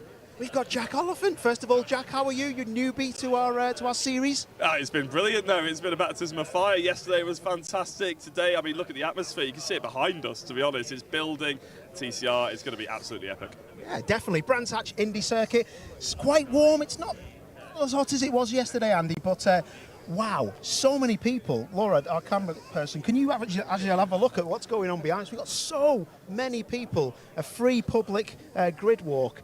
Not something that I've seen too much of, Andy, to be fair, but people are really interested. You just said off camera, give people something for free and they will come in flocks, and it's right. I mean, we're very privileged because we work in the pit lane, we get to go up close with the cars a lot, we meet all of the drivers, so we're a bit sort of blasé about all this, but a lot of people don't get that opportunity, and you see people saying all the time, oh, we go to these big motorsport events and we can't get close to anyone, we never see a driver, we can't get a picture with a car. This is a fantastic opportunity for them to do just that. They haven't had to pay a penny, they've turned up here for a great day's racing, and now they get a proper hands-on experience. And the great thing is the teams and drivers are so welcoming of it as well. They love the attention, they're more than happy to have a chat with them. Everyone wins. Yeah, definitely. You've got to say, as a driver, Jack, and you've raced at a high level like myself, this would be easy to sell to a sponsor, wouldn't it? Because you've got so many people that are taking videos, pictures, they're walking past us, they're not really bothered. I've been on Gogglebox and all sorts, I'm pretty famous, they're not even bothered about me, mate. But everyone's happy, aren't they? Are you pulling the old "do you know who I am" there as well? Yes. Yeah, no, it is epic, to be fair. And as a driver, like, you're very kind to call me a proper racing driver there, Paul, let's face it. But I would have loved this sort of thing. It's your sort of moment in the sun and everything. And to be honest, it's what attracts a lot of people. It's what attracts the big sponsors as well. I mean, all these people coming down here, we probably have... I mean, they're still coming behind us. It's amazing. And they're all going to see all the sponsors. You could have people giving things away. You could have photo opportunities, selfie competitions, social media interviews, all that sort of thing. It's right here in front of you. Why don't you come down and grab it? Definitely, it really, really helps us out, doesn't it? And helps the drivers out as well. Let's talk about yesterday. You guys witnessed a really good first race, actually. What you can see behind us is actually race 2 starting grid, and that is a top 10 reverse from yesterday, which was an epic battle. Qualifying was fantastic. Callum Newson on pole, but a great race one. Yeah, Callum Newsham finally got his first pole position from a qualifying session and really looked like he had a good chance actually to get a first race win in TCR UK, but lost the lead at the start to Victor Anderson, making his debut in the championship in a Lincoln Co, which was making its debut in the championship. And from there, Victor just defended as if his life depended on it. You know, it would be easy for him to come in actually as a guest driver and say, do you know what, results don't really matter. I'm not going to put too much on the line to try and defend the lead, but he defended brilliantly. He fended them all off, and it was an epic battle really between those two. Carl Bordley, reigning champ, of course, he was up there, and Adam Shepherd, who was lucky to be on the grid at all and ended up netting a podium. Definitely, and some of these tin top drivers who've already been in the championship. Carl Bordley won the championship last year. Victor coming in, and as a driver, listen, you could go, no disrespect to Donington Park, you can pick that up pretty easy. Yeah. Brands Hatch Indy with the famous Paddock Hill Bend to be not even half a tenth off pole and then win the race. Victor, what an amazing thing. It's astonishing. I sort of said it in the preview. It's like you use qualifying as a practice session. You could drive any circuit in the world and not one corner will resemble something out of Brands Hatch Indy. So you could tell that he was getting quicker and quicker and quicker. Callum Newsham blew the qualifying record out of the water by about 0.3 of a second, and Victor was only half a tenth off him. When you're coming in with that sort of pulling power, you need to be able to make sure that you can deliver, and Victor really did in that race one. Looking forward to seeing what he can do for the back of the grid, because obviously that top 10 reverse is a little bit of a different kettle of fish. He now has to actually attack. He's only ever taken one person around Brands Hatch Indy. He now has to do it for another 9. That is very true, actually. He was quite tentative in the back markers yesterday as well, wasn't he? Yes, very tentative, and that almost cost him, actually. I think he was being a bit too gentle. It's not his car, let's not forget. That's the car that Ryan Bensley's going to be racing for the rest of the season. Ryan's here, picking up all the tips and tricks from Victor and his family. It's a family steeped in motorsport and touring car history, so he can learn a lot from that. But ultimately what Victor doesn't want to do is hand Ryan a broken car at the end of the weekend, so he might approach this race a bit more tentatively, knowing he'll be back near the front again for race number 3 this afternoon. But for the championship contenders, and I know it's only the first event, but we know roughly who they're going to be, they've got to get on it. They've got to try and make some progress, because we have some real possibility here for some action, I think, at the front of the grid that could bottle things up, and you've got to have your wits about you and take advantage of the opportunities when they come. Nice one. Lads, can I have a bit of that pizza? That pizza, nice one. You're live. How's things? What brings you to TCR? Well, I like cars, and it's fast. So, and I'm a photographer, so I want to take some photos of the cars and for my Instagram. So yeah, if everyone could give me a follow, it's Balu Biraj. So yeah, that would be really nice. Thank you. No worries. Gentlemen, have a lovely rest of the day. Keep the scranning on. Go and offer some dry. Some of them need feeding, mate, honestly. They're a nightmare. Have a good day, boys. Spot on. Yeah, really nice to see a lot of people here. Let's go and speak to a few. I was going to speak to Stuart Lyons. Can't really see him anywhere. Just trying to find him. Yeah, well, don't worry about him. He's not really important. He's only the promoter. Be nice to speak to Rick Kerry if he is around. I know he's... Oh, there he is, actually. If you just want to follow us, let's go and have a word with Rick. Gen 1 pole position. Mate, this is a bit mad. Are you bricking it? Yeah, can I say slightly, that? Yeah, you can say it. I probably want to say what I'd like to say, but I'm, not really expecting pole. Hard thing is, it's great being on pole, but when you're in a car that you know it's a second half slower than some of the guys behind, it's. I just want to avoid the carnage if I can. I'm just hoping that we have an incident the first lap, 90 minutes behind the safety car, and I can defend like hell for a lap. You sound like me when I was racing. Looks like you've got some real decent tyres on the car, to be fair. Have you got news somewhere, have you? Are you going to cross them in a bit? New on the front. We've got one race old on the rear. We tend to go new on the front. Seems to work well with the car, and it saves me a bit of money on tyres, you know. I've not got the budget of some, I'm afraid, so... Standard for racing, that is. No, it is. But talk to me about this this Gen 1 Cup. It's a good thing, isn't it? Gives you a real good chance. And, mate, gives you more than a chance. I mean, if you play your cards right, you've driven in other Tin Top series and been competitive. There's no reason why, if you just block everyone, you can be on the podium. I think with the Gen 1, if they hadn't done the Gen 1, I think I would have probably done something different. The Gen 1 made it a little bit... I've got somebody to race with, you know, it's hard. I've done it when I'd done the touring cars and the diesel. I was defeated because I knew I was that slow. So it's. I think the Gen 1 is going to be quite exciting. I think hopefully next round there'll be a few more on the grid, which means I won't end up on pole because it's. You know, I just don't want to get mixed up on someone else's accident. So, you know, but I've been about for a long while. I'll try and keep an eye on my mirrors, and I just don't want to spoil my race for the Gen 1 side. Well, the cars look fantastic. EDF always do a good job, don't they? That car looks absolutely immaculate, I've got to say. Great paint job. Looks brand new. I just scoped some kid just knocking the £1,000 splitters off the side. Yeah, well, standing on them, I think I damaged in the first race, but it was a bit strange first race. I got hit in the first corner and then ended up with the tracking out, so I was walking wounded. So, which is strange. I'm now going to go and jump into it with it all changed and hope I'm faster, but we'll see. I'll do my best and just play my percentages, I suppose. You just do the racing, mate. You be sound. That's what you're good at. Have a good one, yeah? All the very best. Oh, I know. You can interview my fave, Sir William Beach. I was going to say, he asked for me directly. He didn't want Howie. I'm lying, obviously. Will Beach, I mean, obviously winner with the Gen 1 Cup yesterday. I mean, now starting on the front row, you were just saying about how that makes you a little bit nervous, potentially? Yeah, it makes me a bit nervous, but get off the line like yesterday and we should be all right. I was going to say, the car looks competitive, doesn't it, even though I know it's a Gen 1 car. Do you feel like you got the opportunity to lead into Paddock Hill? That's a big call. Everybody likes starting on second placer. Yeah, well, let's just see how it goes. Piling the pressure on a little bit, aren't I? Yeah. What about the drivers behind you then, obviously? Because the top 10 reverse grid, there's obviously that difficulty with having to think backwards as well as forwards. Yeah, well, we'll just try and get away from the Gen 2s as much as we can in the initial stage, but we won't keep them behind, I don't think. What's the sort of aim for the season? Is it that Gen 1 Cup? Is it to try and move forward and just the overall sort of top 3, top 5 places? Yeah, well, I'd like to take the Gen 1 Cup. Everybody would, and we started well with the first yesterday, so let's see. I was going to say, we've been talking to a lot of the drivers up and down the grid about their potential, like their favourite motorsport memory or something like that. Do you have anything like that you can sort of pick off the top of your head? Have you run any big races or sort of any sort of notable options? I'm trying to give you a little time to think about them because I'm sure there's probably quite a few. Yeah, we went to Spa a couple of years ago in the endurance, and it's a Cooper TCR, but a DSG one. And they're taking the mic behind you. And so that was good.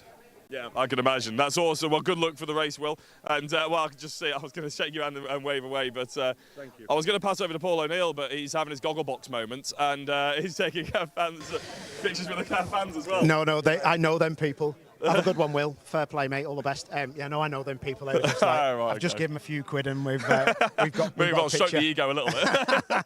As long as that's all you stroke. Right, follow me. That's all I want to, anyway. Right, come with me, come with me. We need to speak to this guy because I think this is my bet for a podium. Luke Sargent, always looking for an interview, so don't look surprised when you turn around. Oh, me, what? Absolute lies. How are you, mate? You okay? Car looks good. I can't swear, so I'm... I am a little bit anxious, is that the right word? Why? I'm here. Normally I'm back there. So, yeah, How do you think Rick Kerry feels? I know, He's yeah. on pole. I know. I was chatting to him this morning. I was like, Rick, he's like, yeah, if you get a good start, I'll let you through. So, yeah, no, it'll be good. The cars, hopefully you've seen. You know, the cars, for me, it's a different level. We were a lot faster yesterday than before. Yeah, I'm nervous. So I'm just trying to get in the zone. I don't think, I was speaking to a few of the guys off camera before, and you are placed for, there's no reason why you couldn't win this race. But I said on camera today that you should be podium guaranteed. And I know that things can happen, and you had a bit of contact with Brad Hutchison. He had a penalty, actually, didn't he, for that? We didn't see it, but it did look like a pretty square. Have you spoke to him about it? Yeah, he come over after the race, and he says, "Oh, I'm sorry, I was not happy." He hit my rear bumper, that's how far back he was. So he's just needless. You know, it was the second lap of the race. I said, you know, it was the last lap of the race, I'm fine, but that dive so early in the race to ruin my race, and I think damaged his car as well to ruin his own race, was just stupid. But he apologised. We go again today, and hopefully for me, I have a good result. Do these public grid walks help, or do they hinder? Because I honestly wouldn't want to, even though I love the public, I wouldn't want to be on the grid stood outside my car before my best ever race position start in a TCR, knowing I could win this one. Does it take your mind off it a bit? Yeah, I'm just looking the other way at the moment, just keeping out my own way and in my own little zone, and just trying to practice my start in my head, and I just need to get off the line. If I get off the line, with the greatest respect to those two in front of me, shouldn't be an issue. If we can get off the line, I can try and get away. The guys behind, you know, 10th, 9th, 8th, they're going to try and battle each other. I think they're going to do a little bit in the first corner, so I need to get away. If I can get away, I don't think in any way I'll win it. I think we should, if I keep my nose clean, keep my head, keep it on the black stuff, I think the podium's more than possible. Well, as my teammate James Thompson used to say to me, you've just got a wee with the willy you've got, so I'm sure you'll be fine. Thank you. Cheers. No problem. Right, follow me. Right, let's go and speak to, oh, there he is. Jack Oliphant is with my good friend Darren Lewis. I found a Darren Lewis, and obviously winner of the Diamond Trophy yesterday, Darren. A big congratulations to that one. Starting in 4th place, I believe, a little bit further forward than you were yesterday, but you were just telling me that yesterday's story wasn't quite as straightforward as you were hoping. Yeah, so qualifying didn't go quite to plan because we had a boost problem, so we only got one lap, which gave us 9th, which was good considering we had one lap. And then we started off on the grid. I've never drove the car really before, and we made a bit of a mess at the start, I'm not going to lie. So I think we went into turn 1 15th place.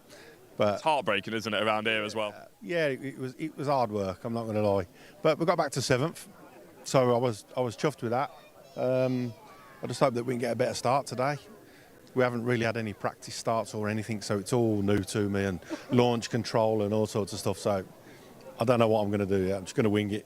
We were chatting to who I believe is your other half, I'm guessing, and there was an air of optimism about you sort of now. Obviously, with last year going a bit, it can't go much worse sort of thing. Are you hoping to obviously carry that for as long as humanly possible? Yeah, I mean, last year I started to really doubt my own abilities to drive a car, if I'm honest. That Audi. We've all been there. That Audi we had just didn't work. And we tested this at Snetterton, and we was 3 seconds a lap faster than what we was in the Audi at Snetterton. So that gave us a bit of optimism that it was the car, not me. So it's always the car, not the driver. So I got roped in, and here we are for another full season. Wow, it's cracking. What is the objective for the season then? Obviously, we're speaking about the Diamond and everything like that, but I reckon for you seem like you have a bit of ambitions to be further forward than that. Yeah, and I want to be as close to the front as possible. You know, I hate to try and put a position where I want to be, where I want to finish. Top 10, I said I'd be happy, but you know, when you finish in top 10, then you want to be top 5. So you're just going to have to just roll with it and see where we get. It's forever chasing numbers in this game, isn't it? Yeah. You know, you always surprise yourself sometimes, so you never know. Fantastic. Well, good luck, Darren. It's a bit more pressure starting from 4th, but I'm sure you're able to handle it. Cheers, mate. Right, where's Paul gone? He's over there, he's hiding. I'm over here. I wasn't hiding. I was just talking to some good friends of mine who have left now. Got a lot of friends in this paddock. Let's go over, and I did see Stuart Lyons actually. Just follow me, Stewie Lyons. Sorry, guys. Where's Stuart? There he is. Stuart. Oh, here we go. Oh, Berkshire Turbos, lovely. The cheapest electric mountain bikes in the world. Buy them off this man here. How much? Free for me. Free for you, Paul. Oh, he said it on live. No, I'm joking. Right, okay, so Stewie Lyons, lot going on in the championship. This is one of the best grids I've seen for a long time. I can't wait to see how Rick Kerry and also Will Beach get off the line as Gen 1 front row. It's pretty special, that, isn't it, for them two? Yeah, I don't think they slept last night. No, I wouldn't have slept if I thought, gee, I've got all these quick kids behind me. But you can't predict anything, can you? I mean, I'm hopefully it'll be a clean race and everyone gets what they want out of it. But we don't want any damage because it's been tough, getting this lot together this year. Because as everybody knows, motorsport's not in the best place at the minute. But we're trying, and I mean, MSV have done a fantastic job. They've done a really fantastic job promoting the event. Look, the people on there, the grid walks, one of the big, well, I think it is the biggest one we've had. So we're doing something right, but hopefully, we'll get through this weekend and then we'll move forward and add another 3 or 4 cars again. The quality of drivers seems to have upped its game, I must admit that, and that's shown in race 1 yesterday. I was watching the live stream and I was so impressed with Victor Anderson coming in with that Lincoln Co. But not just that, I was just so impressed with the drivers behind him battling and not doing anything silly. It was like it was a proper tin top race, wasn't it? Yeah, and you know how hard it is to lead a race around here for 20 laps. It's an eternity. But everybody said the Lincoln Co. won't work in the UK. Well, that was wrong. And then they said, I think Carl Broadley's going to win. He's already got in the bag. And all of a sudden, we have an entry from one of the best kids from Europe. So, and we need more people like that. The more the better for us, because it needs to be as competitive as possible. The other thing is the top 6. There was 5 different manufacturers in there, all within 100th. So the bop's right. It's got to be right. So, because they were all circulating together. What else have you got to tell us about the championship? It's looking like it's going to snowball, isn't it? It's always like it's a difficult time at the minute, isn't it? It's not just particular isolated championship struggling. There is a lot going on around, and everything, prices are going up. But TCR has always prided itself on being quite a reasonable championship to be in with the price of things, isn't it? Yeah, it's cheap. It's under £1,000 a year, and it's easy. There's 80 cars out there in the UK still, so like if someone decides they're not going to do a weekend, they can have a rest, save a bit of money, but they can be back at the next weekend. Whereas some championships, I mean, the amount of money it is, I mean, if you leave the championship, you're never going to go back. Whereas with TCR, you have got the option to step in and out when you feel like it. It's good, isn't it? And what about Will Powell coming in? We're just opposite him. Knows the TCR series pretty well. He's got a good car that he's acquired there, hasn't he? That Honda. Yeah, and there's another one on the way. He's got another driver. I think he's back with his team. He's trying to build something. Look, at the end of the day, I don't know whether he's going to win a race this weekend, but he'll learn a lot. And then I think as the season goes on, he will improve because we all know that car can win races. So I think he's just got to do a few laps and learn. Didn't know when you were going to stop then. Yeah, right, Stewie, we'll leave you to it. Turn your radio back on now, because is your wife here? Is Nikki here, the boss? No, she's gone to a wedding because Jack the parts man, Jack Finlan, wave at Jack Finlan. Yeah, Jack the parts man got married to the hospitality manageress girl. Sorry. Right, okay. So that's 2 gone. Then I lost Nikki, who's obviously runs the meeting, really. I don't run it, do I? Right. So we've lost 3 people, right? And she said, "Oh, it's going to be rubbish without me there." And to be fair, it has been tricky, but we've bumbled our way through. I think it's run as best as it ever has, so stay at home, Nikki. That is a joke. Nikki does my invoicing, so yeah, I'm joking. Right, okay, Stewie Lyons, thank you. Jack, what's going on? Should we have a quick word with, well, you pick whoever you want. Well, actually, I was hoping to make a beeline for the Orange Army, to be honest, because I see some, we've got to give them a shout out at some point. They do the Lord's work. Let's go and have in helping us, obviously, get an opportunity to go racing without them, wouldn't we? And well, today, more than any other day, they've been earning their, free wage. They've been doing a great job, haven't they, with red flags, safety cars and everything. They've been earning the coin. I'll give them that, like you say, the volunteers, the marshals helping us out. They're all looking at each other going, please don't come to me, please don't come to me, please don't come to me. Unlucky! How are you? What's your name? I'm Andrew. Been a marshal for just about a year now, so about I think it's my 16th event, so yeah. Wow, just a year. So sorry, I'm Paul. Good to see you. And thank you for everybody that helps us out. And I know that it can be a stress actually, and you'd think there's not much to do on the straight, is there? Most of the time, there's not much to do apart from when it decides it's going to kick off, and then it's very, very busy and intense. So yes, it goes from one extreme to another. But no, it's good. It's enjoyable. So before we do it, I've seen there's been a lot of cement dust used today. Have you had anything to do with that? Slightly involved in one. There's a leak that started at the start line and just went on for a couple hundred metres. So yeah, I was busy sweeping up after it had been deployed. Yeah. Perfect. Well, I do a lot of stuff with the marshals when I can, and I know that at Alton Park, which is my local circuit, I've done some of the taster days, which I know some of you guys might have done. And we always need marshals. And is it something that you would be happy to promote? Is it like, do you go home and go, I hate them lot, they get right on my nerves, Andrew's jokes wind me right up? Or is it a case of there's some good people here and good friends? No, it's a really good, really great bunch of folks. We'll take anyone and everyone, and yeah, I couldn't promote it enough.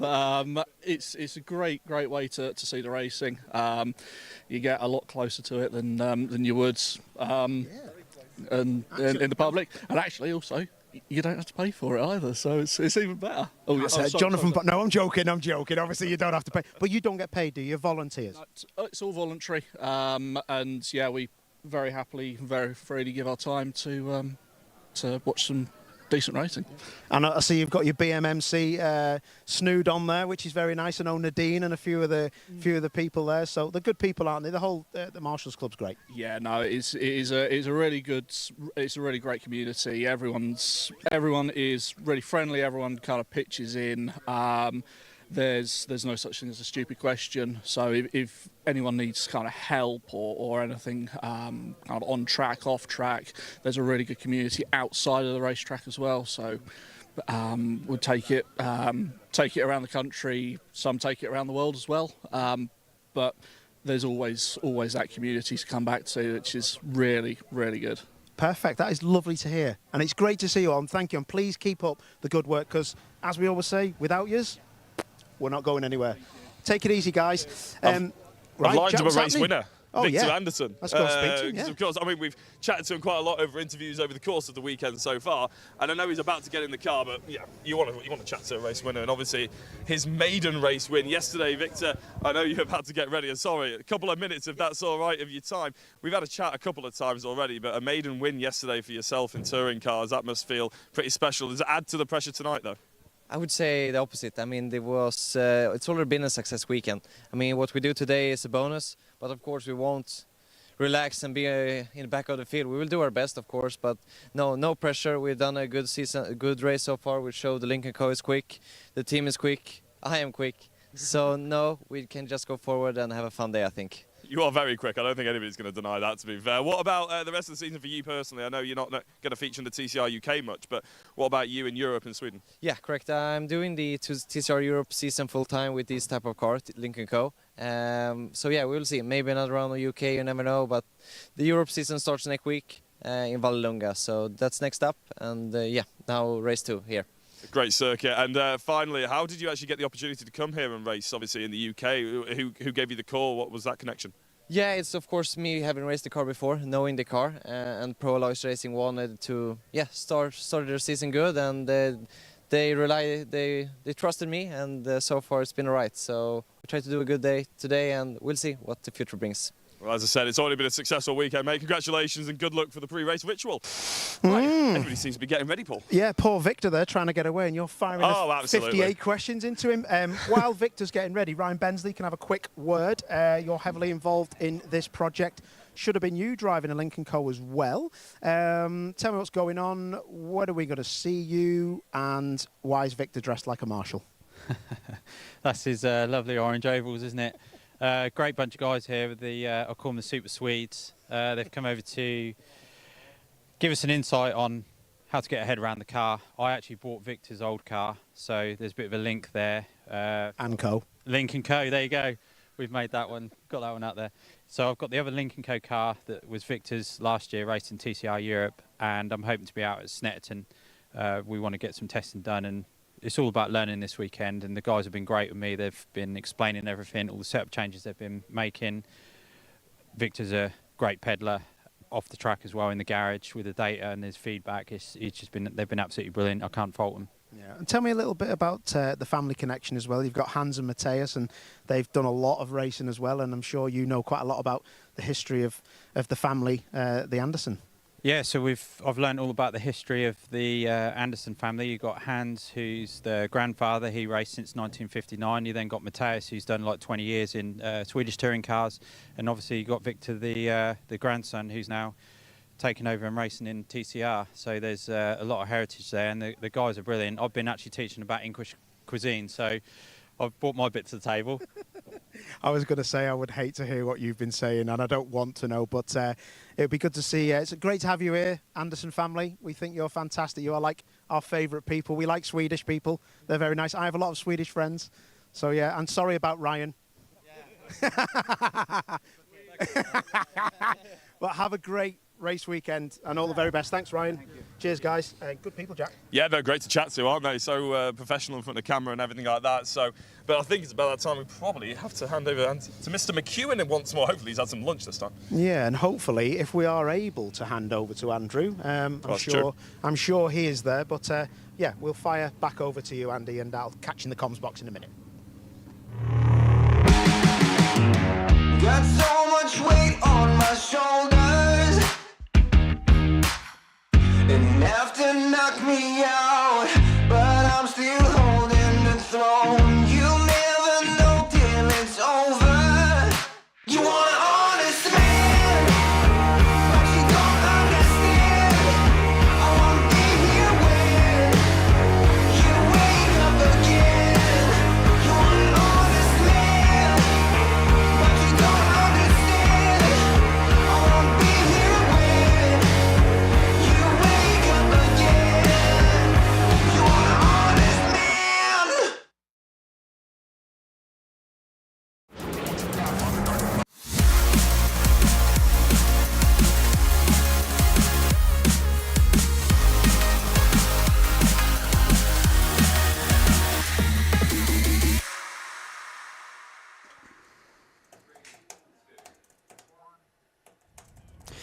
Well, then, I tell you what, the excitement down there on the grid ahead of this second race of the weekend, I don't think I've come across before in TCR UK.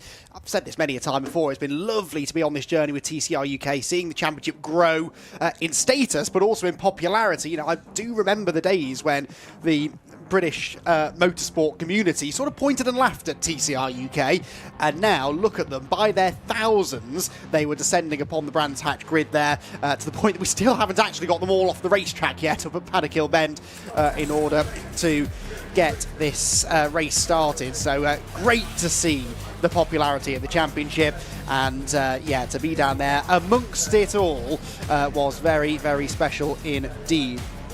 So, yeah, looking forward to what should be an exciting second race of the weekend. And, yeah, plenty of firsts yesterday, with Victor Anderson taking that first victory for himself, a first victory for Lincoln Co. Victor Anderson, the 26th different driver to win a race in TCR UK. I'll get the stats out of the way now before Paul O'Neill gets up here and calls me a nerd. It was also the 10th different type of car to win a race in TCR UK. The first of perhaps many for Lincoln Co. In this particular championship. Will we have another first today? Well, we've got plenty of characters near the front of the grid who have never won a race in TCR UK. In fact, plenty of them who have never been on the podium. So you never know, there is a chance for a bit of a shake-up once again of the running order in this reverse grid race. That's what reverse grid races are always good for, isn't it? Because they do give drivers a chance to shine at the front, who you wouldn't necessarily always see up at the pointy end of the grid. So what's going to happen? We don't know. I'm pretty sure it's going to be exciting to watch, and I can't wait to get strapped in to what should be a very exciting second round of the TCR UK Championship. So, cars on the grid clearing, all of the hustle and bustle starts to die away, and now the drivers can start focusing in. It is Rick Kerry who starts from pole position for this second race then, courtesy of that top 10 reversal from the race 1 results. It means that our race 1 winner, Victor Anderson, has to come from 10th place, and as I said down on the grid, I do wonder whether he might have to deploy a slightly more cautious driving style in this second race, perhaps, because that's not his car. It is Ryan Bensley's car, and we're only a few weeks away, about a month away maybe, from Snetterton, so they don't want a big repair bill and lots of repair work to be done before that round.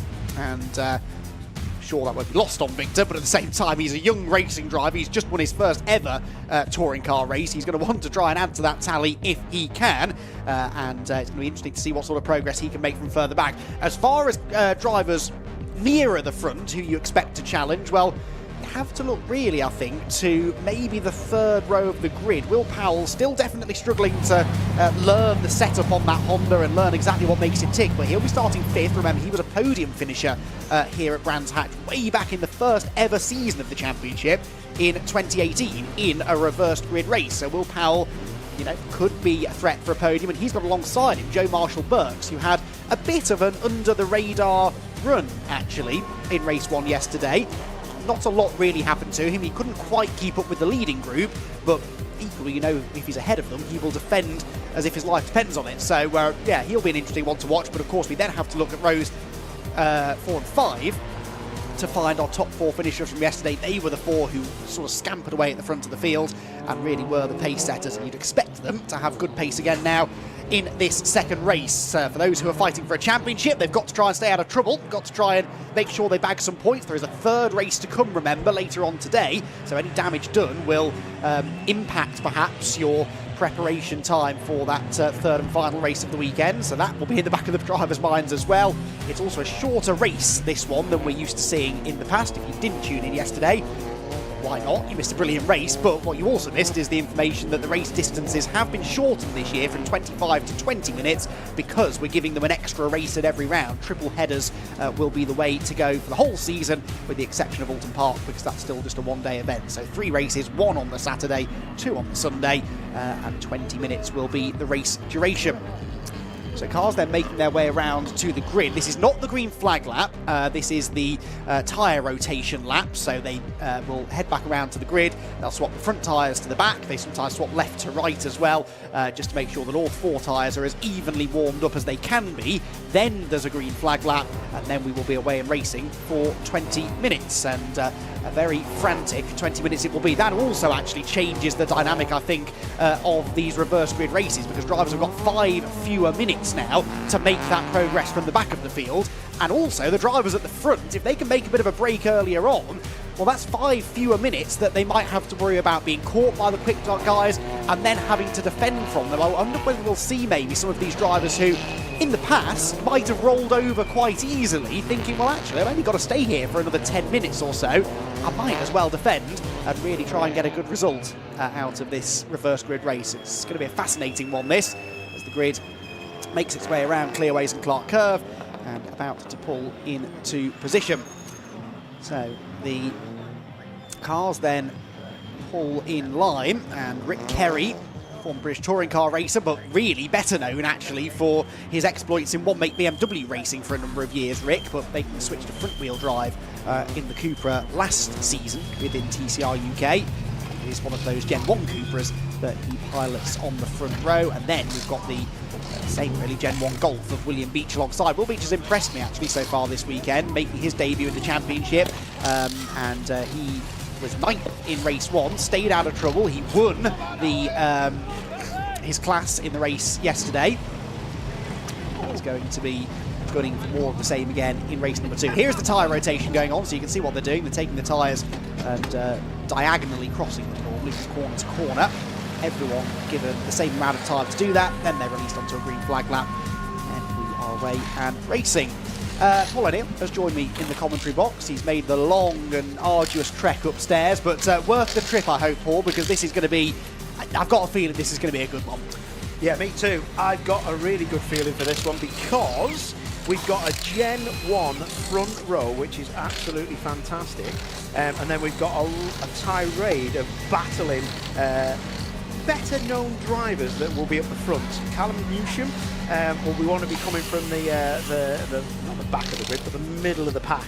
But also you've got Adam Shepherd in that 117, who's super quick. You've got a lot of super quick pedalers that will want to make, hay while the sun shines. They've got 20 minutes, so they don't need to panic. But it's not as if you just got one inexperienced driver at the front. There's quite a few, and as I say inexperienced, I mean people who you don't really see at the front, and the cars that they're in they're not as quick. Let's just be clear, they're not as quick as the front runners' cars like Carl Bordley's that you just seen, or Victor Anderson's Lincoln Co. So we'll see what happens. I really can't wait for this. Love this kid, by the way. I think it's great addition to this championship. Always a good thing to bring an international superstar over, and that's exactly what he is. And great that we give him his first win of his TCR career. Yeah, it comes across really well on camera, does Victor as well. He is the full package, really. And it's interesting, at the start of the weekend, it was very clear this is a one and done, it's a one-off. He's not doing any more rounds, absolutely not. No, TCR UK is my target. And all of a sudden, there's a possibility I might be doing another round later on this year. And I wonder whether if he has a really good weekend here at Brands Hatch, he might be tempted to keep going back, because, hey, if you're winning in a championship, obviously you want to be racing there more often, and we would be more than happy to have it. I believe they are still looking for a second driver in the other Lincoln Co. So there are worse ideas, I think, that could be hatched. There is Brad Hutchison, his debut in that car yesterday. That's the ex-Jensen Brickley Cupra Leon Competition. Didn't go particularly well yesterday after contact with Luke Sargent early doors up at Paddock Hill then he had a puncture and a brake fire and spent a lot of the race in the pit lane. He was then given a penalty for that contact with Luke Sargent. I'd say he'll be starting from the very back of the grid, but one to watch. I'm sure will want to try and keep things as clean as he can in this race, but knows the importance of trying to make some progress, because he's another driver who has set himself championship ambitions ahead of this season. So cars then will very shortly be released onto the green flag lap, Paul, and the nerves starting to rise. I noticed there are a few aggressive angles that cars have been parked after that rotation lap. Perhaps a bit of a dress rehearsal for where they'll park them in another 60 seconds time or so? I'd say so. Someone's had a word in Will Beach's ear in that car on the front row, that right-hand side, that Golf with the pink stripe down the middle. Someone's had a word with him to point down. Some championships, you have to actually be square in the box. So he's going to be looking for a little bit less wheel spin maybe than his first run, and then he's going to get it off the line and hopefully challenge. But Luke Sargent, who I just spoke to, I don't know why he's so nervous. This is a great chance for him to not just get a podium, but to win a race. The guy's quick enough. Just finds himself in the wrong place at the wrong time. Oh God, who's that at the back? That's Thurston. Brad. So the Gen 1 Audi has not fired up, and Marshals will try and give him a bump start if they can. Hopefully they'll be able to do it, but of course it is a short lap here, so not a long time to get this sorted before they make their way back around. But in the meantime, let's take a look, shall we, at how they're going to be lining up on the grid for what should be a real thriller. This the second round of the TCR UK Championship, the first reversed grid race of the season. And it is Rick Kerry in the Cupra who lines up on pole position. William Beach in the Golf, the Gen 1 Cup winner yesterday, starting alongside him. Row number 2 for Luke Sargent, who I agree has a really good chance of getting a good result here in his Cupra, the new-shaped Cupra. He's got Darren Lewis in the Hyundai i30N alongside him on row 2. Then on row number 3, Will Powell, the returning Will Powell, getting quicker every time he gets in the car, and he starts from 5th alongside Joe Marshall-Burks, perhaps the first of the real established frontrunners in the championship, coming from 6th. Then we get the big 4 names from yesterday. Yesterday's pole sitter Callum Newsham starts race 2 from 7th, alongside Adam Shepherd. Again, new car for him this year, the Cupra. Then it's Carl Bordley and Victor Anderson alongside each other on row number 5. Mark Smith then will be lining up alongside Jeff Olden on the 6th row of the grid. Row 7 is where we were supposed to find Brad Thurston. There is Brad Thurston, so he's got going again, but will likely have to now start right at the back of the grid behind Brad Hutchison because he's fallen right to the back of the queue on the green flag lap, although Hutchison was there because he had a penalty, so I'm not sure how they'll decide that. Anyway, we'll leave that for the start line marshals to sort out, but that is how your grid lines up. There is no Darryl Wilson, unfortunately. His astronaut out for the remainder of the weekend, but everybody else ready and raring to go for what should be a very exciting second race of the season. 20 minutes then the duration, and looking at those at the front of the grid, all to play for, Paul. It is all to play for, but remember, we've got to get sorted, and hope someone does this, gives us the chance to give somebody the big motoring world big moment of the race. I mean, that sounds like it's got to be big to win that. So we're looking for a good move. We're just looking for someone who does ace. We usually find that anyway, don't we? I don't think we're going to be short of options for that one, are we? Right then, the grid is formed. The green flag is about to be waved at the back of the grid. The red lights will go on, and round number 2 of the TCR UK Championship for 2024 is about to burst into life. Rick Kerry launches from pole position and tries to hold the lead into Paddock Hill Bend. Look at Joe Marshall in the Audi. He's had a really good start from the 3rd row, but hasn't got anywhere to go. Callum Newsham, and look at Adam Shepherd. Adam Shepherd has come through from 8th on the grid to challenge for 2nd and maybe the lead. What a start from Adam Shepherd. Powell is sideways, but Adam Shepherd from 8th on the grid leads at Druids. That is proper stuff. Talk about knowing the grip in your car. Unreal for nobody to go off at Paddock Hill Bend as well. But Shepherd, look at this. Looks like the start of a qualifying lap. Oh, and someone's gone off. That's Rick Kerry. That's Rick Kerry backwards at Graham Hill Bend. Didn't see if he was pushed or whether he jumped, but he is off the road and will go from the front of the field to the back. But that is one of the most astonishing things I have ever seen. Adam Shepherd, the road just opened for him on the outside line. Everyone went to the inside. He went to the outside, got a dream start, and look at the lead that he's going to have at the end of the opening lap of the race. He is in a class of his own. Adam Shepherd leads, Luke Sargent is 2nd. The margin is 2.2 seconds already, and Callum Newsham knows he needs to get on with this. He tries to get to the inside of Sargent to Paddock, but Luke Sargent is defending. He's sideways, he's almost losing control, and that surely now will allow the Hyundai driver up the inside line. No, Sargent closes the door, but I think Newsham is still going to keep coming. Yeah, I think Newsham's going to be down the inside, but Sargent holds it. I was going to say it might be best for Sargent just to let him go and stay in that 3rd position as best he can, as Newsham destroys that bollard on the inside of Graham Hill Bend. But that's Boardley now, isn't it? Looking at the inside of Will Powell in the number 7. Gets a big sideways. These tyres are just not up to temperature, are they? And it's quite warm outside. The Lincoln Co round the outside of Joe Marshall. Oh, great work. And that I thought was going to be a shunt. Yes, that was very close, wasn't it? Joe Marshall got a really good start, but for some reason is well back in the pack. So something went wrong for him through the first few corners. Across the line they go. Then Brad Thurston's been given a drive-through penalty, maybe because of being in the wrong position on the grid. Oh, that was close. Sargent sideways for the 2nd lap in succession. And once again, Newsham's through on the inside line. Callum Newsham finally breaks through into 2nd place.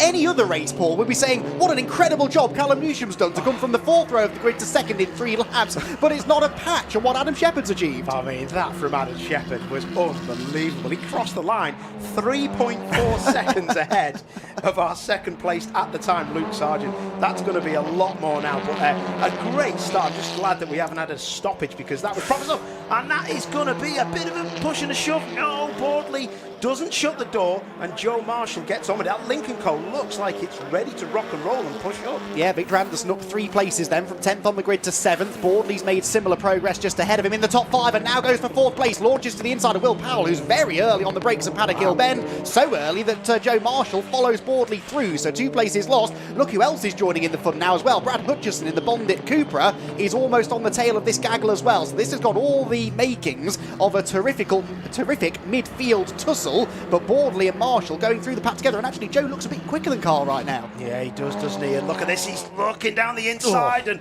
Boardley's having to come across and cover. This is going to be difficult now as they go into clearways. Marshall's got a great front end on that car, hasn't he? Can he get it down the inside? Boardley kind of thought he was coming. That rear left tries to give up, but Marshall is looking super fast. And like you say, he's got so much front end, Marshall, but Boardley just thought that there was a lunge coming and there was going to be an attack, but there wasn't. This is great stuff on the midfield, and you can see the Lincoln Co all over the back of that FK7 Honda, Will Powell, and there's a lot of people dropping away, and the only person who isn't dropping away, which is great, as Will Powell defends, is Luke Sargent. I really want to see Luke get on that podium. Far too hard on himself, I think, Luke Sargent. He is a talented driver, but just doesn't have the look, and I think he takes that a little bit to heart sometimes. But look, when he's left to his own devices, he's as quick as anybody else. He's got some nice clean air. He will be a little concerned at the approaching Carl Boardley and Joe Marshall, I'm sure, but he is doing a really solid job, and actually not losing a huge chunk of time to Callum Newsham, who set the qualifying lap record yesterday.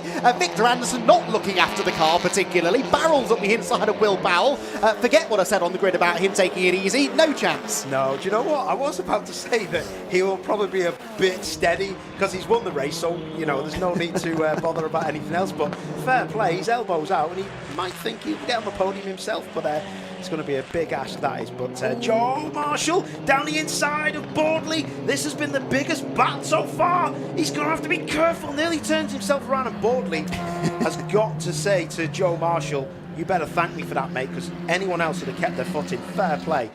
gloves are off. Joe Marshall, though, I think winning the psychological battle there, he knew that Boardley's thinking championship can't afford damage, can't afford to end up in the wall, so you can be a bit rougher with drivers like that, possibly, in the assumption that they might back down a bit more easily. Maybe Carl might live to regret actually backing out of that gap. Anyway, he's now struggling a little bit more with Victor Anderson behind him. Boardley does not seem to have the early race pace of some of those around him. Boardley doesn't look very quick, does he? I'll give you that. Oh, who's that? Is that Darren Lewis? Darren Lewis. Did he get the move done? No, I think he just shown his nose, didn't he? He was someone else I was going to mention. He's got like a new lease of life, hasn't he, since he's changed cars? As he loses a place. Oh dear, now careful, Brad. You've had one penalty already today. That was a little bit cleaner at Druids. Darren Lewis left plenty of space. And right round the outside goes Brad Hutchison. Lovely move. And within track limits, I think, on the exit. That was brilliant. Wow, that was brilliant. Take a bow, boys. That only needs one person to go, I'm a man and I don't like it. And that's game over. Oh, they're talking about game over. Luke Sargent's going to lose third place. Joe Marshall is flying. Absolutely flying. Black and white warning flags already for track limits. We'll get to that in a moment. It doesn't affect the two cars on your screen. Joe Marshall into third place. Man on a mission. Adam Shepherd, by the way, has set the new lap record, beating the fastest lap time from yesterday's race. So we're going quicker here at Brands Hatch than we have done at any point in the previous 7 years. But Joe Marshall, now he's in clean air. I'll be interested to see what his pace is like. Oh, that Luke Sargent. Why is that right rear letting go at this stage in the race? That would really upset me now. If I was going into Druids knowing the left rear's cold, if I was going down to this corner now, I'd be worried about that left rear again. Oh, no, it seems to be okay, to be fair, but Clearways might be a different ball game. Looks like he's struggling to get into some of those right-handers. He's not too keen on that left rear. It's a bit cool, maybe. Yeah, that's it. He hasn't got the confidence, has he, to lean on it on corner entry, whereas Carl Boardley yesterday was really good, actually, on corner entry into some of the tight corners. That's where he was better than Victor Anderson through the first half of the race. It's now Anderson, though, applying the pressure to Boardley as they all get stacked up a little bit behind Luke Sargent. Will Powell still on the back of this group as well, with Brad Hutchison just drifting away ever so slightly. Defensive line by Sargent through Druids. He just needs to calm down here, stay in his rhythm. I don't think Boardley's going to be too aggressive with him, and Luke needs to just focus on that right now. He doesn't really have to be driving around the inside of the track. Just don't make any mistakes and don't make it too easy for the reigning champ. More black and white track limits, and that was for Jeff Alden. The other one was for Mark Smith, wasn't it? Oh, look at this! Down the inside again! He's like an absolute pro at Clearways, into the side of the champion, Carl Boardley, and Boardley will be fed up with his car getting dinged left, right and centre. There was nothing really wrong with that from Victor Anderson. I just don't think he's massively au fait with Clearways etiquette, but I'd have done the same. I thought it was great. That's the typical touring car pass at Clearways, isn't it? If you're going to leave the door open, someone's going to fill the gap, and Victor Anderson, I think, has been studying. Maybe Brands Hatch. Will Powell now gets into Carl Boardley as well, whose race is not going according to the Carl Boardley script here, is it? He's back down now to 6th position, and Will Powell will be loving this. He's mixing it with the reigning champion. This is much more like it. Yeah, look at he's losing a lot of speed. Do you know what this reminds me of? Remember at Donington Park? Ah, yes. And he was going backwards. Boardley, this is bizarre for Boardley. He's just not hitting apexes. He's kind of missed one again there. The car doesn't want to ride the curbs so well, but that Lincoln code there that goes through your screen, that's looking like a decent race car now, coming from that 10th place on the grid up to 5th. Yep, closing in on Luke Sargent, who is about 2.5 seconds behind Joe Marshall, so he's just set the new lap record. Joe Marshall, I said I wanted to see his pace in clean air. 48.47 is 6,000ths quicker than Adam Shepherd has done, so by 6,000ths of a second, Joe Marshall is now a lap record holder here at Brands Hatch, but he needs to be setting lap record pace if he's to have any chance of catching Callum Newsham, but also any chance of keeping this man at bay, because I think if Anderson gets past Sargent quickly, he's got over half the race left to try and catch Joe Marshall and challenge for a podium. Yeah, I think we're into the realms of Shepherd, who's leading this race by 3.5 seconds. Oh, Sargent sideways. I think the colour of that Lincoln Co has scared him to death.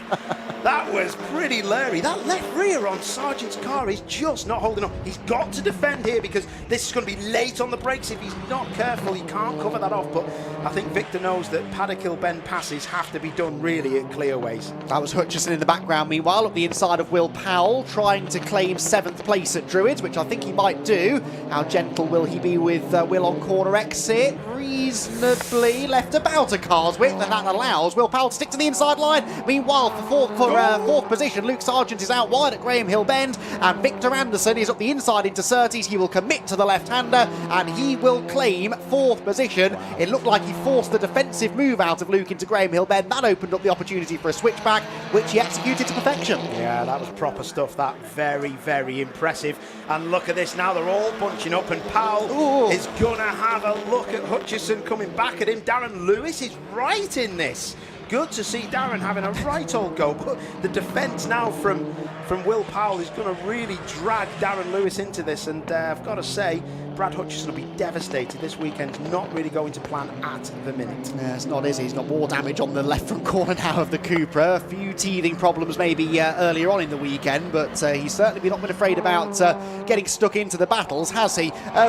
The lead gap, by the way, I don't want to alarm anyone too much, but it has just gradually been coming down over the last number of laps. Adam Shepherd was about 3.8 seconds up at one point. It's down to 3.4. He's lost 2/10 on the previous lap. This time around, he does a 49.2. Callum Newsham a 48.8. 4/10 gained. Now, Adam Shepherd was off like a rocket in the first few laps, but the way you treat your tyres in the first 5 minutes will dictate how much performance you've got left at the end. Well, yeah, he'll know kind of roughly what time he's got as he comes up behind Rick Kerry, is that, to stick a lap on him?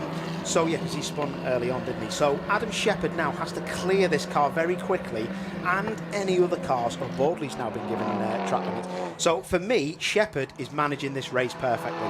But if he gets caught up with any of these back markers, he could be in trouble. But this guy ain't backing off, is he? Callum Newsham is really flying this weekend. I was super impressed with him yesterday. The race didn't go to plan, but his qualifying pace was awesome. Let's see what the gap is now. Is it under 3 seconds? Yes, it is. He's taking consistently 2 to 4/10 of a second a lap out of Adam Shepherd. Yes, Adam had to negotiate Rick Kerry, but I think he did it exiting the last corner, so that shouldn't really have delayed him too much.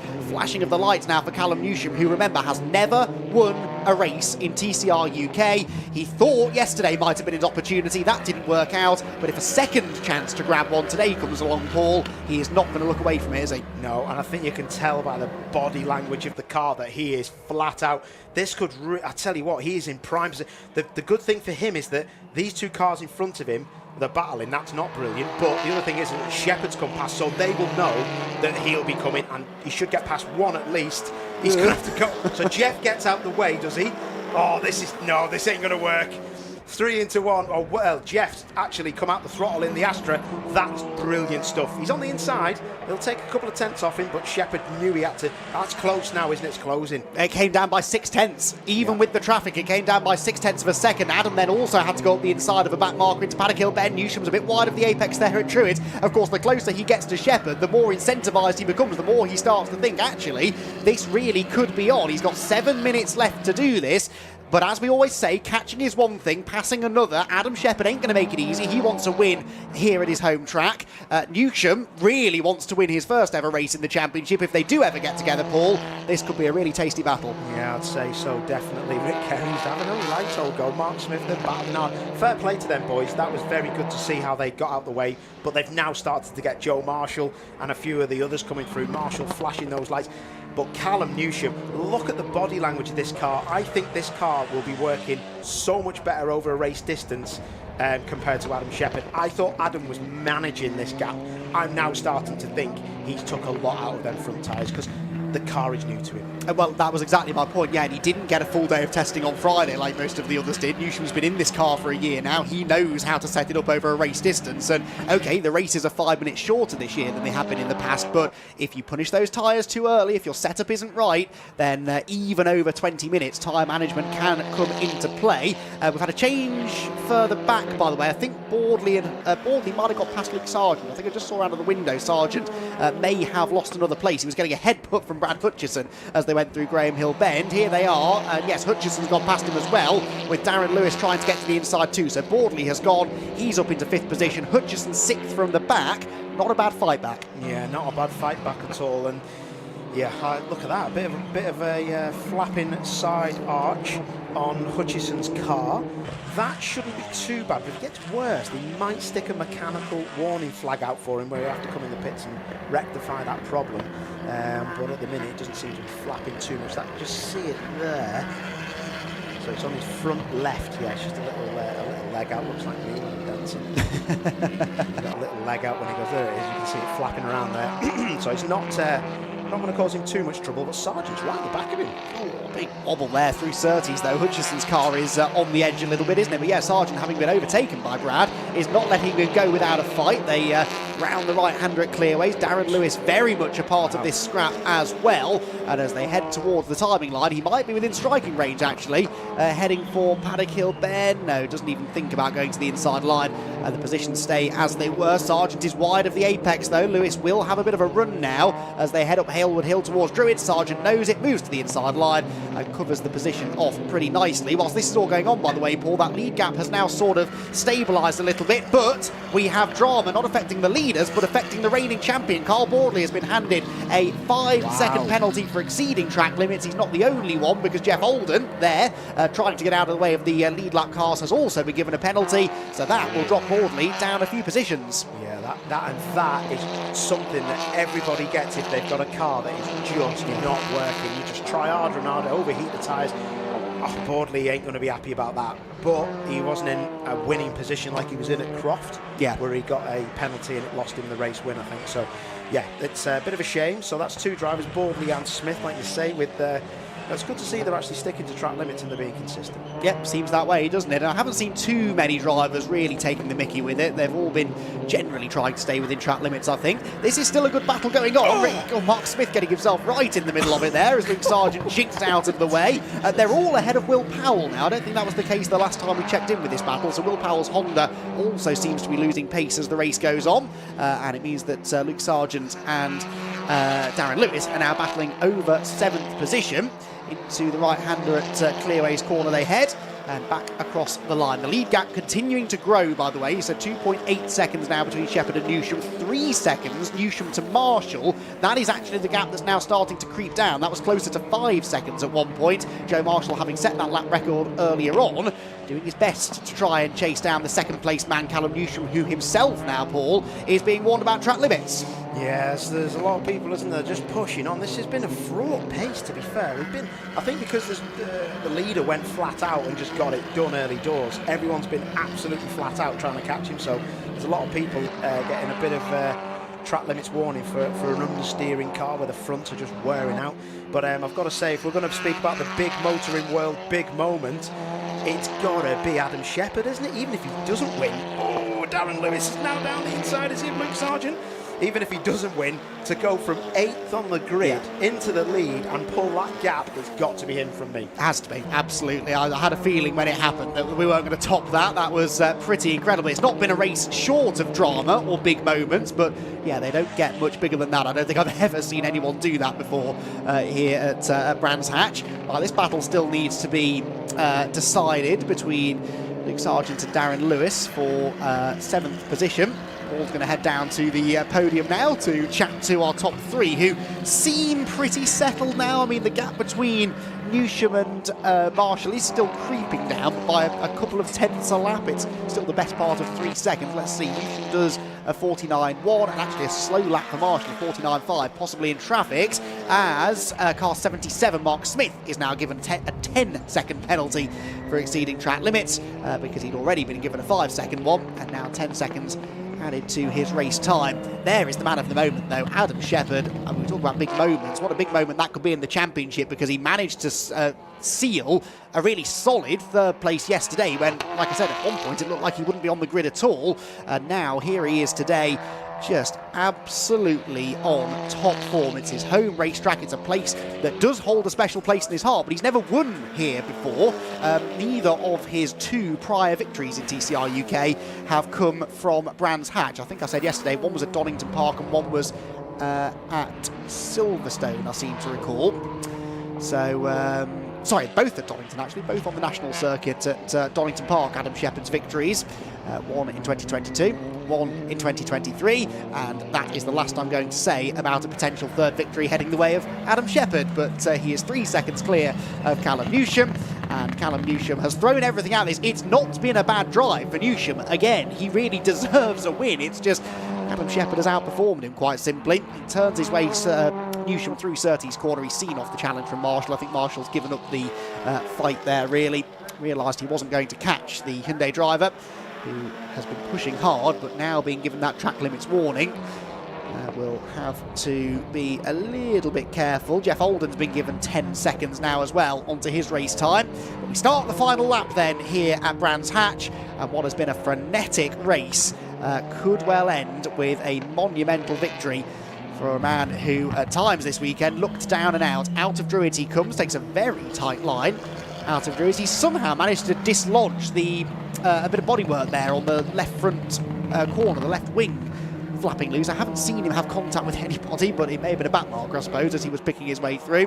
But Adam Shepherd turns into Clearway's corner now, and I almost feel that it's safe to say that a third career victory in TCR UK is now heading his way. Adam Shepherd, with one of the most sensational starts I've ever seen in TCR UK, is rewarded with the win and wins round number 2 of the TCR UK Championship. Callum Newsham comes home in second position, and Joe Marshall in the end a slightly distant third. This battle is going to run right to the flag between Luke Sargent and Darren Lewis, but Darren Lewis is not quite going to be able to get onto terms with Luke. Across the line they will go, and it will be 7th place for Sargent and 8th for Darren Lewis. Brad Hutchison, of course, ahead of both of them in the end in 6th position now. That 5-second penalty for Carl Bordley in the end hasn't actually made a difference, because he did manage to pull a 6.2-second lead over Brad Hutchison, and that was important because it was only 5 seconds added to Bordley's time, so he still is ahead of Hutchison even after that penalty is applied. 5-second penalty, by the way, given to Darren Lewis right at the end of the race, so actually it wouldn't have mattered if he'd got past Luke Sargent or not. But Adam Shepherd did all of his overtaking inside the first 20 seconds of the race. From there on, it was a pretty easy and controlled Sunday afternoon drive. Callum Newsham was coming at him mid-race, but ultimately Shepherd always had it in hand. I think Paul might have been right. He was just managing the pace there, really. His best lap, a 48.47, was still only 0.02 of a second away from Joe Marshall's lap record pace, so it's not like he was taking it easy the whole way, and certainly wasn't losing pace massively, was he? His pace strong enough to keep Newsham at bay. And Paul's in now at the end of pit lane, and he will be very, very happy with that.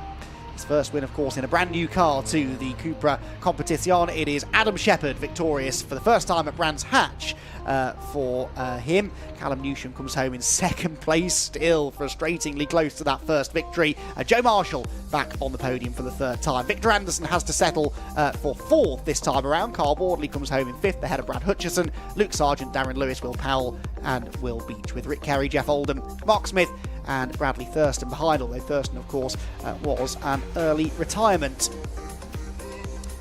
So Adam Shepherd then gets himself the race victory. As I said, that is his third career victory. It is his 13th career podium. If he's on the podium in race number 3 later on, he will tie Bruce Winfield with 14 appearances on the podium, and that would be tied for the third most of any driver in TCR UK history. The only 2 drivers who would be ahead of them would be Lewis Kent, who's a double champion, and Max Hart, who was a championship runner-up and these days is doing big things over in the Chinese TCR series, and they are 2 pretty well-established names in the world of touring car racing. So, yeah, Adam Shepherd can be very, very proud. He's actually broken the tie that he had with Dan Lloyd, our 2018 champion. They were both sat on 12 podiums coming into that race, but that now is a 13th for Adam.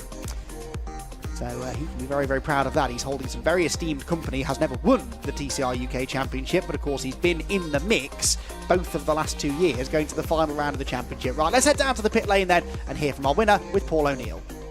What a race as Adam Shepherd pulls up in the 117. What an absolute win that was. From 8th on the grid. Absolutely unbelievable stuff.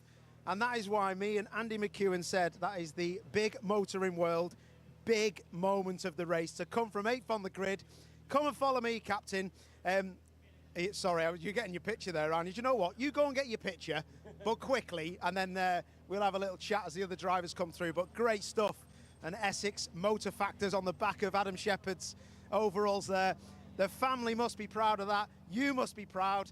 I always think it's a bit of a struggle for us when you change cars, but this looks exactly the same because of the colour scheme. Yeah, it's been since the 60s with my granddad, my dad and everyone, so that livery's never going to change. What a start, mate. Oh, You no. were in the lead by the exit of Paddock Bend, and you were lit. It was a worldy start. Do you know what? The off the grid on the rolling up lap, I launched it and it can't be calibrated right because it wouldn't rev over 3,000 RPM in launch control. So I was like, go old school and no launch control, and it just took off like a bullet. I was like, I'm going around the outside. So yeah, phenomenal. The car was unbelievable. We changed it drastically from race one. There's not a thing on it that's the same, and it is unbelievable. So huge thanks to everyone, my sponsors, main sponsor 5G Communications. We wouldn't even be here without them. They're all here today. So been a tough start to the weekend, but I was just cruising out there, so that was good. Yeah, she looks good, mate. Any worrying times in the race? Looked like the back markers were pretty good, actually. Yeah, they were fine. The first one we come across was slow to get out of the way, but to be honest, I was just managing the gap. So as soon as I see a Callum catching a bit, I put the anti-lag back on, got my head down for a couple of laps and just cruised it home, yeah. Love that. Sounds like a WRC car. Yeah, it's a big upgrade, put it that way, yeah. Bit of anti-lag. If you don't know what that is at home, what is it? It's a button that we've got so we can... He's cheating. Yeah, we always hear that, yeah. We can pre-spool the turbo to get better throttle response, but it's harder on the car. So when I wanted to get away, we can turn it on and, yeah, pulled a bit of a gap and went from there. And a lot of the new cars have that as well, don't they? Yeah, it didn't have it on my old car, but all the new cars have it. To be honest, our old car we struggled with a lot, and yeah, then we was just cruising. The car was phenomenal. Amazing. Well, good luck in the last one. Cheers, thank you. Top man. Starting last, typical, isn't it? Right, okay, there's cars on the grid, so we're going to hand up back to the comms box.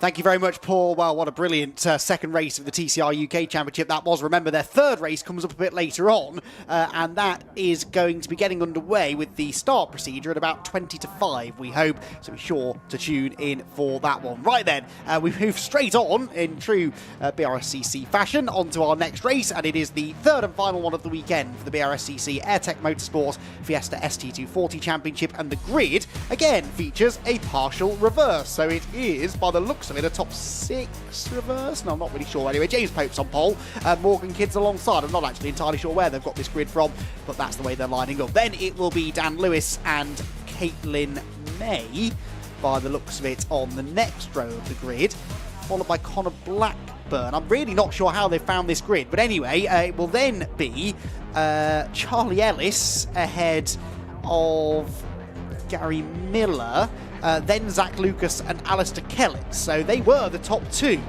from the race earlier on, and they're actually starting at the back of the top 10. I wonder if it's one of those where they draw names out of a hat at random for the top 10. Maybe that's the way. Anyway, 11th place is Harry Hayes. 12th is Simon Horrobin. They are starting exactly where they finished race number 2.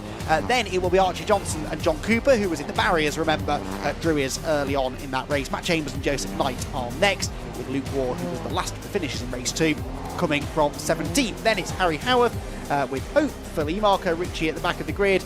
Christopher Blackburn and Sean Reynolds were both out in that red flag incident at the beginning of the second race earlier on. So, mixed up grid, and the final of 3 races this weekend for the Fiesta ST240s, and this is going to be an interesting one, certainly. Some interesting names towards the front of the grid, but actually drivers who have shown decent pace so far this weekend, and now are given their opportunity with some good track position to maybe make use of that and go for a race victory. But over the course of, what is it, a 20-minute race, you haven't got a lot of time to make your moves and get to the front. So yeah, it will be an interesting one, this, to see who comes out on top. 2 green flag laps, of course, as always, around a short circuit such as this one for the Fiestas, because they do run on slick tyres. So important that they have plenty of time to get the warmth into those tyres. So got the field winding through, and with, like I said, an interesting front row of the grid, but keep an eye on Zach Lucas and Alistair Kellett coming from the back of the top 10. going to be trying to make some good early progress, because it's not the easiest thing in the world to do to overtake in these ST240s. They're very, very evenly matched and very good on the brakes as well, which means it's actually quite difficult to outbrake somebody in these cars. You can do it, as we saw in the earlier races, but you've got to be fully committed to the move, and if you get stuck behind a group of cars for a couple of laps, the leaders can disappear pretty quickly, so they will both want to try and move forward as swiftly as they can. There is the number 47 car of James Pope that will start from pole. Morgan Kidd starts alongside. And then the rest of them filing through behind. Brilliant looking cars. The ST240s really are a mini TCR car, aren't they, in a way, because they are turbocharged. They run on slick tyres, generate a little bit less power than a TCR car. They are more production based, of course, but I think it's fair to say that if you master one of these things, you would definitely be quick in a TCR car. The same true, actually, of a few of the support series that we've got here this weekend. Civic Cup, definitely. The TTs, I'd say, are a good proving ground for touring car talent. And that really has been the point this year with the support race package that's been put in place for TCR to make sure that drivers in these championships are able to sort of look up to TCR as a place that they could maybe head for next and really learn their craft in a championship such as this one. So they line up on the grid then. Keep an eye on Dan Lewis, Fiesta Junior runner from last year, starting third. And he's going to try and find a gap between those top two. It's a 2x2 staggered grid for the Fiesta ST240s, which does lead to a bit of congestion sometimes into the first turn. See what's going to happen then at the beginning of our third and final race in the weekend for the Airtech Motorsport Fiesta ST240 Championship. Then the lights are on, the red light goes out now, and off we go. Who's going to make the best of the start? Well, it is rather predictably Dan Lewis, who shoots a gap through the middle and goes from third on the grid to lead the way. James Pope is going backwards. He's had an absolutely atrocious start, but ends up getting right in the way, really, of Zach Lucas and Alistair Kellett, neither of whom have made a huge amount of progress into the first turn. Lewis leads the way then. Morgan Kidd is sandwiched in the middle of a three-wide situation, heading towards Druids for the first time. On the inside there was Lucas Hayden in the number 46, and he slides through into second. And is that Horrobin third? I think it is. Simon Horrobin up into third position. He was he'd been involved in 2 accidents by this point in race number 2, and he's now actually into a podium place as they head down the Cooper Straight for the first time. Gary Miller, I think that is taken to the grass as he tries to find a way past the struggling James Pope through the left-hander at Surtees, and that's Horrobin off. Oh, why did I say that? Simon Horrobin, well, he made it a bit further this time around, but he's off the road. Morgan Kidd is sideways. That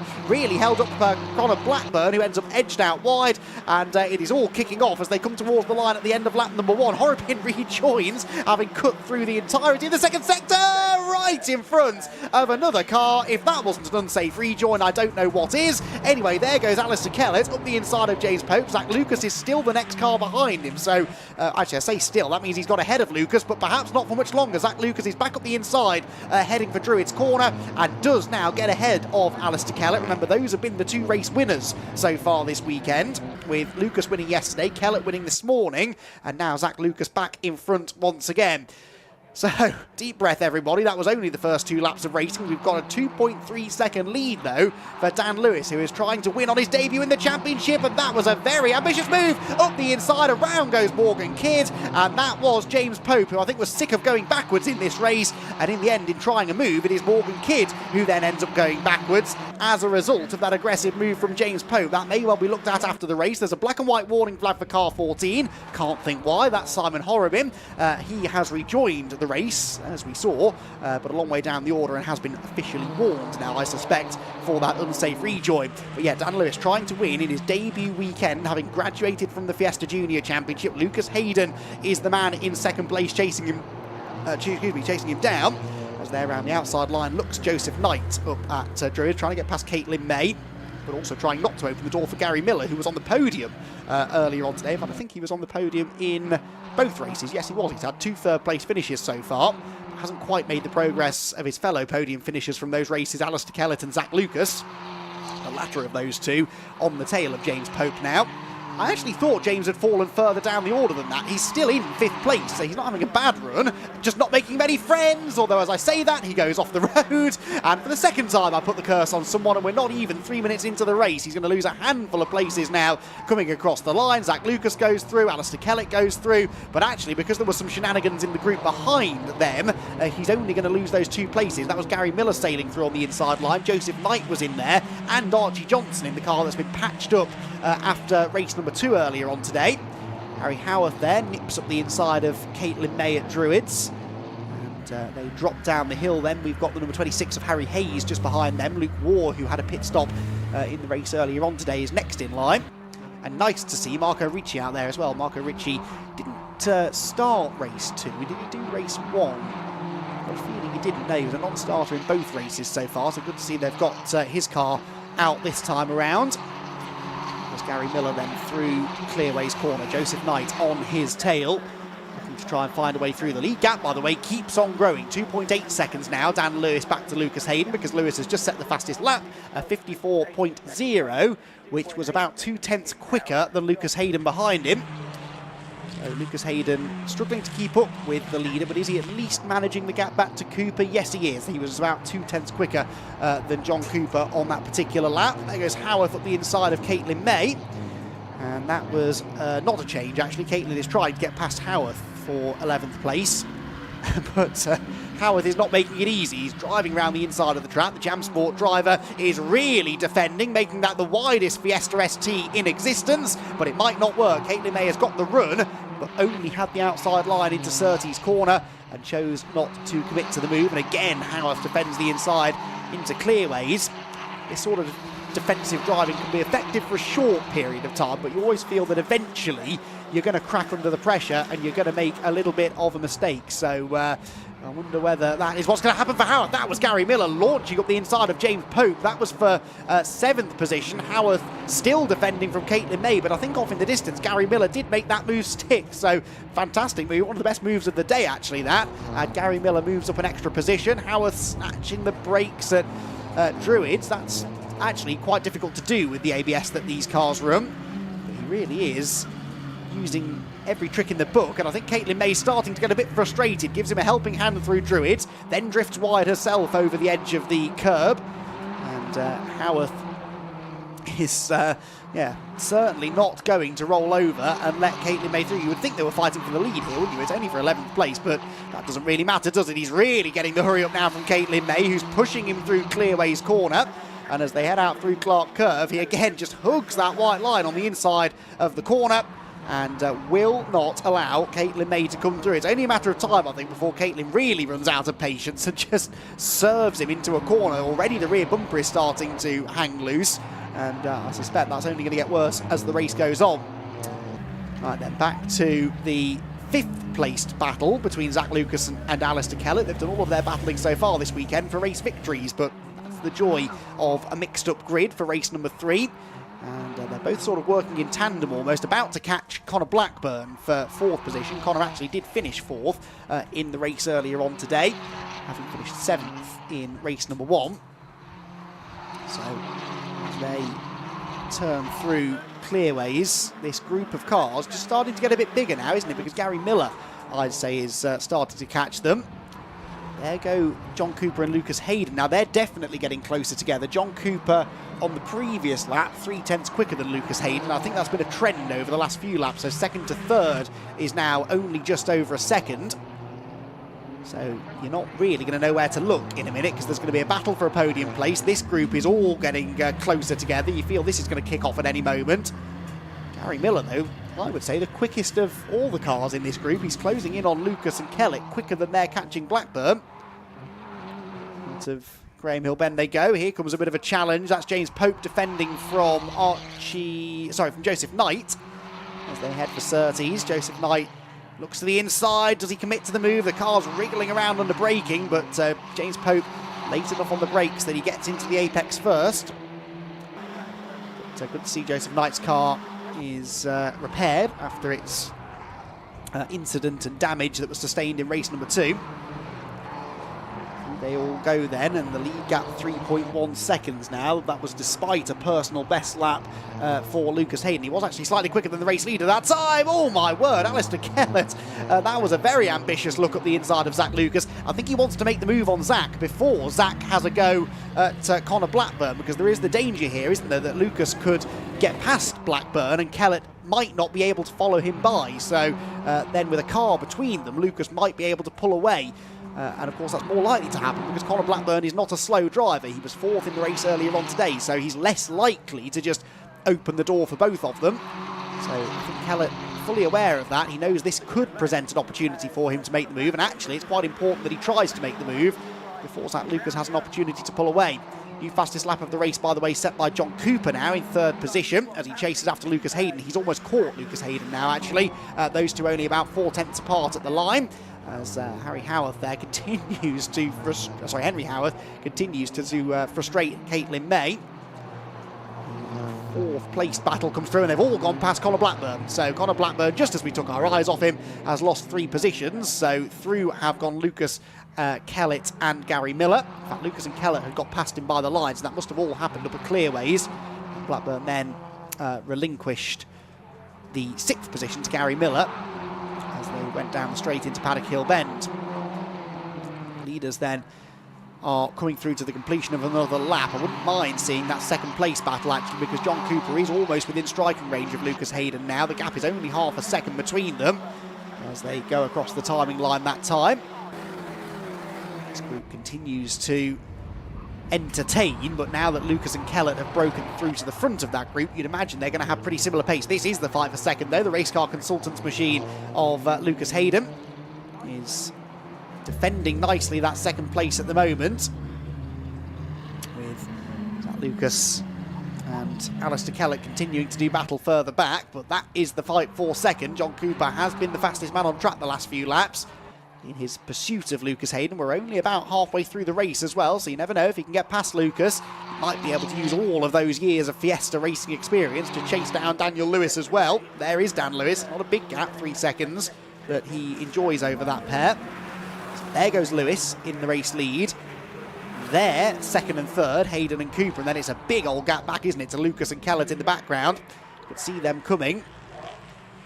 And Paddock Hill Bengo, the leading trio, but here, Alistair Kellett starting to look a little bit more serious about finding a way past Zach Lucas, isn't he? Had a big look up the inside into Paddock, but look, it destroys his exit speed and opens the door nearly for Gary Miller to go through. There might have been a touch under braking, and Kellett nearly skated straight into the back of Zach Lucas. Connor Blackburn now buys into this, thinks, hang on, there might be a chance for me to get some places back, and he launches up the inside of Gary Miller at Graham Hill Bend. Gary was always going to turn in. We cut away because it's side by side for 2nd place, though. That is John Cooper up the inside of Lucas Hayden. Almost contact to Surtees, then he goes for it again. Brilliant stuff from John Cooper. That is the experience I was talking about. He knew he had to pounce as quickly as possible, and at the first available opportunity, he made the move stick. So John Cooper up into 2nd place. What is the gap now to Dan Lewis? He's got 9 minutes to bridge a 3.9 second gap. That will take some doing. He lost the best part of a second on that lap alone in trying to find a way past Lucas Hayden. And actually, the job might not be done yet because Lucas is coming right back at him heading towards Druid's Corner. Cooper defends the inside, outbrakes himself by a country mile. So wide he goes that actually he's out on the grass, and straight back through goes Lucas Hayden. And any chance of a race win now for John Cooper, surely he's waved goodbye to, because he'll have dirt on his tyres. He'll have to now try and catch Lucas Hayden again, who's probably the best part of 2 seconds ahead of him once more. And I think Daniel Lewis might now be home free, barring any mistakes for him. Lots of black and white warning flags being handed out, by the way, but not yet any track limits penalties. Cars 4 and 664 are the 2 latest. They are Gary Miller and Connor Blackburn, in 6th and 7th respectively. A whole host of drivers have been warned about that so far, but no penalties given yet. 8 minutes still to go, though. There is time, isn't there, for a few penalties to affect the running order. The leaders go through. Still Zach Lucas in 4th, Kellett 5th, Gary Miller 6th. That's the battle on your screen now. And as they round Paddock Hill Bend, Lucas under threat, has to defend into Druids. And Alistair Kellett, just again another wily old contender of Fiesta Racing. He's been around for so long in this championship, and was one of the first real stars actually in the Mark 7, I seem to recall, back in the debut season for the Mark 7. And he has always been rapid in these newer generation Fiesta STs.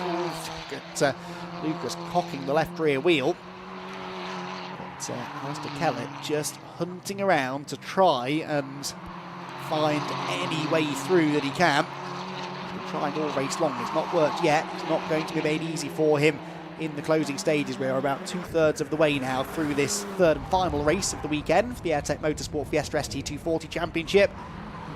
Daniel Lewis has a 3.9 second lead over Lucas Hayden's second, who is now about 1.5 seconds clear of John Cooper after Cooper's moment a lap ago. At this corner, Druids, this group all managed to carry a pretty nice, neat, tidy line around the inside apex.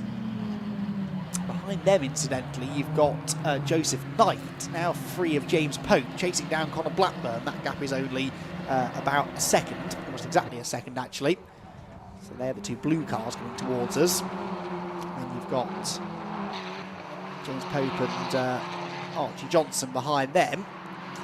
In that battle between Henry Howarth and Caitlin May, by the way, well, Luke Waugh has now disrupted the party slightly and is splitting them. So Luke Waugh is up into 12th position now, in between Howarth and May. So they will be coming into view, I think, very shortly down the pit straight. Big gap, here they come. So that's Howarth, the next car across the line with a flapping rear bumper, then Luke Waugh, and Caitlin May stuck behind with Marco Ricci and Harry Hayes for company. So don't be fooled into thinking the only action is at the front of the field. There is stuff going on up and down the order, something you often don't get to appreciate really just from watching on TV. You kind of have to come along to the racetrack, watch the race's trackside, and then you realise that it's not just the race leaders who are having a good time, but everyone throughout the order has got a fight on their hands. And okay, it might not be getting as much screen time, it might not be for the race win, but it's every bit as important for the drivers involved as they try and learn their racecraft, get closer to the front of the field as the year goes on. One car going quite slowly in front of them. Not sure if that's a car that's been in the pits earlier on, and hopefully it will get out of the way quite nicely. Archie Johnson trying to find a way past James Pope here still. They both just negotiated that back marker as Alistair Kellett again has a go at Zach Lucas going through Druids. But Zach Lucas has not really made a mistake yet. If anything, it's Kellett who's been looking a bit wild in his attempts to find a way through. Actually got the same top three from race one, all running together, races 1 and 2 actually, all running together again here, but in a slightly different order. Oh, that's John Cooper. That's John Cooper from third, actually. Yeah, sorry, I forgot John Cooper was in a podium place. That looks like the bottom of Paddock Hill Bend, and I think he's pulled off there rather than lost it. That's where you can pull out well out of the way of the others, which is what he's done. But that means that John Cooper's race is over, and that's such a shame. He's leaning on the side of the car in exasperation, I think, knowing that he was putting together a really good race there. He had that chance at second place, maybe of the race win, but in the end none of it mattered because his car has broken down exiting Paddock. He is out of the race. So that promotes now this battle to be a battle for a podium place now, so extra significance, the position they're battling for. Now here come the track limits penalties. Joseph Knight, number 89, and Caitlin May, number 152, being given a 5-second track limits penalty. They are the first two, I think, to be handed such a penalty in this race. So the order will shuffle slightly towards, well, actually outside of the top 10 as far as Caitlin May is concerned. Connor Blackburn, of course, sorry, it wasn't Connor Blackburn, it was 89, wasn't it? It was being given the penalty, which is a car further down the order. Race, well, not the race leaders, the third place battle though arrives at Druids, and again, Kellett finds himself stuck in the middle really here, doesn't he? He's got Zach Lucas ahead, but Gary Miller, an ever-present threat behind him. So as they drop through Graham Hill Bend now with just 3 minutes left on the clock, this is still very much a three-way fight for a podium place. Joseph Knight, of course, was the other driver who was given the penalty, so Joseph Knight, that will possibly lose him a couple of places, although he is a good 3 or 4 seconds clear of Archie Johnson and James Pope. Just needs to try and build that gap a bit further if he can. He does then head across the line. And Lewis, 3.5 seconds clear. I think he can now afford to back off a bit and just manage the pace in this race. Head underneath the bridge at the top of Halewood Hill. Really, Alistair Kellett, I think, running out of inspiration here. He's tried for the entirety of race 1 to find a way past Zach Lucas and couldn't do it. He got past Zach at the start in race number 2, but then could never shake him off. And now he has got to try and find a way back past again. Running out of time, Lucas takes a very wide line into Surtees. Manages to get through the corner quite well. Now, what's this going on? This is Henry Howarth, and another 5-second track limits penalty for James Pope now. But Henry Howarth has got Luke Waugh behind him. Luke all over the grass coming out of Graham Hill Bend. Caitlin May still sat behind them in the white car. But in fairness to him, I was sort of taking the mick out of Henry Howarth earlier on for his very overly defensive driving, but it worked. He kept Caitlin May behind him, and then as soon as Luke Waugh got through, he's been able to keep him behind as well. So it is for a position inside the top 10 now that John Cooper's retired. So worth trying to defend this place if you can. Similarly, Zach Lucas definitely trying to defend third position, then comes down to Graham Hill Bend for what should be the penultimate time. Lead gap is 3.3 seconds now, as again Daniel Lewis just continues to ease off the pace, I think, now in the closing stages, but Zach Lucas can be afforded no such luxury. Heads into Clearway's corner, wide line in, looks for the late apex just to carry the speed out onto the main straight. The leader has already crossed the line with time, I reckon, for 2 more laps. So Dan Lewis is going to have to do 2 more laps of the Brands Hatch Indy circuit. Here he is. What a brilliant effort this has been for the man who came out of the Fiesta Junior Championship last year, where he finished 4th. He was once a winner. Yeah, just the 1 win last year, which came on the national circuit at Silverstone in juniors. But he has put together an excellent race here, made a good start, shot through the middle of the front row starters, got the lead into Paddock Hill Bend, and okay, he was being caught in the mid stages maybe by John Cooper, but Cooper made that mistake, then he retired with a mechanical issue, and now Daniel Lewis has just got to make 1 more lap around. He could actually afford, I think, to lift off and make this the final lap. He might even have tried to do that. Is it going to be a last lap board, or is it going to be a checkered flag? It is going to be last lap board, I presume, because I couldn't see a checkered flag, even though the time ticked to 0 just as he got there. So the last lap has now begun, and hopefully he saw a last lap board. He should see the checkered flag next time around. Yeah, crossed the line with 19 minutes 58.2 seconds completed. So by about 1.8 seconds, he got to the line in time to do another lap. So some good battles to be settled further back. They just caught Simon Horrobin there ahead of Morgan Kidd. And finally, someone's got past Henry Howarth. Henry Howarth's been overtaken by Luke Waugh, something that Caitlin May wasn't able to do earlier on. And he's into 10th place now.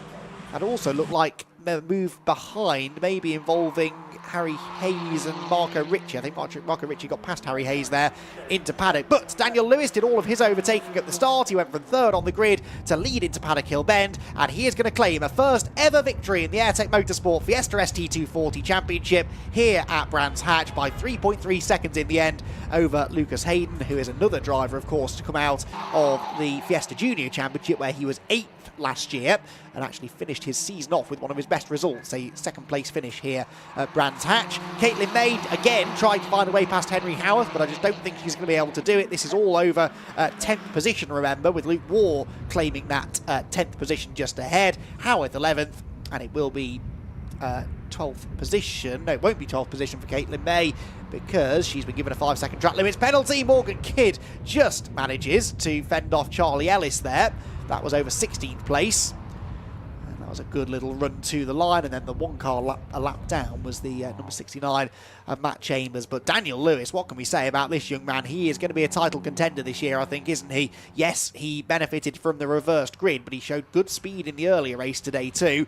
And this is only his first weekend in the car. He's going to be even faster, I'm sure, when we get to Snetterton for the 2nd round. And as the season goes on, he's only going to get more and more comfortable in this turbocharged Fiesta. think he's going to be a real threat come season's end. So Daniel Lewis victorious on only his third attempt in the Fiesta ST240 Championship. Lucas Hayden comes home in second place and Zach Lucas finishes third. Alistair Kell at fourth with Gary Miller in fifth position. Then it was Colin Blackburn, Archie Johnson, Joseph Knight, James Pope and Luke Waugh completing the top 10. Henry Howarth was 11th, Marco Ricci was 12th and Harry Hayes was 13th with Simon Horrobin in 14th place. 15th Morgan Kidd, 16th Caitlin May, Matt Chambers was 1 lap down, Charlie Ellis was actually a couple of laps down, so that wasn't for position with Morgan Kidd. Charlie Ellis 18th position, 3 laps down, and John Cooper actually the only retirement, having pulled out of third place at Paddock Hill Bend. So that was a brilliant opening weekend for the Airtech Motorsport Fiesta ST240 Championship. 3 races, 3 different winners, and a first ever victory in the championship for Daniel Lewis. Well done to Daniel Lewis. You can see how much it means to his colleagues and teams down here in Parc Ferme. The Fiesta Junior graduate moving up into the seniors and taking a win. Yep, okay, reverse grid. It doesn't matter. He got away and he was there. People are already talking about reclassifying him as a pro driver rather than an AM driver. But we think the first AM or club driver to take an outright win in the Fiesta Championship, which is an absolutely superb result. For me, personally, race of the day, there was so much of interest for me, the things that I was looking at that went on, fascinating. We had the top 3 obviously in the reverse that were working their way through their battle. We had Daniel coming through, we had John Cooper putting to rights what had been a miserable weekend. It was miserable for him ultimately as well. Anyway, enough from me. Daniel, let's get you over and have a, I know there'll be plenty of time. I do hate nicking the sort of limelight away from everyone we want to celebrate because it takes the energy out of it. But many congratulations, a fantastic race. Thank you, yeah, it was brilliant. Just off the line, just hooked up and then I was in first and that was it. I had to keep it from there. No mistakes and then it was great, yeah. P1. Did you back off towards the end? I'm not sure, I didn't check the times, but Lucas looked like he was getting a little bit closer, but certainly nothing for you to worry about. No, I was keeping it cool towards the end and just trying to save the car, so make sure it stayed towards the end. So the talk is now, do you stay as an AM or are they going to reclassify you as a pro? And that's a lovely thing, isn't it, to be debating. Either way, you won that race. I mean, class was irrespective about it, yeah. But a great way to finish your weekend. Yes, amazing weekend, to be fair. We've had our ups and downs, so it's a great way to finish it, isn't it? So love it. Yeah. Apologies for cutting it short. We've got Hondas on the grid. I want to have a quick word with the others. Many congratulations. I'm sure we'll have many more. Lucas Hayden, let's get Lucas over very quickly if we can. Lucas, as we've got the Civics on the grid, wonderful, welcome to the podium. What does that mean to you? Yeah, no, it was a really good race. Like, we've been trying so hard throughout the weekend, like dialing the setup on the car, and yeah, we finally got it tuned for race 3, and yeah, what a result for me and Dan as well. We first met a few years ago, Ginetta Scholarship, and here you are, podium in immaculate looking cars and very competitive company. Yeah, definitely. I mean, you can see it from the past few years, like how close the competition's been, and for me and Dan to jump in and be like up here straight away, yeah, it's promising, and yeah, see what Snet can bring, really. Congratulations. Hope it's the first of many for you, Lucas Hayden. I wanted to get Zach if he's here. We got Zach Lucas anywhere? If not, we'll grab Archie Johnson. Oh, we get Zach first. I will get to Hondas, I promised. Zach, I wanted to talk to you because very quickly the story was coming through from the back of, well, not the back of the grid, but the back of the draw, and come through. Alistair and Gary keeping you honest all the way throughout, but you made it to the podium. Well done. Yeah. Great weekend, Championship League. Yeah, absolutely over the moon. Weekend couldn't have got much better. I've pretty much nearly maximised points, so hopefully we can just carry it on through the season. Fingers crossed. We look forward to seeing it. Thanks for that. Rest well. We'll see you next time out. And very, very, very quickly, if we can. If we got Archie Johnson here, is Archie here? I want to grab a quick. The Hondas are actually out on their lap. Archie, very quickly. This is going to be very quick, Archie. I'm sorry because we've got Hondas on the grid. Congratulations. Everything's turning around for you. Yeah, after the unlucky race this morning, I'm glad to have just got a decent result in. Pace was good, and yeah, podium in class is not bad. Yeah. Well done, mate. Congratulations, and we'll have a better chat with you next time around. Archie Johnson takes second in the AM group. That's why we were chatting to him. Phew. Back to Andy McKeown with some Honda Civic action for you.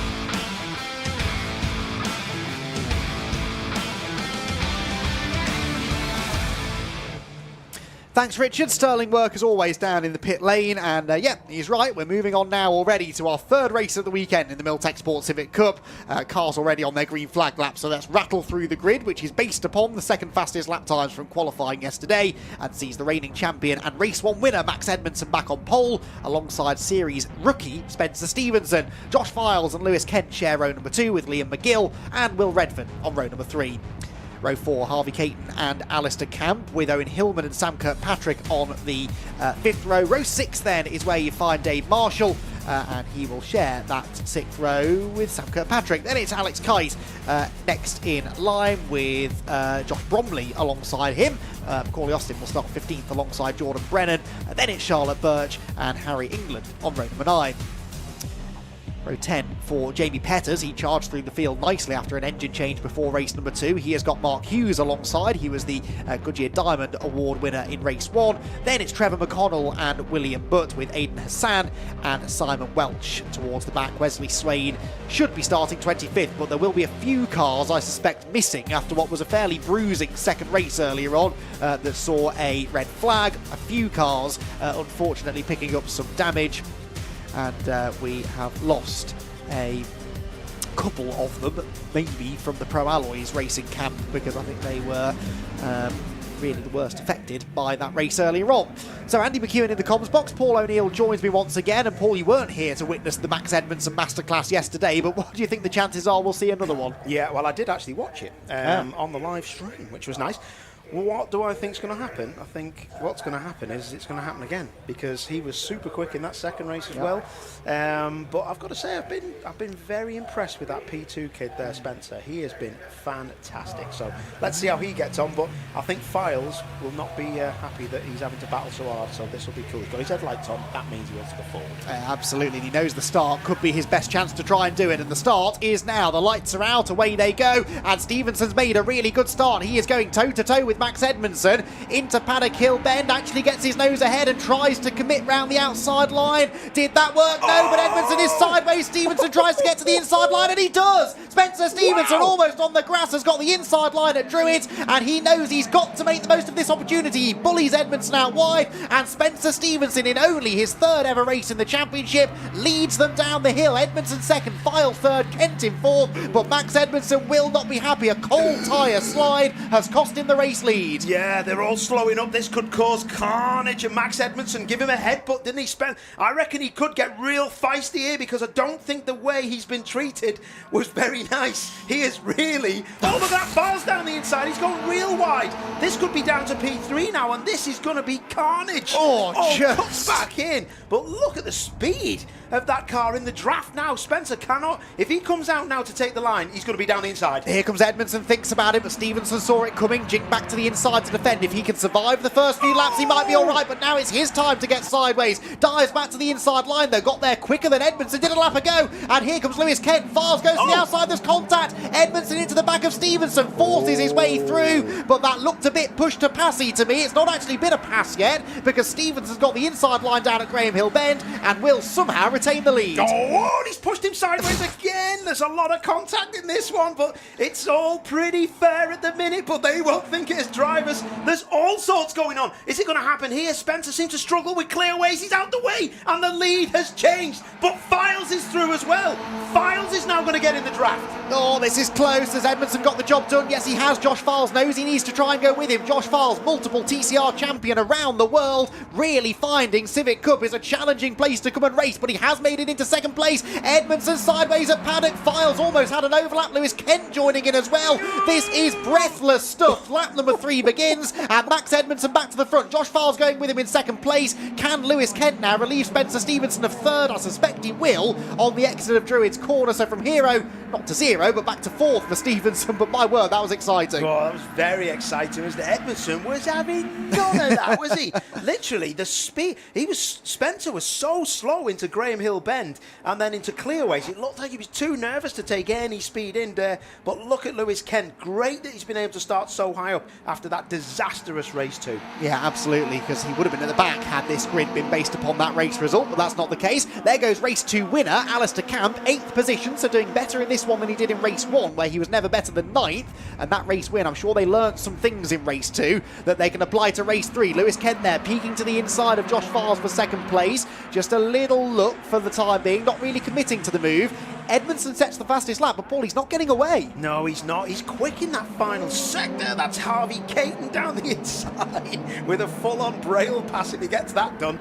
But fair play, he actually kept the lock on and didn't drive his competitor out to the side. So fair play, they all get another life at it. Will Redford will be happy with that. Yeah, that's Will Redford that Caton's trying to find a way past, but he's on the outside line of Will heading into Surtees. And Will just about clears him. There was a little bit of contact, but nothing too bad. And that, out of nowhere, is Liam McGill. Harvey Caton left the door wide open, and Liam McGill said, "Thank you very much." Yeah, it's like when you don't want someone to come to a party, but somebody has left the lock off the door. Well, that man was McGill, and he was straight down the inside. That was proper stuff. This is a great start to a race. They're lit. Look at Camping. Oh, nicely done. Alistair Camp gaining a place as well, so that means Alistair is 7th. That car is going so much better than it did yesterday, and he might yet gain more ground. Diving up the inside comes Dave Marshall. Now, Dave will not want to be the second-placed FN2 car for a second race in a row. He beat Camp yesterday. Camp won the race outright earlier on this morning. Dave Marshall wants to go and give him a few lessons now, but he can't quite find a way past Harvey Caton, and so there is a car now between those two FN2s for the time being. The leaders head out towards, oh my word, Surtees. Someone had a huge moment further back. I think they gathered it together. I think that might have been Jamie Petters, who is 14th, Paul, having another good run. Yeah, fair play. That new engine working well for him. Hopefully he gets to the end in a good place. That's going to be a hit with the wall. Might not be a big hit with the wall, but that could be a safety car because I think he has hit the wall. That is the 36 car. That's Macaulay Austin again, who was having a really good run earlier on. He was almost into the top 10 again. I think he has bounced off the barrier, but hopefully not too much damage done. The main issue is that he's stuck in the gravel and he's not happy. And really, I think the only person he can be unhappy with there, Paul, is himself. That looked like driver error. Unless it was a broken steering arm, but it looked like he ran wide and then the gravel pulled him in. But let's see if he's got a different story to tell us. But Campy there in the middle of your screen, having to defend now from Caton as he comes through that FN2. This is the part it struggles with, and Caton knows it, and Caton's down the inside. Campy shuts him off. Great driving from both of them. Could have ended up with a car in the gravel, but no. Brilliant stuff. But look now, Dave is on the back of him. He is going to be lit. Marshall in that red FN2 looking to capitalise. Real confidence there from Camp to leave the door open, actually, that he knew he was going to carry enough speed into the corner that he didn't have to defend. Lewis Kent, by the way, has just set the fastest lap of the race. He's in 2nd place. I think we missed that. I don't know how he got past Josh Files. I don't remember seeing that. Anyway, he's into 2nd place and has caught Max Edmondson. So this gap has vanished out of nowhere. Lewis Kent, a genuine contender. So he must have passed him and got the fastest lap on that same lap, because he did, yeah. He did, yeah, because there's no, I mean, Files was looking pretty racy, but fair play, Lewis Kent now could be in the pound seats because he looks super fast. These two are fully on it, aren't they? What's Caton going to do this time? Does he know the gap's going to be there? No, it looks like he's got it covered off. OMG. Here we go. Well, I mean, this has not gone the way that I thought it would this race. Yes, Max Edmondson is leading, but he is going to have a fight on his hands. We're not yet halfway through this one, and Lewis Kent is all over him. He sets another fastest lap, a second consecutive fastest lap of the race, a 53.0, and he's all over the back of Max Edmondson as they head out of Paddock Hill Bend. Does he look to the inside at Druids? And the answer is no. He can be a bit patient here, but I don't think he's going to be too patient. Did you see the champ then? Gesticulating, really, saying let's go together, because he wants a gap, as if that's going to happen. Like, I've just used my tyres on 2 fast laps and no mate, I'm going to have a go, unless Lewis, I mean, who is, let's face it, he's a champ in different series, and he's looking feisty. He's just got the apex at Clearways, and Max Edmondson didn't, but still got the run off the corner. So this is looking like it's a race on for the next 8 minutes. There is more chance of you winning another touring car race in the next few years, I think, than Max Edmondson and Lewis Kent working together here, Paul. This is not going to happen, is it? Lewis Kent is going to want this race victory, and Max Edmondson is going to have to defend for it. Kent not quite as close this time, heading up the hill. Black and white warning flag car 99, Josh Files for track limits. Even with exceeding track limits, though, he's fading away now from these top 2 cars. Edmondson versus Kent. Well, really, a lot of people were expecting the fight this year to be Edmondson versus Files. We got a taste of that in race 2, but Lewis Kent is here to tell us he is every bit as much of a factor in this championship as anyone else. Yeah, but that I can see. I think Edmondson may be now just controlling it a bit, but Lewis Kent is... Oh, no! I'm going to take that back because, again, he misses the apex. But look at the drive he gets off clearways. He doesn't really need to hit the apex.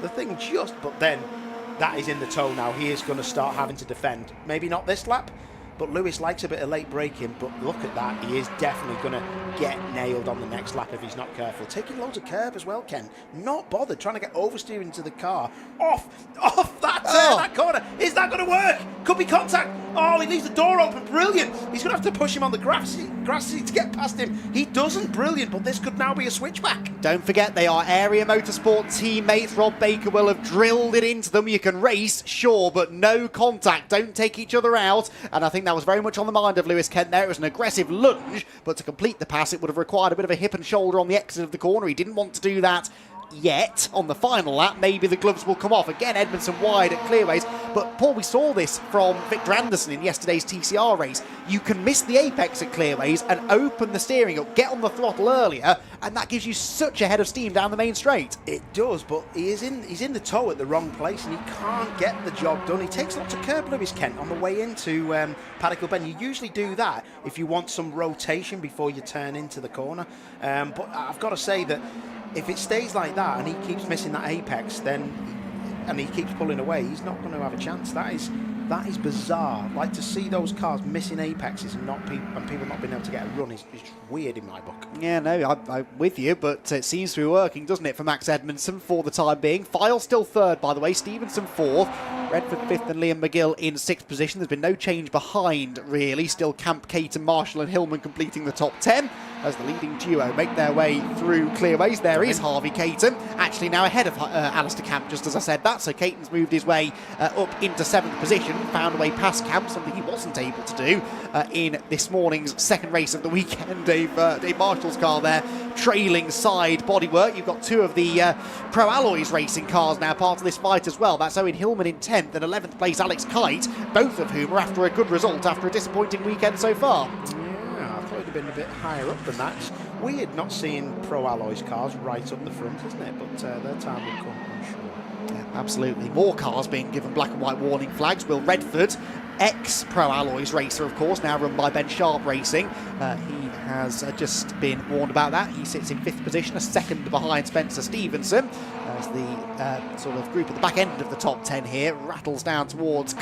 Surtees, bounces over the curbs. Caton getting away now, I would say, from Alistair Camp, but he's about 4 seconds behind Liam McGill. So I think seventh might be as good as it gets for him. That's definitely not an intentional wide line being taken there by Dave Marshall, but Dave pushing hard as he always does. We've seen at certain tracks on certain days, Dave Marshall can be as quick as anyone. He's not quite unlocked the true performance of that car this weekend, but be interested to see what happens later on in the season as Alex Kite hammers the curb through Paddock Hill Bend.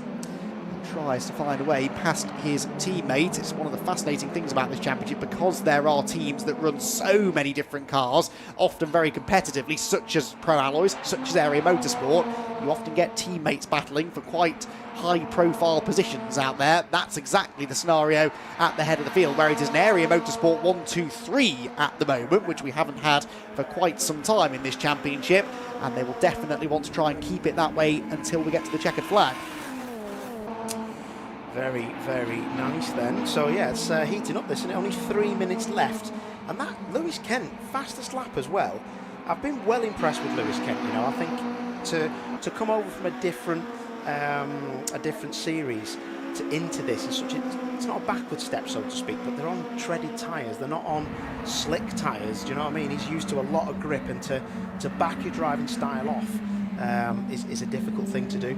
This is pretty close. I'd like to think that Edmondson is just being steady, but I've got a feeling that there might be some little change in the next couple of minutes. Well, Kent's going to keep the pressure on, isn't he? That's for sure. He's not going to back down. There is Josh Files. Well, 3 podium finishes, which it looks like he might be able to achieve. Would not be a bad opening weekend. but I'm sure he'd have liked to have stood on the top step of the podium if that were possible, but it's not quite going to work out that way, is it? Third place, the best it will get in this race, I think, unless it all goes Pete Tong between the top two, who are heading out of Paddock Hill Bend. Climbing back uphill to Druids. Lewis Kent does close back in again there, so that gap, maybe Paul was right, maybe Lewis has just been cooling things off for a few laps, and now he's going to really try and increase the pressure in the closing stages. We'll have time probably for 2 more laps at the end of this one. But as they come off Graham Hill Bend, Max Edmondson has just gapped Lewis ever so slightly once more. We've had a 5-second penalty, by the way, for Harvey Caton. That's for exceeding track limits. So having spent all that time and effort trying to find a way past Alistair Camp, he's done so, but now been pinged with a 5-second penalty. That will drop him several positions, possibly outside the top dozen or so, by the time the time is added on. So back across the line go the race leaders. 0.6 of a second now, the gap between the two of them. Edmondson back to Kent, then Files and Stevenson, Redford and McGill. And all sort of pairing off, but not really looking all that likely to see any positional changes, are we? I mean, Liam McGill is not that far away from Will Redford. McGill obviously had that big drama in race number 2, but he finished 5th in race 1, and actually even after that spin was able to finish 16th in race number 2. Could have been a lot worse, an awful lot worse actually. That car could have been written off, quite frankly, when he got turned around in front of the pack coming out of Druids on that one. But now he sees a chance to maybe nip back into that top 5 that he finished in yesterday. And Redford is defending nicely though, without overly defending, just sort of running his own laps, running his own lines, not yet making any mistakes. I think Lewis Kent might have now settled for second place, whether by choice or not, I don't know, but he's dropped back now by 0.8 of a second from Max Edmondson. There are the leading two. We're heading towards Druids for the final time, and this has been the toughest race of the lot actually for Max Edmondson. I know he didn't win race 2, but he still had a pretty solid run through the order. But this time around, losing the lead at the start of the race in the way that he did, that was pretty unexpected. Spencer Stevenson went all in, really tried to win the race. He led for a lap or two, just couldn't quite fend Max off. And, well, despite that mid-race challenge from Lewis Kent, it looks as though Max Edmondson is going to come home a winner for the second time already this season. A much better start to the season than he had last year. Here comes one last challenge from Liam McGill at the inside of Will Redford at Clearway's corner. Well, Redford should have the momentum through Clark Curve to fend him off. Max Edmondson wins, though, in race number 3 of the Miltech Sports Civic Cup. Lewis Kent is second, and Josh Files third, completes an Area Motorsport 1, 2, 3. A perfect conclusion to the season opening weekend for them. Spencer Stevenson comes home in 4th ahead of Will Redford, then Liam McGill, Ali Camp, Dave Marshall, Owen Hillman and Alex Kite, with Harvey Caton indeed dropping out of the top 10 down to 11th, courtesy of that 5-second penalty. Here comes a nice little battle to the flag, and that is Birch trying to find a way past one of the Pro Alloys cars, Harry England, and Harry England will manage to fend Charlotte off there for 17th place, that was. But good stuff from the pair of them. But really, really exciting racing. Jamie Petter's 5-second penalty, that's a shame, right at the end for track limits. But there are the top 3. The Area Motorsport group photo can be taken, and I'm sure plenty of them will be taken. This is exactly what Rob Baker wanted, really. There were a couple of years where other teams just started to steal a bit of the limelight away, maybe, from Area Motorsport. Certainly last year with Pro Alloys Racing sort of stealing Alistair Camp away from them almost, and you know, they really did mount a challenge against Area last year. But they were able to retain the championship courtesy of Max Edmondson, and this year they've doubled down with some really talented drivers in their stable, and it's netted them already a 1-2-3 finish. Edmondson the winner, then Kent second, Files third, Spencer Stevenson fourth, and Will Redford comes home in 5th position. 6th Liam McGill, 7th for Ali Camp, and 8th position for Dave Marshall. 9th place then for Owen Hillman, 10th Alex Kite, 11th Nicholas Christoforo, Josh Bromley comes home in 12th, Jordan Brennan 13th, and Harvey Caton 14th after that 5-second penalty was actually converted into a 10-second penalty. Jamie Peters 15th also received 5 additional seconds. Wesley Swain, Harry England, Charlotte Birch and Mark Hughes were next. Mark Hughes the winner of the Goodyear Diamond Award. William Buck was 20th, Trevor McConnell was 21st, Simon Welch 22nd, and Macaulay Austin in the end the only non-finisher. Aiden Hassan, actually, I believe, was a non-starter in that race, unfortunately. But that is race number 3 completed for the Miltech Sports Civic Cup. Let's head back down to Paul O'Neill in the pits. What an absolute stunner of a Miltech Sports Civic Cup race. Great to see Max Edmondson back on the top step of the podium. Looked like a controlled victory, but I've got to admit that is quite an impressive podium, that is. And Max will be well happy that he's fended off 2 TCR champions again. Wasn't that easy at the start though, was it? No, I didn't get the start I was hoping for. Spencer got past me and yeah, it went so fast, but yeah, it was an interesting race. He was a bit steady into some of the corners, wasn't he? I know you give him a couple of headbutts, but it looked like he was a bit nervous at the rear and he was having to slow it down before he turned in because it may slide for him. Caught you out a bit. Yeah, going out to turn 3, I think on lap 2 it was, I think he missed 4th, so I proper crunched the back of him, but I think obviously, because I've driven these cars so much more than him, I know what the limit is and where the limit's going to be, and I don't think he quite knows that yet, so I think that was my advantage, but yeah, it was a good clean race. I'm happy with it. Impressive, though, to see Lewis Kent flat out and nibbling at the curb at the top of paddock and trying to catch you up. But he had a fastest lap at the end of it. It was pretty impressive. And were you just looking at him thinking, I know what I've got to do, mate? Or was you thinking, he's going to catch me here? Because you kept missing the apex at clearways as well. Yeah. I knew he had a new front tyre on, one at front left, I think it was. So I knew at the start he'd be much quicker than me. And then I think at the end I knew that it would sort of level itself out. So after the first 11 minutes or so, and he started dropping off a tiny bit, I sort of knew that, not that I had it in the bag, but I knew that I had a bit of breathing room. Top man, well, you did very well, so well done to you. Great weekend for Max Edmondson. Very, very nice. So we're going to get a few of these guys in. Let me just find out if I can find them. Who have we got here? Where's Lewis Kent? Lewis Kent, is he around? Oh, is he? Okay. Can we please have then Josh Files? Let's bring Josh over. Josh in P3. Lewis Kent's just been interviewed by Circuit Comms. P3, mate. What a podium that is. These boys are quick, aren't they? Cars are difficult to drive. Yeah, they're hard little cars to drive, to be fair. I've been struggling with the brakes quite a bit. We found out I might have a little bit of a diff issue as well, but no time to sort that out before the race. But Lewis had mega pace then, and I saw he was way quicker than me, so I thought if I could at least get him to fight Max, who's otherwise going to walk away with it, I might come back into it. But they had a little fight, and I still wasn't quick enough. But it's good, though, isn't it? Because I love how everyone thought you were just going to come in and wipe the floor. You know yourself that is never going to be the case. It's a one-make championship. I know myself, if I was in this, I'd be like P98th. 99th, you mean? All right, mate. Wait. But no, it's obviously hard. It is one make. They've obviously got these so close now as well.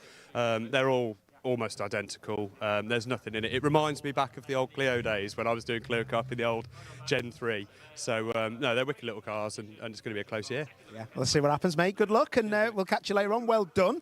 Right, let's see if we can find anybody else. Here he is, Lewis Kent. How are you, boss? The most handsome man alive in a Honda. Got to be happy with that. The new fastest lap record. Douche. Yeah, so that's a good feeling. It's nice to start the season off. Yeah, really, really good race. As soon as I got past Josh, I thought, right, we've got the pace now to push up to Max. Got onto the back of Max. I had one cheeky look and I thought, no, that's enough playing for today. I then got a black and white for track limits. I think it must have been Graham Hill. It's the most common place for around here. But yeah, we just sat nice and pretty. Thought might as well take the points, especially after race 2. Take the points, keep on going for the rest of the season. But yeah, really, really happy with it. What happened in that second race? Did you have a malfunction of the wheel? Was it a bit of contact or something? No, to be honest, I had no contact. I'm not sure if it's a past from the past seasons, if there was a bit of contact on that side. But yeah, the actual hub or the actual wheel, the inside of the wheel was still attached to the hub, but the rest just failed and come away. The boys from area turned around and said there's nothing that I did, nothing that they could have done either. It's just one of those freak accident things, which is unfortunate. We definitely had the pace to win that second race. We could have had a nice little points haul here, but thankfully we got 3 drop rounds. So use one of them for the drop rounds. Hopefully we won't have any other problems this year, and yeah, hopefully we'll be back at the top set soon.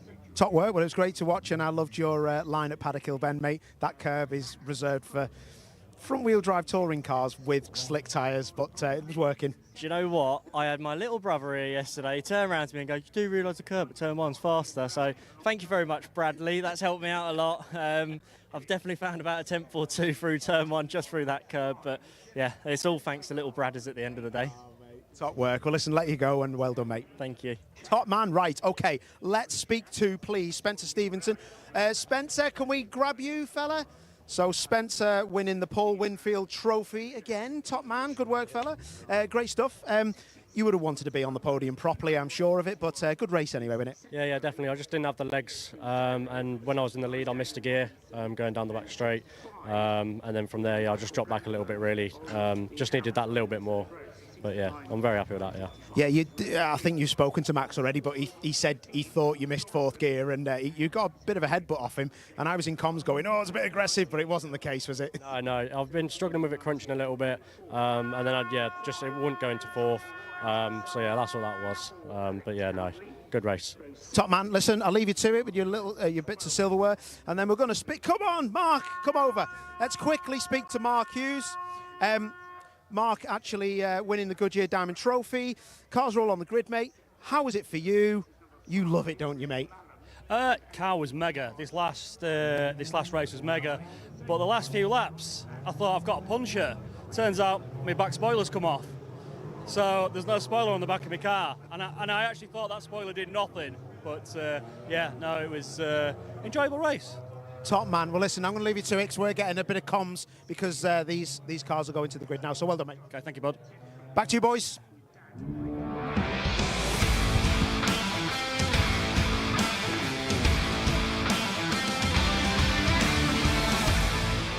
Yep, thanks very much, Paul. We've got green flag lap underway already for our third and final race of the weekend. In the final detail, Fiesta ST150 Championship. It is again a mixed-up grid for race 3. Stephanie Saw on pole position alongside Liam Browning, with Chris Grimes and Dylan Davis on row number 2. Row 3, Dan Robinson and Michael Blackburn, with Paul Dobson and Sam Watkins completing the top 4 rows. Row 5 shared by Anthony Sullivan and Alec Townley. Mark Blunt will start from 11th on the 6th row alongside Matthew Morton. Then it is Tudor Nechita and Alex Strange, with Graham Malin and Neil Marsh on row number 8. Row 9, Ron Lufstad and Aidan Vickers. Row 10, Matt Pimlett and Dan Wyke, with Jade Goodwin and Max Buxton at the back of the grid. So 2 races so far this weekend, both of them dominated really by Michael Blackburn. His winning margins don't suggest that dominance really. He won yesterday by 1.7 seconds, this morning by 1.4, but never really looked like being beaten in either of those races, in all honesty. In race 1 it was Matt Pimlett chasing him down, but Matt unfortunately was a retiree about 2/3 of the way through race number 2, so Dan Robinson inherited second position, but he couldn't do anything about Michael Blackburn either. Robinson's had a 3rd and a 2nd so far this weekend, with Dylan Davis picking up a podium as well in that race earlier on, and Dylan starts this one from the outside of row number 2, so he could be a bit of a dark horse for a good result. Robinson and Blackburn start on row number 3. It was a top 6 grid reversal for this one, so we just straight up flip the top 6 finishing positions. That gives us the front of the grid for race number 3. Everybody else falls in place behind where they finished. So, yeah, should be an interesting race this then. 2 teammates on the front row together, Stephanie Saw and Liam Browning. They had a great battle together in race number 2, and they will look now to do the same again as race number 3 is about to get underway then. The green flag has not yet been, well, it has been waved at the back of the grid. The red lights go on. They go out now, and we're away and racing at Brands Hatch. Good even start from both of the front row starters. Michael Blackburn's away well too. He's squeezing up against the pit wall, then he leans on another car. There's a concertina effect as a result. Somehow they're all still going, but that was very aggressive stuff from Michael Blackburn, who has broken through into 4th position as a result. But who's that sailing round the outside? Was that Chris Grimes? No, that is, I'm not actually sure who that is that's got the lead. I don't think it's Dylan Davis either. It's one of the red cars, but not the one that I expected to be at the front of the field. I think that's Sam Watkins, you know. I think Sam Watkins has taken a leaf out of the Adam Shepherd book of starts. I think he's gone from 8th on the grid to lead the way. He is an experienced racer in this category, Sam Watkins, but I think he's just demonstrated that he knows a trick or two, and he's just launched off the line, gone where everyone else wasn't, and moved his way through to the lead of the race. I'll double check that it is Sam at the end of the lap, but I don't see him in the midfield. So I think he has managed to get the mother of all starts and go to the front of the pack. Anything Adam Shepherd can do, I can do better, says Liam. Across the line, they're about to come then. So it's Sam, sorry, it is Sam Watkins who leads, so that's twice today I've seen the most astonishing start in my life at Brands Hatch, both of them from the 8th position on the grid. So Watkins leads then, Stephanie Saw is in 2nd position, Chris Grimes 3rd, Liam Browning 4th, Michael Blackburn in 5th position, but that's all about to change now because up the inside goes Liam Browning, he relieves Chris Grimes of that 3rd position, and Michael Blackburn, after that aggressive start, actually only now breaking back into the top 4, or is he? Because they're going to go 3 abreast down the hill into Graham Hill Bend. That almost ended in contact, but they just avoided it, and Chris Grimes is the one who ends up losing out. Then there's a bit of a bounce over the curve for Dan Robinson, who is slow off Graham Hill as a result. That sort of stacks up the next little group of cars around the outside. Oh, there is contact. Around goes the 77 of Alex Sprange. That was contact with Dylan Davis, and Alex with the boot briefly flying open there as he spun through 360 degrees. Lucky not to be collected by anybody else. I think there might be a 3rd car on the grass up at Clearways, unless that's just Alex rejoining. Yes, it is Alex rejoining, I suspect, back to the pit lane. Alex Sprange then. Oh, well, that's okay. One way of doing it. Alex, I think maybe just actually pulling himself behind the barriers so he's out of the way, but did so in style. And speaking of style, that was a very stylish save coming out of Paddock Hill Bend for the number 12 machine of Matthew Morton, who went out through the gravel trap. He might now lose a place to Aidan Vickers in the 119 car, who pulls up alongside him as they drop downhill through Graham Hill Bend. So the leader is Sam Watkins by 2.6 seconds. Eerily similar this to how the TCR reverse grid race played out. Stephanie Saw in 2nd, Liam Browning 3rd, Michael Blackburn 4th, and Chris Grimes is in 5th, Dan Robinson 6th, Paul Dobson 7th, and Aidan Vickers does now go 8th, up ahead of Matthew Morton, perhaps struggling with dirt on his tyres after that gravelly moment that he just had coming through Paddock.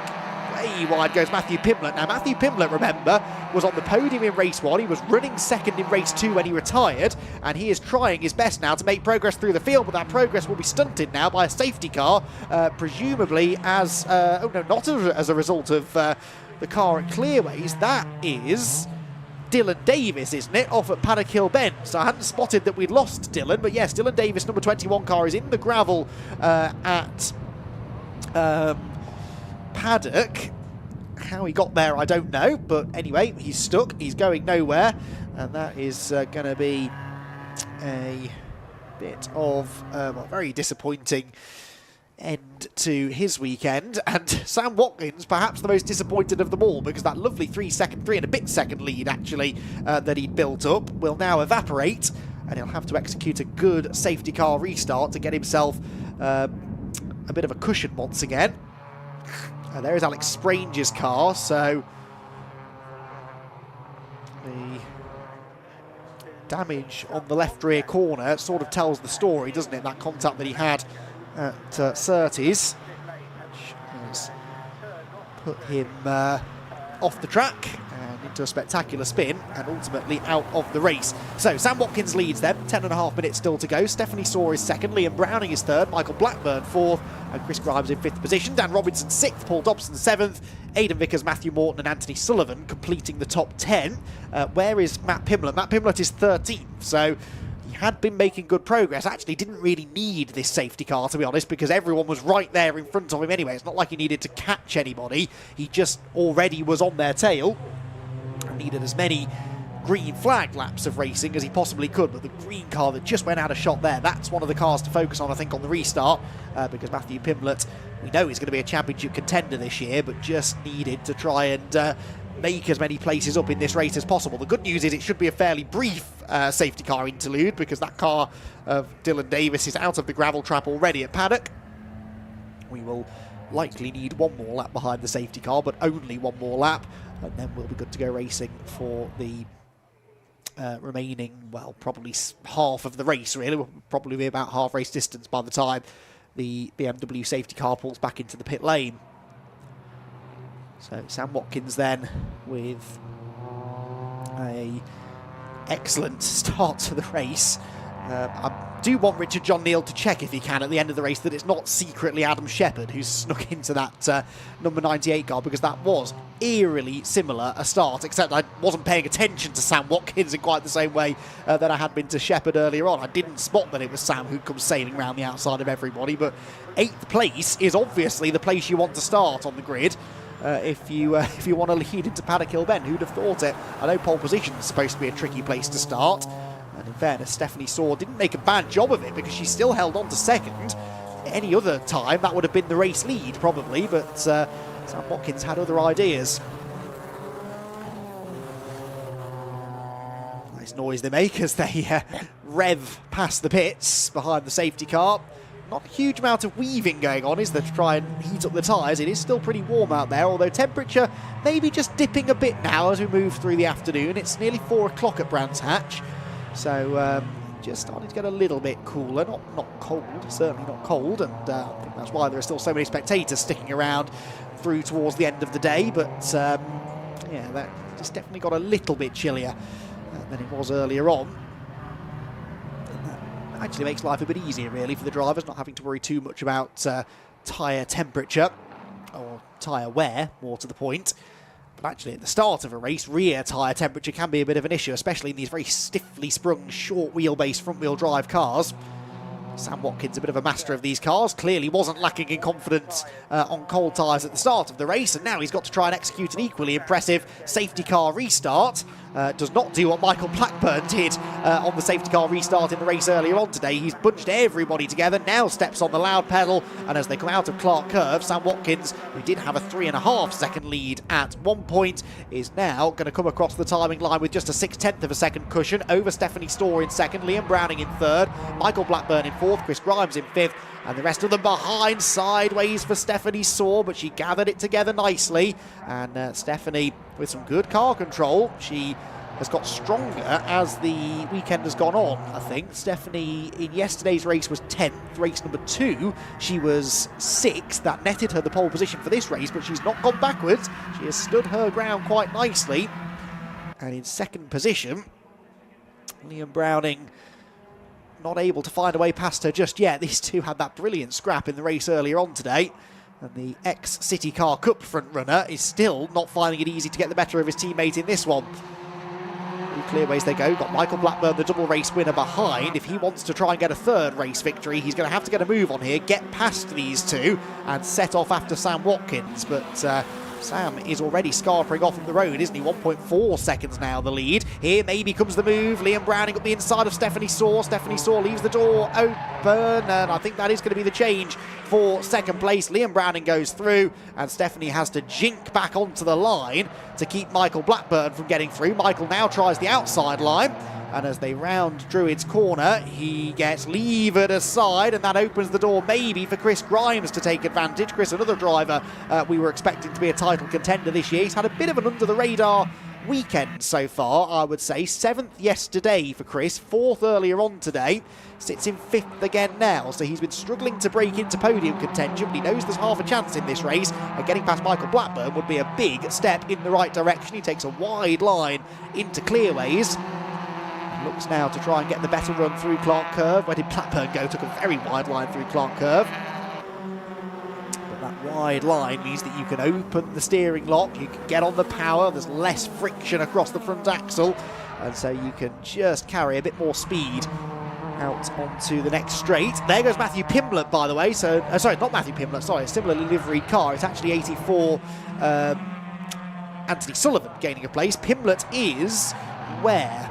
There is Matthew Pimblett. Pimblett's only 12th. He got past Alec Townley on that lap, but only gaining 1 place. Here, meanwhile, comes Chris Grimes for the second lap in a row, trying to find a way past Michael Blackburn out of Druids. But for the second lap in a row, car 55 stays in front. But this gaggle of cars now is getting longer and longer. You've got a few more now. Daniel Robinson, Paul Dobson, Aidan Vickers joining in the fun. And black and white flag for car 21 as Stephanie Saw gets it all out of shape over the curbs through Surtees. The black and white flag is for Dylan Davis, who I think is still running, despite having received that outside assistance from the marshals at Paddock Hill Bend to get back in the race. So I was always under the impression that if you were assisted back into the race by the marshals, that was it, your race was done. But Dylan obviously continuing on. comes Blackburn. Stephanie Saw now starting to drive a bit defensively, isn't she, to try and keep Blackburn behind. Blackburn looks to the inside at Druids, but Stephanie moves over to cover. Nicely done. That backs Blackburn up, and Chris Grimes just goes where they're not and tries to carry the momentum round the outside at Druids corner. Wasn't quite able to do, or was he? He's actually got the inside line at Graham Hill, and I think he's going to go through. Hops over the curb. Blackburn will end up the curb on the outside of the corner, although actually left plenty of room by Grimes. That means Blackburn's got a good run down the straight, and they're going to go side by side through Surtees. We've seen this end in tears a few times, but not this time. Chris Grimes goes through, and that was a lovely bit of racecraft actually for Chris. I'd written him off at Druids, but by the time we get to Clearways, he is up into 4th position. So Grimes picks a spot up, then Dan Robinson next in line to try and challenge. Good scraps going on further back as well, aren't there? I can see Alec Townley in the middle of a Matthew Pimblett, Mark Blunt, Dan Wyke battle. Dan Wyke, another quick driver who's out of position really after dramas earlier on. Sideways skating their way down the hill. Pimblett, by the way, into the top 10 now, so Matthew Pimblett is just almost with them. There he goes, look, just through Druids corner with 3 abreast further back. That is Dan Wyke up the inside of Alec Townley, and the number 12 car around the outside also joining in that battle as well. So that was Matthew Morton going around the outside. Meanwhile, Michael Blackburn coming back at Chris Grimes for 4th place through Surtees, and does exactly what Chris Grimes did to him a lap ago. Inside line at Surtees, commits to the move and manages to reclaim 4th place. Grimes thinks about going back up the inside at Clearways, but I think actually that was more to defend from Dan Robinson than it was to attack Blackburn. So across the line we go, 2.5 minutes then still to go. Sam Watkins 4.4 seconds up the road, utterly dominant in this race. Browning Saw next in line. That's Dobson now starting to challenge Dan Robinson. Aidan Vickers next, and then Matthew Pimblett, who's just gone past Anthony Sullivan now, so Pimblett is into 9th. Can Pimblett catch this group? I think he probably will, but whether he'll have enough time to do anything with them, I'm not so sure, because 2 minutes to go. There's going to be, what, 2 laps to go at the end of this one. So he's got the best part of 3 laps, I suppose, but it'll take him a lap at least to catch this group, and then it won't be the work of a moment to find a way past them.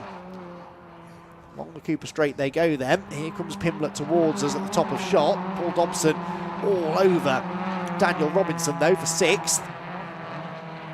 To Clearways, much wider line in for Paul.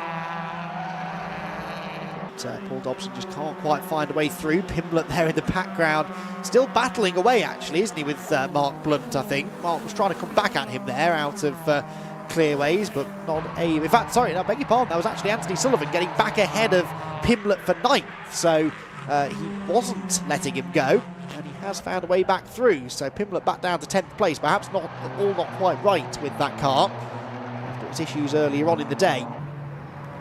So we're on to the penultimate lap of the race now, and can Stephanie Saw come back at Liam Browning? I think she is starting to close in. Well, she is definitely starting to close in on the previous lap. She did her best lap of the race, actually, 59.3, 10th.5 quicker than Liam. Is she going to make a move, though? Liam Browning got past her in the previous race after a brilliant ding-dong tussle throughout the race, and now it's Stephanie's chance to maybe assert her revenge. Out of Clark Curve, then, along the Cooper Straight,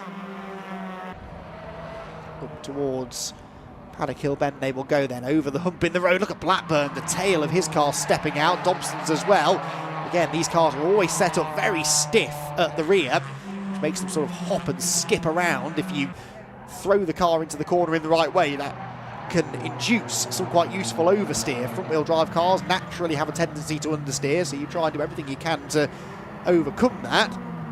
That's why you see the car skating around so much, but that worked well for Blackburn. He's closed right back in on Stephanie Saw now, who is a bit wide out of Graham Hill Bend. Blackburn sees the chance, gets the run, pulls alongside, outside line into Surtees where there is contact, and Blackburn goes around right in front of everyone. Crunch, he's collected by Chris Grimes. The rest of them all scatter, and that was a little bit unnecessary, if I'm honest. Out of Clark Curve comes Sam Watkins. He is going to claim a dominant victory from 8th to the win. That sounds familiar, doesn't it? Sam Watkins victorious at Brands Hatch in the 3rd race of the weekend for the Vinyl Detail Fiesta ST150 Challenge. Liam Browning 2nd and Stephanie Saw 3rd.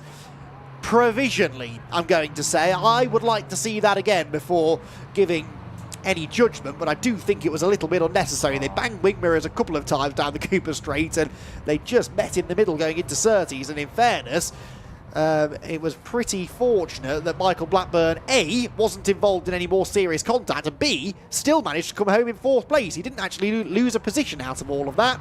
He still came home 4th and claimed the Masters class victory as well.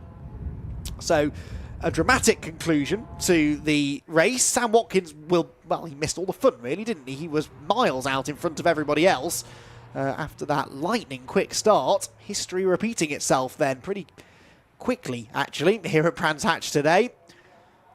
Sam Watkins with a flawless performance, executed well at the start, then nailed the safety car restart as well, and actually won by a bigger margin than he had when the safety car came out. So you can't really complain with, can you?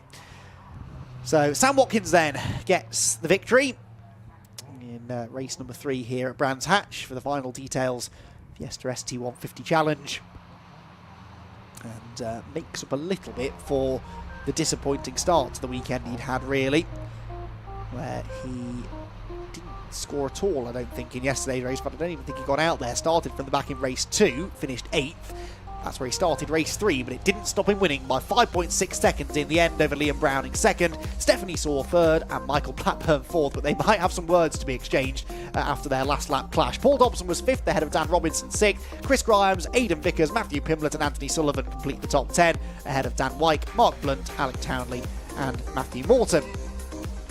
Max Buxton and Tudor Nachita were next ahead of Jade Goodwin, Neil Marsh, Graham Balen, Ron Lufstad, with Dylan Davis and Alex Strange non-finishers.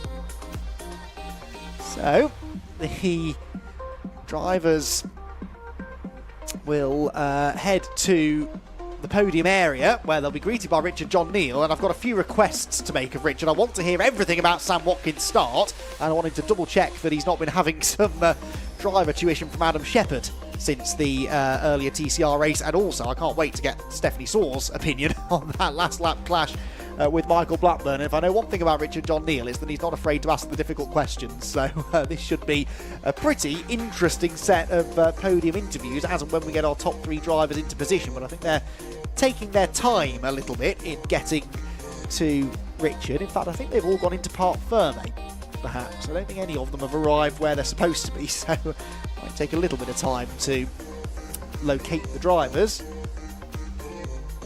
get them dragged out to where they ought to be, but it gives me a little bit of time. No, it doesn't, because we are actually ready to head down to Richard John Neal. Never mind, I'll save my thoughts. Let's head down then to hear from our podium finishers with Richard. Let's go and grab a word with Sam Watkins. So you can see they're already getting the trophy. We'll bring them back to this area. Sam Watkins, come on, let's have... Oh, sorry, Laura, I'm tripping over my camera, which is not very good. Sam Watkins, well done. We're tight on time because they want to look forward to TCR quite rightly as a great end to the weekend. Was it P8 to P1 in a couple of corners or one? Yeah, didn't finish the first race, 22nd to 8th in the second race and 8th the first and the third race. It's pretty good. You're happy with that? So, yeah, when we looked at it, I thought, hang on, I had to go and I did a double take, went back, checked the grid. He was 8th. And then we were thinking, when's the jump start penalty come in? But there wasn't one. No, it was pretty good timing. I think it was just the perfect part on the track as well, in the middle of the hill, so it was really good. Yeah. With the frustrations earlier on, better to go away happy even with a reverse grid win?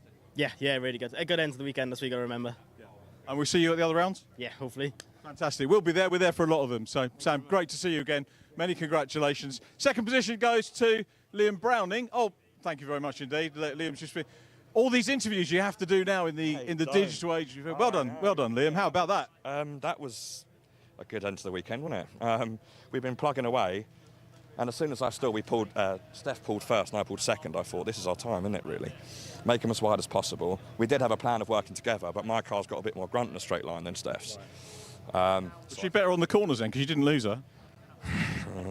Well, we did at the end, but I think she was battling then. But I'm trying to go as fast as I can, stop her getting caught by Blackburn. Obviously, he's so quick around here anyway in these cars. It was just try and maintain what we had, especially for the team, you know. So thanks to Roy, this is the main man on the left-hand side. This is the main man, yeah, here. So he's the sort of the brains behind it all. Thanks to Joe on this lot, Luxem24, and all my other sponsors, and obviously Mum and Dad, and all of you guys for coming in and helping us.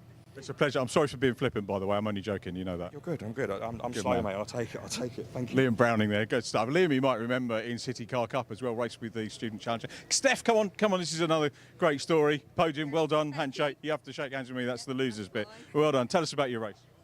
Very cool, to be fair. Started on pole, having never done that before.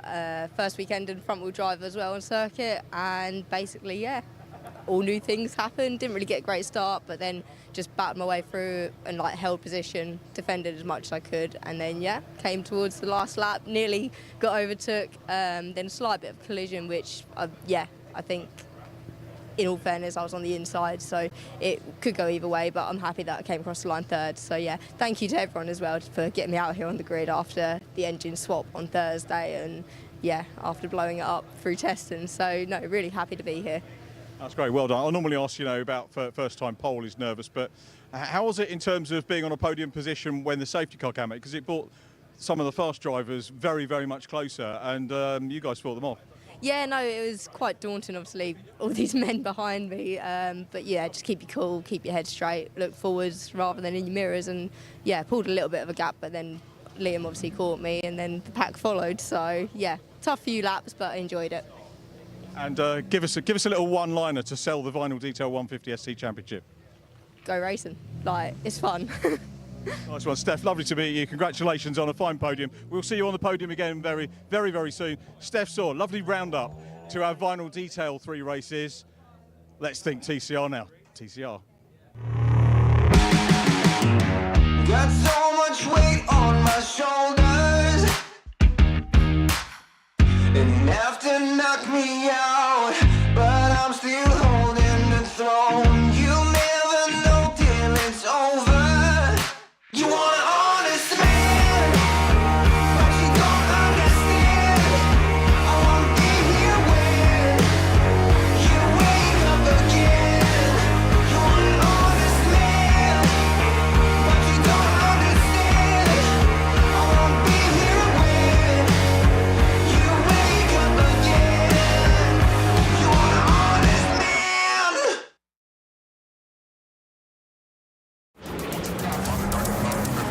Let it go.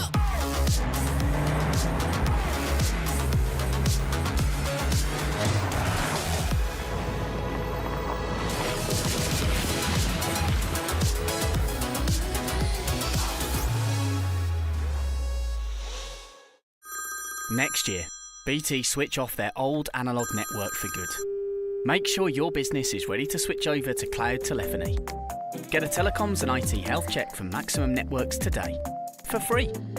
Future-proof your business now. Arrange your free audit today at maximumnetworks.co.uk.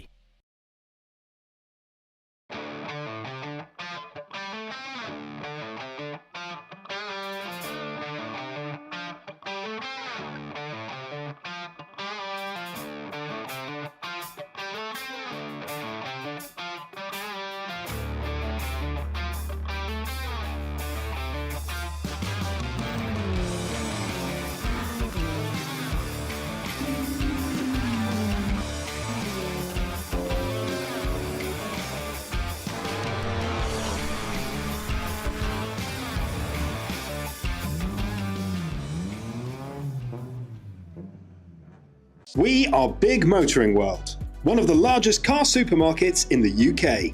We have over 5,000 cars in stock. We are big on choice. We are big on value. We are big on quality. We are big on service. We are big on trust. All of our cars come with a 200-point mechanical inspection. We know what is important to our customers, and we have built the business around this because we are big on what matters to you.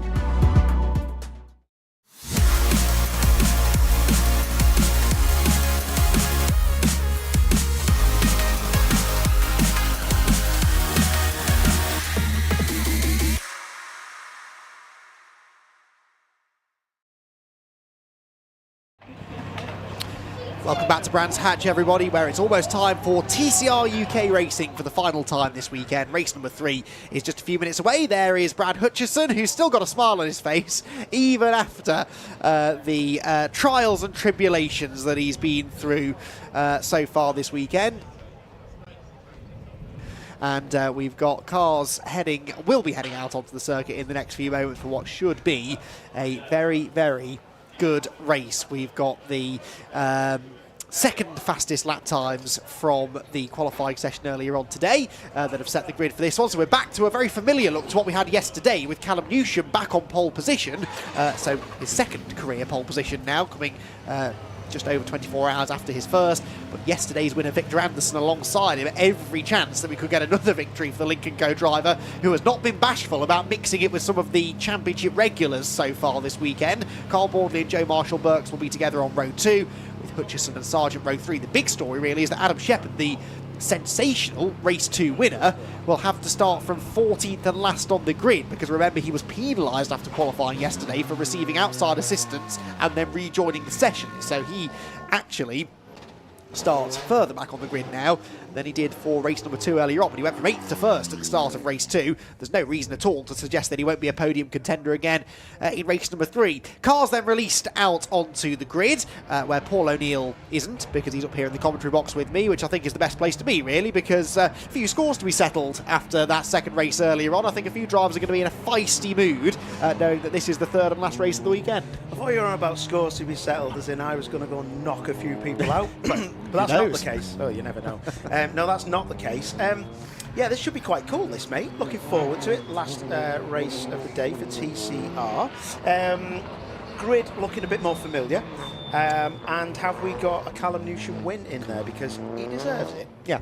I agree. He certainly does. The only thing he did wrong yesterday when he started from pole position is he didn't lead into turn 1, but that is notoriously difficult to do here at Brands Hatch. The problem he's got is that the person who beat him into turn 1 yesterday starts alongside him again, and Victor Anderson has had 2 good starts, actually. He gained some ground, I seem to recall, at the start of race number 2 as well, and the Lincoln Co driver now with a good opportunity to bag a second career touring car victory. But say it's going to be an interesting race, this. Normally we think of the reverse grid race as being the most exciting one, actually, but weirdly I'm more excited about this grid than I was race number 2, because I think genuinely should have another really close battle. Yesterday's race was a thriller, and we've got all of the ingredients in place again to make race number 3 exactly the same. When I say scores to be settled, we do have a couple of drivers who clashed yesterday, starting together on the grid again. Brad Hutchison and Luke Sargent, they're sharing row 3. Brad in particular, I think, could really do with a good result here. If Brad could get himself onto the podium, I think that would be a really, really good way for him to end his weekend.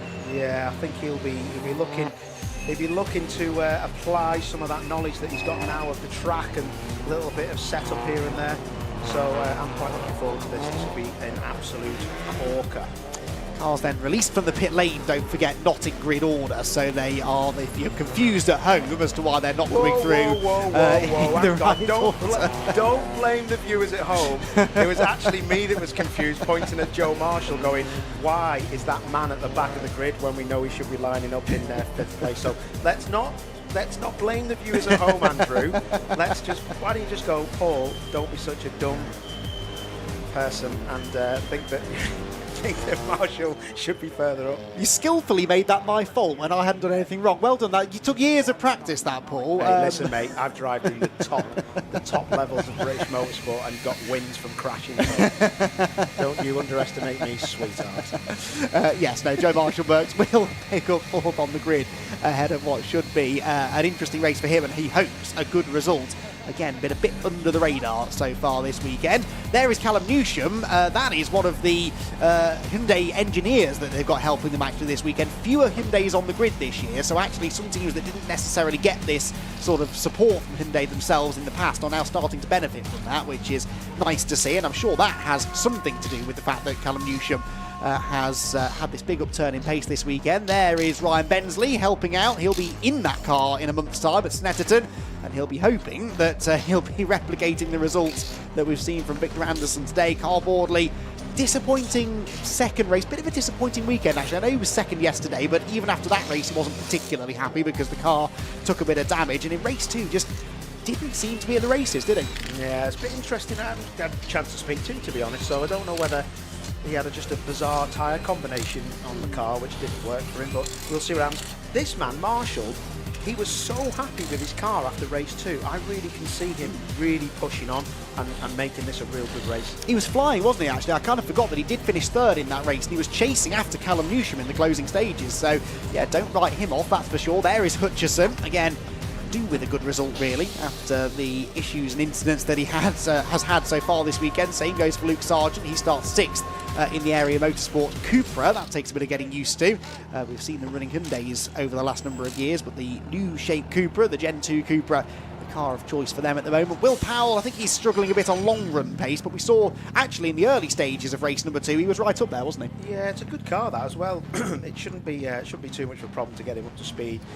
This guy has really impressed me, Will Beach. I've got to say, to come into it, and I know Will quite well, and I know Catcher, and they all questioned themselves about coming into this championship and doing well, and I went, you'll be fine, don't worry. It's a great car, you're a good team, and Will be able to pedal, and it's been great to see him do the business. So I hope this guy gets a bit more luck as well. Brad Hurston, he deserves a bit of luck. He's had a bit of a nightmare, hasn't he, as well lately?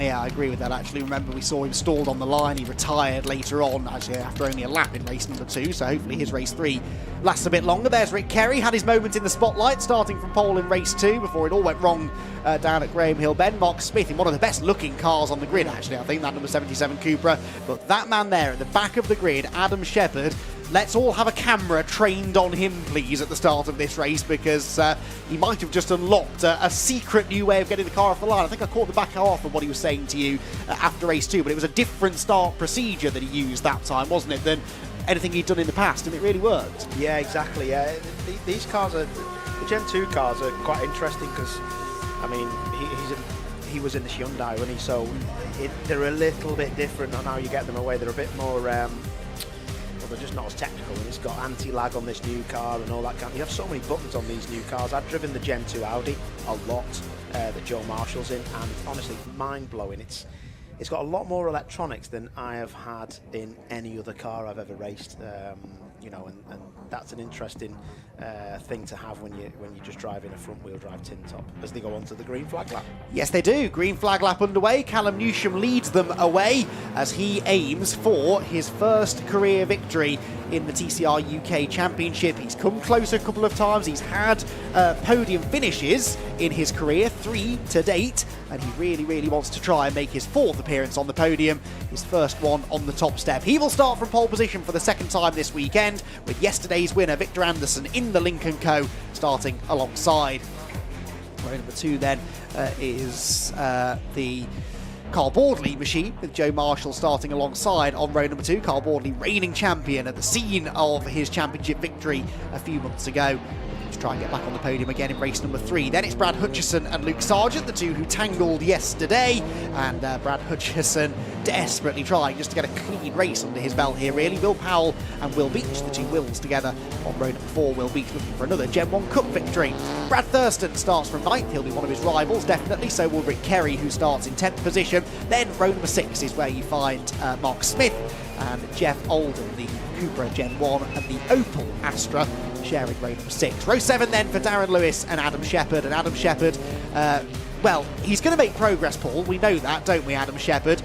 How much progress realistically can he make? He should gain a few places quite early, but then beyond that, he's shown good racecraft so far this weekend. What do you think's realistic for Adam in this one? I think he's got to be aiming to be in the top 6, if I'm being honest. I think that's possible, but it's not easy. But I think that if he doesn't walk away from here if he walks away without a top 6 in this last race, he'll be pretty gutted. There's no reason for him not to be. The only problem is that they're all in proper grid order, so they're all going to be pretty fast. It's not like it's been pulled out of the hat. So we'll see anyway. If someone's going to do it, it'll be Adam Shepherd. I mean, I wouldn't be surprised if he was in the lead, to be honest.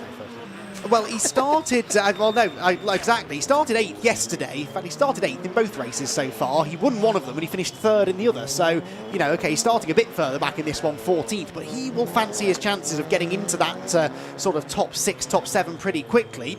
and maybe taking advantage of some drama ahead of him. As long as he can not be the drama, then he should be able to net himself a good result. There he is, look, weaving around in the white and purple Cupra. The Aero Motorsport car will pull up right at the back of the field. It's been a fascinating opening weekend of racing in TCR UK in 2024. What does the third and final chapter of the Brands Hatch story have in store for us? Callum Newsham and Victor Anderson together on row 1. Callum Newsham with the inside line didn't get the best of starts yesterday. Actually, Boardley arguably got the best of starts in race number 1, and he's starting third, so can he break through into the race lead? It's time to find out. The lights go out, away we go, and it is a pretty good start from Boardley. The road is blocked though. Will Powell has gone nowhere, and Victor Anderson's challenging around the outside line, but it's a much better getaway this time from Newsham than yesterday, and he is going to lead them. He's sideways over the curb, but he blocks the road and holds on to the advantage. Boardley coming through on the inside line. Anderson will be late on the brakes on the outside line, but I reckon Boardley might just get him. So Victor Anderson not so strong early doors. Boardley actually into the back of Newsham slightly there as the exit Druids, but Newsham has done it this time. He's held the lead, and that could be so important. Yeah, well, that was a great start, but look at Callum weaving his tyres. They're all weaving the tyres. They've literally got no heat in those tyres at all. Look at Shepherd. Shepherd's 5th already. What an incredible start once again from Adam Shepherd. That podium is definitely on the cards, and who knows, he could be a race-winning contender. Out of clearways he goes. Sorry, 6th, excuse me. Only 6th for Adam Shepherd from 14th on the grid. That is ridiculous. See how everyone's weaving. Look at Hutchison down the inside. Oh, it's a safety car. Because Jeff Alden's in the barriers exiting Druids. I've just had notification of that. He had contact, I think, with Darren Lewis. Yes, it was Darren Lewis, and unfortunately Jeff Alden's in the barriers, so well, okay, breathe everybody. Adam Shepherd once again showing us how it's done off the line. I think other people are going to be copying his starting technique for Snetterton next time out, because it clearly is working wonders for him. He's into 6th position, and now the safety car gives us all a bit of a reset. But how important could that start prove to be for Callum Newsham? And it really looked there like he had the pace to hold on to the race lead, and he was already starting to pull a bit of a gap. That's not good for Jeff. Hopefully there's not too much damage on that car. But Adam Shepherd, wow. I mean, to get up... I mean, did you see how much of the gap between him and Hutchison as they went into clearways? And then they all braked, and then Adam just braked about 10 seconds later and was basically attached to the back of Hutchison's rear bumper. Unreal stuff, proper stuff. The other impressive person for me was Boardley. Boardley was lit from the start and was putting big pressure on Newsham as well.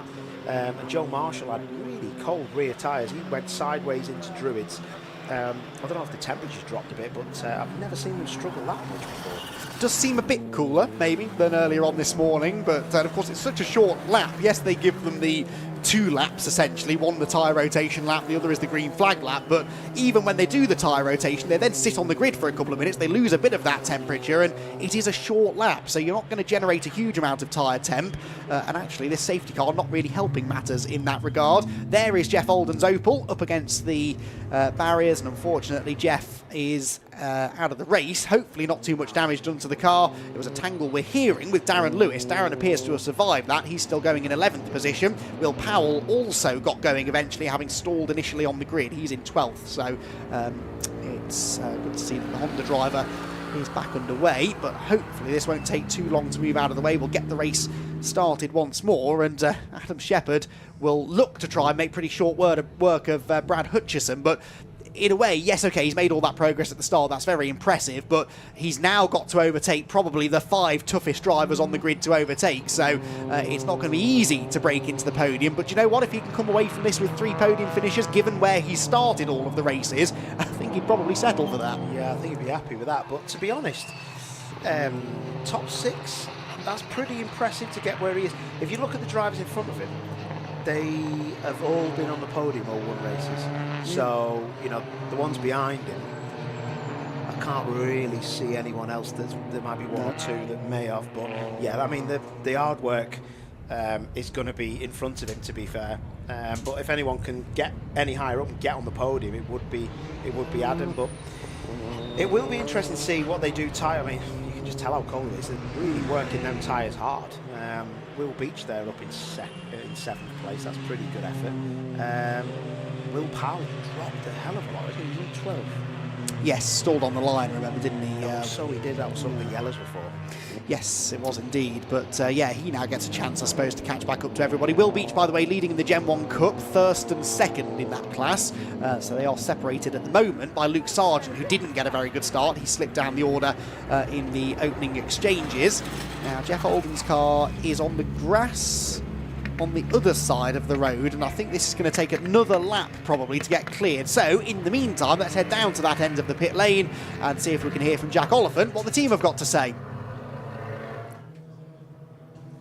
Thanks guys, I'm down here with Ryan, Jeff Holden's race mechanic, and it's not the way you wanted to finish the weekend, is it? No, not really too sure what's gone on. Doesn't look too bad. Looks like they're just going to drag it back. It's not on a recovery truck, so we'll have a look and see what we can do. A bit disappointed, to be fair, it's so early on, but it's one of them, innit? I don't really know what's happened. They said a tangle with Daz Lewis, but don't know until you see it, do you? How's the weekend gone, really? We haven't sort of spoken much to Alden. It would have been quite interesting, obviously, at Snett to maybe catch up with him. He's probably hoping Snett is going to better this one than this one. Yeah, Jeff, to be fair, has been doing all right. We're progressively getting quicker throughout the day.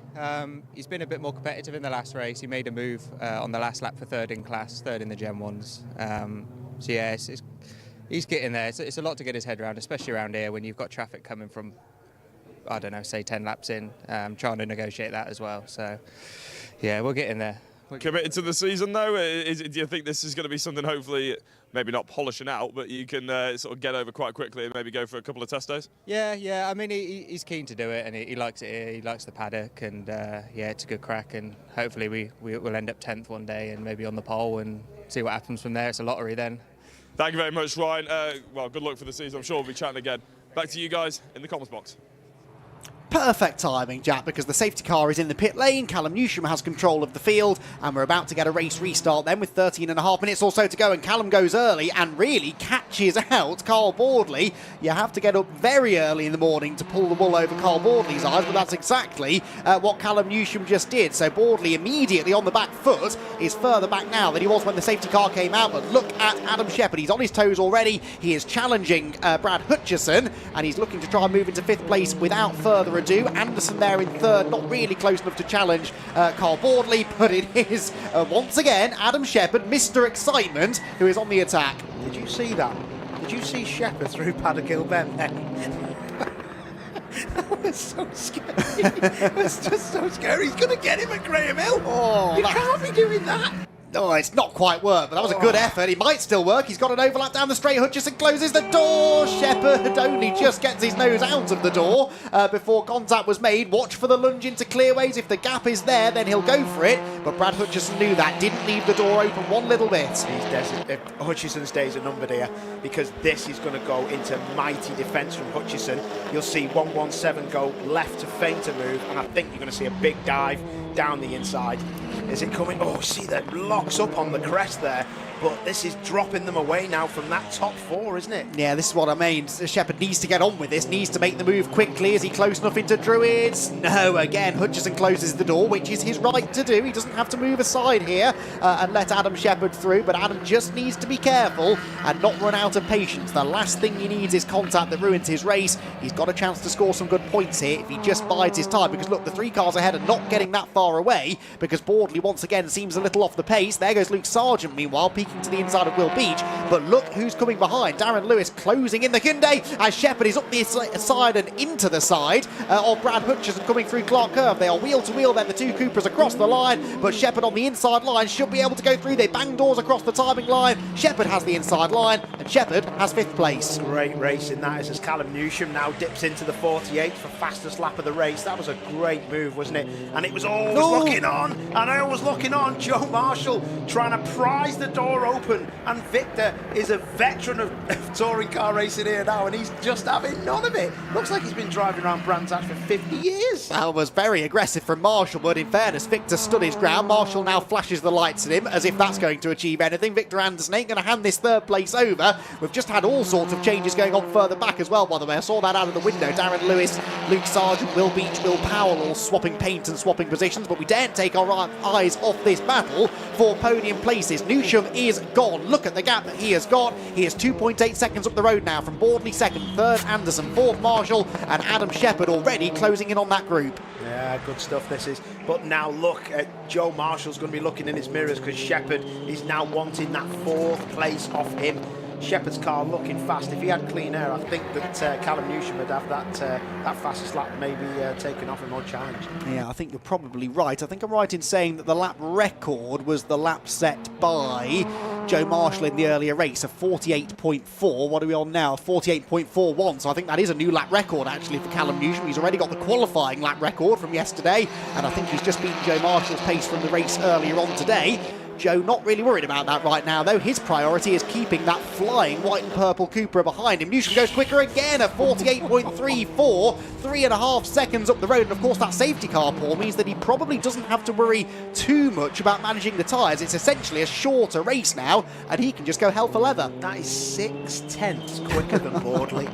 That's 6/10 quicker than Boardley has done in this race. That's unreal. So it now looks like that Boardley is going to be under attack by Anderson, Marshall and Shepherd pretty soon. So 48.344, a new lap record around Brands Hatch for Callum Newsham. Car 99, Joe Marshall already being warned about exceeding track limits, but Victor Anderson here is giving Carl Boardley some warning, shoots up the inside, and he's made that move so many times this weekend, and behind him Shepherd did the same thing to Marshall. Look, so 2 by 2 they will run through Clark Kerr. Victor Anderson into second place. Can Carl Boardley come back at him though? Side by side across the line, Marshall has fended off Adam Shepherd. That surprises me, but can Carl Boardley come back at the Swedish driver through Paddock Hill Bend? The answer is no. Anderson, sideways as he is, has got second, but this has got trouble written all over it, Paul. Yeah, this looks like a pressure cooker, doesn't it? Look at that. Shepherd round the outside. Marshall pushes him out. Hutchison says that I'll have my place back as well, and if we're playing like that, got to be careful though. You've got to try and get that switch back all right, but Boardley again. Oh, struggling. Oh, Hutchison up the inside of Shepherd! Contact down the back straight as Shepherd tried to close the door. In fairness, that's what Brad did to him a few laps ago, but it ended in contact, and Hutchison goes through. Adam Shepherd is not going to be happy about that. His script had him moving forward through the race, and now he's lost a position. He's back down into 6th place once more. Anderson then into 2nd. I wonder what pace he's got now in clean air. Even so, 5.6 seconds to Newsham. He's not going to catch him without another safety car. Boardley 3rd, 4th Marshall, 5th Hutchison, and 6th Adam Shepherd. Every time there's been a slightly contentious bit of driving out there, Brad Hutchison's Bondit Blue Cupra always seems to be somewhere in the picture. Oh, Shepherd there running wide. Just trying to be a bit too extravagant on the brakes and just running a little wide there, but Boardley really starting to struggle now. Marshall is in. He's in there. He's got to be right in there when it comes to clearways, where I think the car is very, very strong. Let's see what he can do as he gets it turned in. Is there a gap for him? Boardley goes in quicker. Minimum speed is high. But let's see what traction they get out of here, because it does look like Marshall is now going to try and get in the tow, but he's a bit far away. I'm interested to get your thoughts on Boardley's car, because he's in the same car as Adam Shepherd. We've seen what performance the Cupra is capable of. What are you seeing in Boardley's car compared to what you've seen from Shepherd and even from Hutchison's car in this race? Because it's quite clear that Carl Boardley doesn't have the speed we're used to seeing from him. Yeah, it just maybe looks like it's a little. It's very. The chassis doesn't look as compliant over the curbs, and that is bouncing it away from. Oh, look, he just can't carry the mid corner speed in. Everyone else seems to just get off the brakes and accelerate towards the apex, but he's probably going to complain of the rear having too much grip, and that's why when you get to places like clearways, he's a lot better there. I think in the last race he really struggled with clearways. It just looks like the chassis is not as compliant, but he's definitely holding these guys up, isn't he? Yeah, Joe Marshall wants to try and get through. Hutchison's still a part of the fight as well, and Adam Shepherd in behind. Still, Callum Newsham continues to extend his margin, by the way. 6.4 seconds now over Victor Anderson in 2nd position. Down through the dip we go. Adam Shepherd had a good run out of paddock, nips to the inside, back to the outside again, but try as he might, he cannot find a way past the Cupra ahead of Brad Hutchison. Behind them, Sargent 7th, Lewis 8th, Will Powell in 9th position, and Will Beach in 10th. Car 99, Joe Marshall, 5-second track limits penalty. He was warned a couple of laps ago. He's done it again, and unfortunately, that's his chance of a podium gone. Wow, that's interesting. He'll see that when he comes across the line. Look at the minimum speed he carries. Didn't quite get to the apex that time, but that Audi's working as well as I've ever seen it, to be honest. Yeah, that's a shame about the penalty. It is, isn't it? It's funny though, isn't it? The Audi, when it first came into the championship last year, the Gen 2 Audi, everybody said, oh, it's not going to be very well suited to British tracks. It's better on the long straights, the fast stuff, Silverstone, Thruxton, maybe Donington. Coming to somewhere like Brands Hatch or Alton Park, people said it would struggle, and yet here it is. It looks properly hooked up, and actually it's the low-speed corners where it looks the strongest. Yeah, it's got a lot of nose on it. Rob Boston Racing has obviously picked up on a few things, and the car does look pretty switched on and gets on with it early doors as well, which is good. Shepard's kind of like status quo, isn't he? Yeah, I don't know whether maybe one of the knocks that he's had has affected the handling of the car, or whether he just doesn't really see it's worth the risk now of getting stuck in with Hutchison. But Marshall sees the benefit of getting stuck in with Carl Boardley. Has he got an overlap? That's so close, isn't it, when the outside car tries to come back to the apex through Clark Curve, just trusting that they're clear. Here comes Marshall though, he's back up the inside at Paddock Hill Bend. What's going to happen? Still the same order, but Joe perhaps now starting to feel a bit frustrated. He can see Victor Anderson disappearing up the road, and he wants to try and clear Boardley before that gap gets too big. Yeah, it's interesting. I don't know if Marshall's seen this 5-second penalty box. I mean, you're not going to change how you drive, you're going to go as fast as you can, but he's definitely getting some overlap now, but it's going to put him back in the clutches, isn't it? It's a great battle, this is, for what is third place, really. But that is proper stuff from Marshall. Just getting the front of that car in. Look how close he is now. He is definitely going to have a go now as he comes up. This is it. This is on into Paddock Hill Bend. He's got to make him defend now. Yeah, Boardley way wide through Clark Curve. Can now Joe Marshall convert that into a challenge at Paddock? He looks to the inside for the second lap in a row, but just can't quite make it stick. Adam Shepherd now being warned about track limits as well, so the car at the back of this group needs to be careful with exceeding those white lines. Otherwise, a 5-second penalty would be heading his way. It could be Brad Hutchison that really benefits from all of this, because he at the moment hasn't been warned about track limits. He does drift wide out of Druids. Again, just sort of forces Shepherd over to the edge of the road down the hill, and Adam is going to run out of patience with Brad here, I think, before much longer. That's a couple of times now that the gap has disappeared very suddenly before Shepherd was able to fully insert himself into it. Yeah, it's pretty standard stuff at the front, but Shepherd looks like that should be job done. It's not. Look, he just unwinds the lock and gets the car out. Great traction from Hutchison's car. Joe Marshall again peeking to the inside. But yeah, we've seen that time and again this weekend across multiple categories. Actually, the wide line at Clearways might be the better way to go in a front-wheel drive car. You can just get the power down so much better and carry that speed across the timing line. Hutchison just a bit wide of the apex there at Druids. I think they're about to catch a slow car. Brad Thurston maybe off the pace coming out of Graham Hill Bend. Hopefully they don't catch him as they go through Surtees, but I think that's exactly where they're going to catch him. Yes, there he is. Looks smoking in front of them. Stays out of the way of Boardley and Marshall. In fairness, he did everything he could there to stay out of harm's way, and they all should have got through without too much fuss. With just under 3 minutes of the race to go. It's been a fantastic race, this one so far, but I don't know, I feel like there might still be a sting in the tail. Not for Callum Newsham, he's gone. Victor Anderson's second place is pretty secure, but the fight for the bottom step of the podium, Paul, could still go any one of 4 ways. Yeah. Oh, look at the sideways from Joe Marshall. But these back markers could play into the hands now. Mark Smith getting out of the way. But yeah, I'm going to make a dive for the podium. I'm going to miss something there, I know I am. Which might end up being the big motoring world big moment of the race, because I feel it might still be coming, actually. I'll keep you posted on that, Paul, before you get down to the podium area and let you know what we've decided. But yeah, I think there could still be a little bit of action in this one then. Callum Newsham leading the way. Maybe that's the big moment of the race, really, because the start of the race he absolutely nailed, and by coming through, if he can, to win this race, it would be a historic first victory in the championship, and really quite a long time coming. Right, back across the line we go then. Are we going to see any more moves into Paddock Hill Bend this time? Are they coming back at Victor Anderson slightly? Yes, they were. 4/10 quicker than Victor that lap was Carl Boardley. And is he going to get there before the flag? Here comes Shepherd back up the inside of Hutchison. The exit of Paddock Hill Bend has been where Adam's been strong all race long. He's up the inside through Druids. In fairness, leaves the Cupra plenty of space on the outside line, but that means that Hutchison's got the inside for Graham Hill Bend. Can Shepherd get the switch back again? No, he gets a face full of Cupra and just cannot unlock the door and move back through into 5th place. It's been a very sturdy, robust defence. This Shepherd's up the inside at Clearways, very late on the brakes. Touchy-feely stuff on the apex, but he's got the overlap, and this might just be enough now. He's got the shorter run through Clark Curve, and Adam Shepherd might be about to move back into 5th position. Then up the inside line they go, they're banging doors across the line, getting very physical between the two Cupra drivers on the inside line, though Adam Shepherd, I think, should go through. He runs wide at the apex, though, and Hutchison comes back at him. No, can't get the overlap, and Shepherd does break into 5th position. It's been a brilliant battle between those two, and that was good, proper, hard racing, with Adam Shepherd at last, he thinks, finding a way by. So Shepherd then, unfortunately, is now not likely to catch the cars ahead because they lost quite a bit of time with that side-by-side exchange.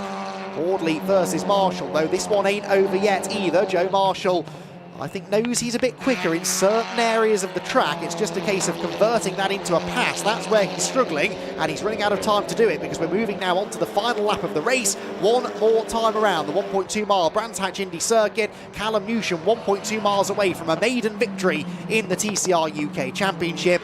Newsham the leader with the lap record as well. This has been a perfect way to sign off his Brands Hatch weekend. Victor Anderson on course for another solid result in second, but what can Boardley do? What can Marshall do, I suppose, about Boardley? Can Boardley defend that 3rd place to the flag? None of this, though, is of any concern for Callum Newsham, who brings the Norscott liveried Hyundai i30N out of Clearways and Clark Curve and heads for the flag. Joe Marshall's going to have one more go at Carl Boardley. He's not quite going to do it, though. It's the Hyundai who wins here at Brands Hatch. Callum Newsham victorious at last. Here comes Joe Marshall. Meanwhile, at the inside of Carl Boardley, a drag race to the flag. Get the photo finish camera ready. Almost a dead heat, but it is, of course, going to be Boardley because Joe Marshall's got the 5-second penalty. Oh, that's a shame because that would have been a brilliant finish between the two of them. The eventual margin, I think, was about 0.03 of a second in the favour of Joe Marshall, but it didn't matter because he had the 5-second penalty to be added on. That's a real shame because he did get past Boardley there right at the flag, but Newsham gets the win, Anderson second, Boardley in 3rd, and Adam Shepherd in 4th position with Brad Hutchison in 5th. Joe Marshall came home behind them, but Callum Newsham, his first victory at long last in TCR UK. I mean, he's been teasing us all weekend, really, with it. We'd thought after qualifying it might come, and then it didn't quite happen in race 1. Race 2, he had a fighting drive, eventually coming home in 2nd place again, missing out on the victory. But now, after race number 3, he is a winner in TCR UK. He will also potentially be the championship leader, I reckon, after that race. We'll wait for the official points calculations to be done, but either way, Callum Newsham is a winner in TCR UK, with Victor Anderson 2nd and Carl Boardley 3rd, Adam Shepherd 4th, Brad Hutchison 5th after a ding-dong battle between the two of them. Joe Marshall 6th, Darren Lewis 7th, Luke Sargent 8th, Will Powell 9th, and Will Beechin 10th. Rick Kerry, Mark Smith and Bradley Thurston were next in line. With, what was it? Only the 13 runners at the flag. After a very, very close called race. That was very intense stuff.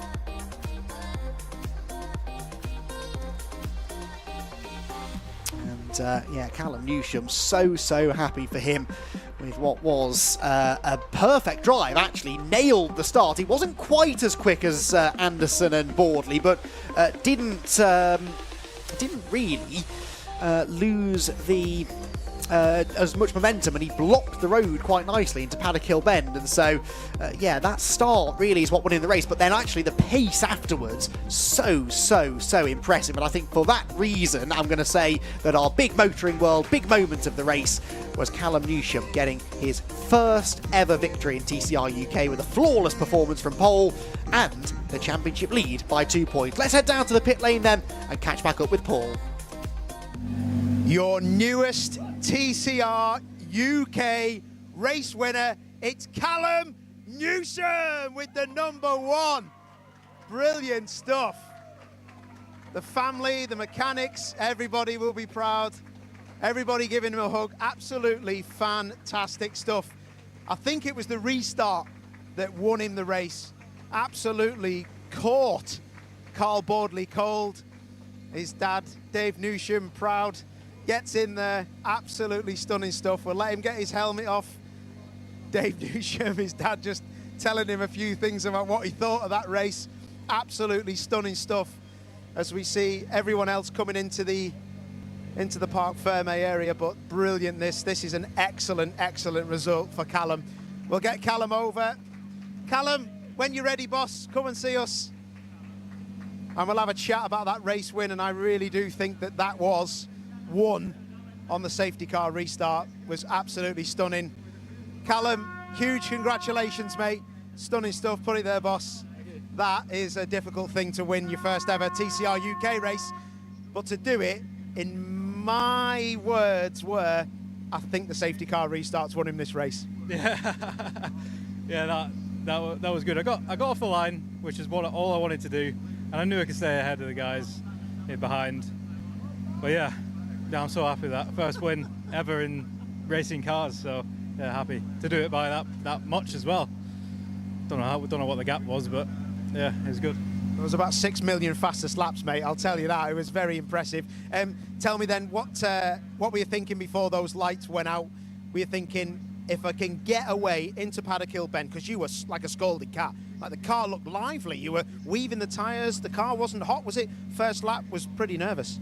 What we did, we kept the fronts on all, because people reversed the tyres. We kept them on the front to try and get me off the line.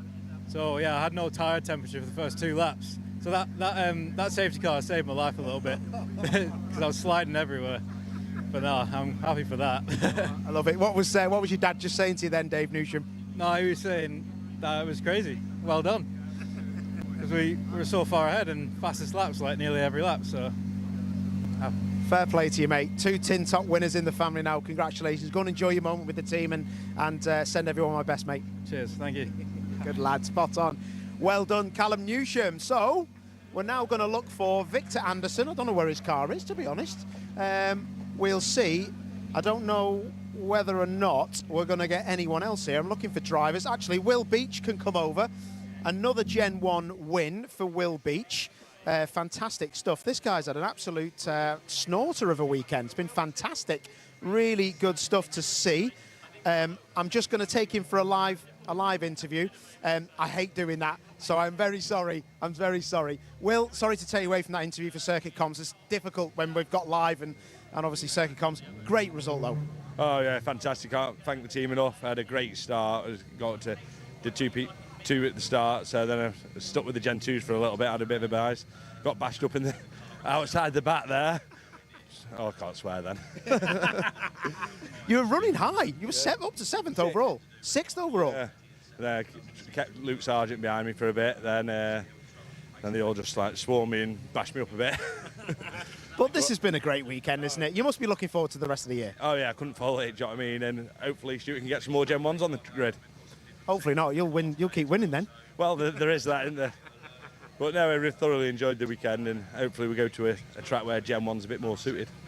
Top man. Well, listen, all my best to Capture Motorsport and Leon and everyone that's worked so hard to get you out there, and well done, mate. Thank you very much. Top work. Right, let's do a driver swap. Let's get Carl Boardley in. I think Carl's going to say well done to Callum.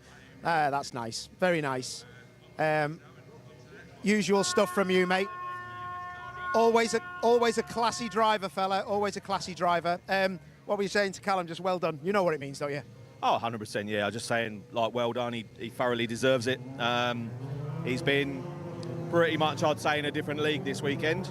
I knew that car was going to be quick this weekend, and he's obviously maximised that, so fair play to them. We've got a little bit of head-scratching to do because, pace-wise, we've not really been there this weekend. I think this new compound tyre has just upset what we've been doing with the car, so just need to have a bit of a rethink and go again. Yeah, Andy McCoon was asking me what I thought was the difference between you and the other cars that are the same. I couldn't quite put my finger on it, but it just looked like compliance around the whole lap on the damping and the chassis as a whole. It only needs a little click and it'll probably come alive, won't it? Yeah, exactly. Like I say, we've tried some bits on the car for this weekend, which is like a million miles away from where we were last year, because last year we got to a stage whereas we didn't want to try anything or risk anything to, you know what it's like when you're in that position, everybody's chasing you, so we didn't want to risk anything.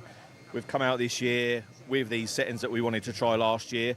Snetterton, first time out at media day, I think the car was a missile, to be fair, but this weekend it just doesn't seem to have had the same effect, so we'll go back, we'll go through some bits and, yeah, learn from it and come back stronger.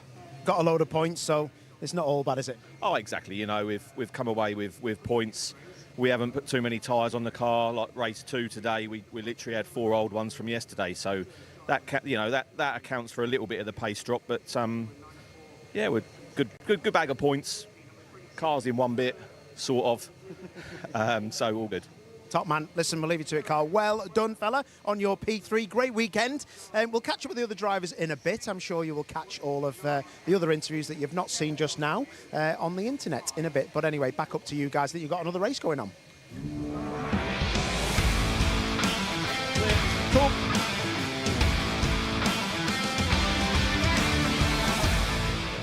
Yes, we do, Paul. The last race of the weekend, and hopefully we've saved a good one till the end. It's the third race of the weekend for the BRSCC Fiesta Junior Championship. Haven't got time to go through the full grid graphic, but it's Jenson O'Neill going, double race winner so far this weekend, who starts from pole, with Jacob Hodgkiss alongside, Finn Leslie and Jenson Mason row 2, Tom Merritt and Alfie Garford row 3, row 4, Callie Clifford and Billy Blockley, with Henry Foote and Josh Watts completing the top 10. Ben Doughty and Jack Burgess row 6, row 7 Aaron Beattie and Archie Davis, row 8 Hayden Gray and Harry Lindley, 9th row George Foxlow and Michael Wheeler, with Atlanta Le Breton, Maggie Webster, Tommy Harfield and Daniela Sutton bringing up the rear. So, 2 wins from 2 so far for Jenson O'Neill going. He's been pursued closely, though, by Jacob Hodgkiss in both of them. The combined winning margin across both races is less than a second. Can Jacob Hodgkiss overturn that now and end his weekend with a win? Well, he started well with a decent launch off the line, but Jenson O'Neill going, I suspect, on the inside line, will hang on to the position. Yes, he does. Hodgkiss has no choice but to slot in line behind him. And as they head for Paddock Bend, it is a familiar sight. The white Mark 6 Fiesta leading the junior field downhill and up towards Druids for the first time of asking. So it is Jenson O'Neill going the leader, Hodgkiss in second position. Third place looks to still be Finn Leslie, with Jenson Mason in fourth. So I think we're still grid order, actually, as they turn into Graham Hill Bend, where the race leader has a huge moment. Jenson O'Neill going on cold tyres, nearly loops it completely, and Jacob Hodgkiss suddenly wishes he'd been a car length closer. As it is, he's still going to look to the inside at Surtees, but can't quite commit to the manoeuvre. Jenson O'Neill going, dodges a bullet, but Hodgkiss is back up the inside again. O'Neill going maybe a bit tentative, turning into clearways that time on cold tyres, and maybe, just maybe, there's an opportunity for Hodgkiss. No, he can't get the overlap, and Jenson O'Neill going is going to survive a big moment to lead at the end of the opening lap, but that could very easily have gone wrong. Across the line they go then. O'Neill going leads, Hodgkiss second, Finn Leslie in third, Jenson Mason fourth, and Tom Merritt completing the top 5. So it is grid order actually for the top 6. The first change is that Josh Watts has had a good start, and he's gone from 10th to 6th. So, 10th to 7th, excuse me. So 3 places gained. He's the black and yellow car just on the back of this leading group. You can see him at the top of shot. So Josh Watts having a better run in this race than I've really seen from him at all in his limited Fiesta Junior career so far. And he's tagging along nicely with that leading group. So down towards Surtees, O'Neill going, still leading the way, but how he's still in the lead, I don't really know. That was a very, very big moment that he had. And now seems to have the car settled again, but that right rear tyre always takes a while to warm up. Callie Clifford, I'm afraid, is in trouble. And Callie pulls off into the runoff area, but hasn't actually made it back into the paddock. So that car is sort of stuck now in a dangerous position. Wonder whether that might require a safety car. Hopefully not. Like this race to continue under green if possible. Down Paddock Hill Bend they go then. Jenson O'Neill going. Probably wouldn't mind a safety car, to be honest. It's not like he's got a big lead over Hodgkiss, although he is potentially now just starting to get the speed going a little bit more, pulling a bit of a gap maybe over the second place man, as he gets a bit preoccupied with Finn Leslie behind. Down the Cooper Straight they go then towards Surtees. There you can see Callie Clifford's car off to the left. O'Neill going, though, just trying his best now to pull this margin out in front. Through Surtees they head towards the end of the third lap of racing. No sign of a safety car yet, despite the fact Callie Clifford's car is still in that precarious position. Might choose to clear it under yellow flags. That's nearly another yellow flag, because that was a very aggressive move by Tommy Harfield at the inside through Clearway's corner, but Harfield manages to make the place. Who was that Tommy was going past? Well, we'll get to that in a moment, because actually for second place, Finn Leslie's up the inside of Jacob Hodgkiss. He edges him out wide into the gravel, and Hodgkiss almost loses it completely. Fantastic car control. Finn Leslie goes up into second place. Hodgkiss did not like that and tried tries to fight back around the outside at Druids, but they're heading into a yellow flag zone on the exit of the corner, and that is there to cover the recovery operation that's going on the exit of Graham Hill Bend, but that's all right. They got everything sorted before they hit the yellow flags. What a move that was from Finn Leslie, though. What a save from Jacob Hodgkiss. 2 wheels in the dirt, right in the bottom of the dip at Paddock Hill Bend. Can so easily lead to a big spin, but Jacob did really well to keep that together. Out of Clearways and Clark Curve then, back across the timing line. Jensen O'Neill going, leading the way, starting now to get away as a result of this battle going on behind. That is Ben Doughty in the gravel trap in the background. And is he going to dig his way out of there? I think he might do. Yes, well done. The pink... I keep meaning to ask whether that said pink parrot or pink carrot. I think it's pink parrot, which probably makes a little bit more sense on the side of the car. That was a big moment. Simply drove off the edge of the road, which is quite easy to do, actually, at that particular part of the circuit. Right, the race leader, I would argue, is being caught slightly now by Finn Leslie. And I reckon that 1.5 second gap that it nearly was. Oh, he really is. O'Neill going slowing. That's the race leader. Jensen O'Neill going suddenly slows, going into Surtees, and the dream of a hat-trick on proper debut anyway in the championship crumbles now for Jensen. What a shame. The former championship winning car has developed a fault.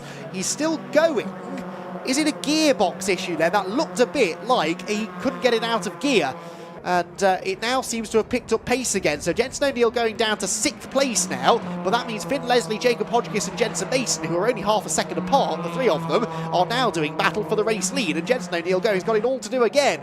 But it did just look as though he was being reeled in anyway by Finn Leslie over the first part of that lap, not by a lot, but just by a bit. And then suddenly, 2/3 of the way down the Cooper Straight, that Mark 6 Fiesta suddenly stopped accelerating and then seemed to pick up the pace again. So a bizarre moment for Jensen. We'll maybe hear from him after the race if he's on the podium as to what happened, but he's down to 6th place now. But we know when the car's running okay, he's got the pace to go quicker than anybody else. So can he now pick his way back into podium contention? Round Clearways we go then.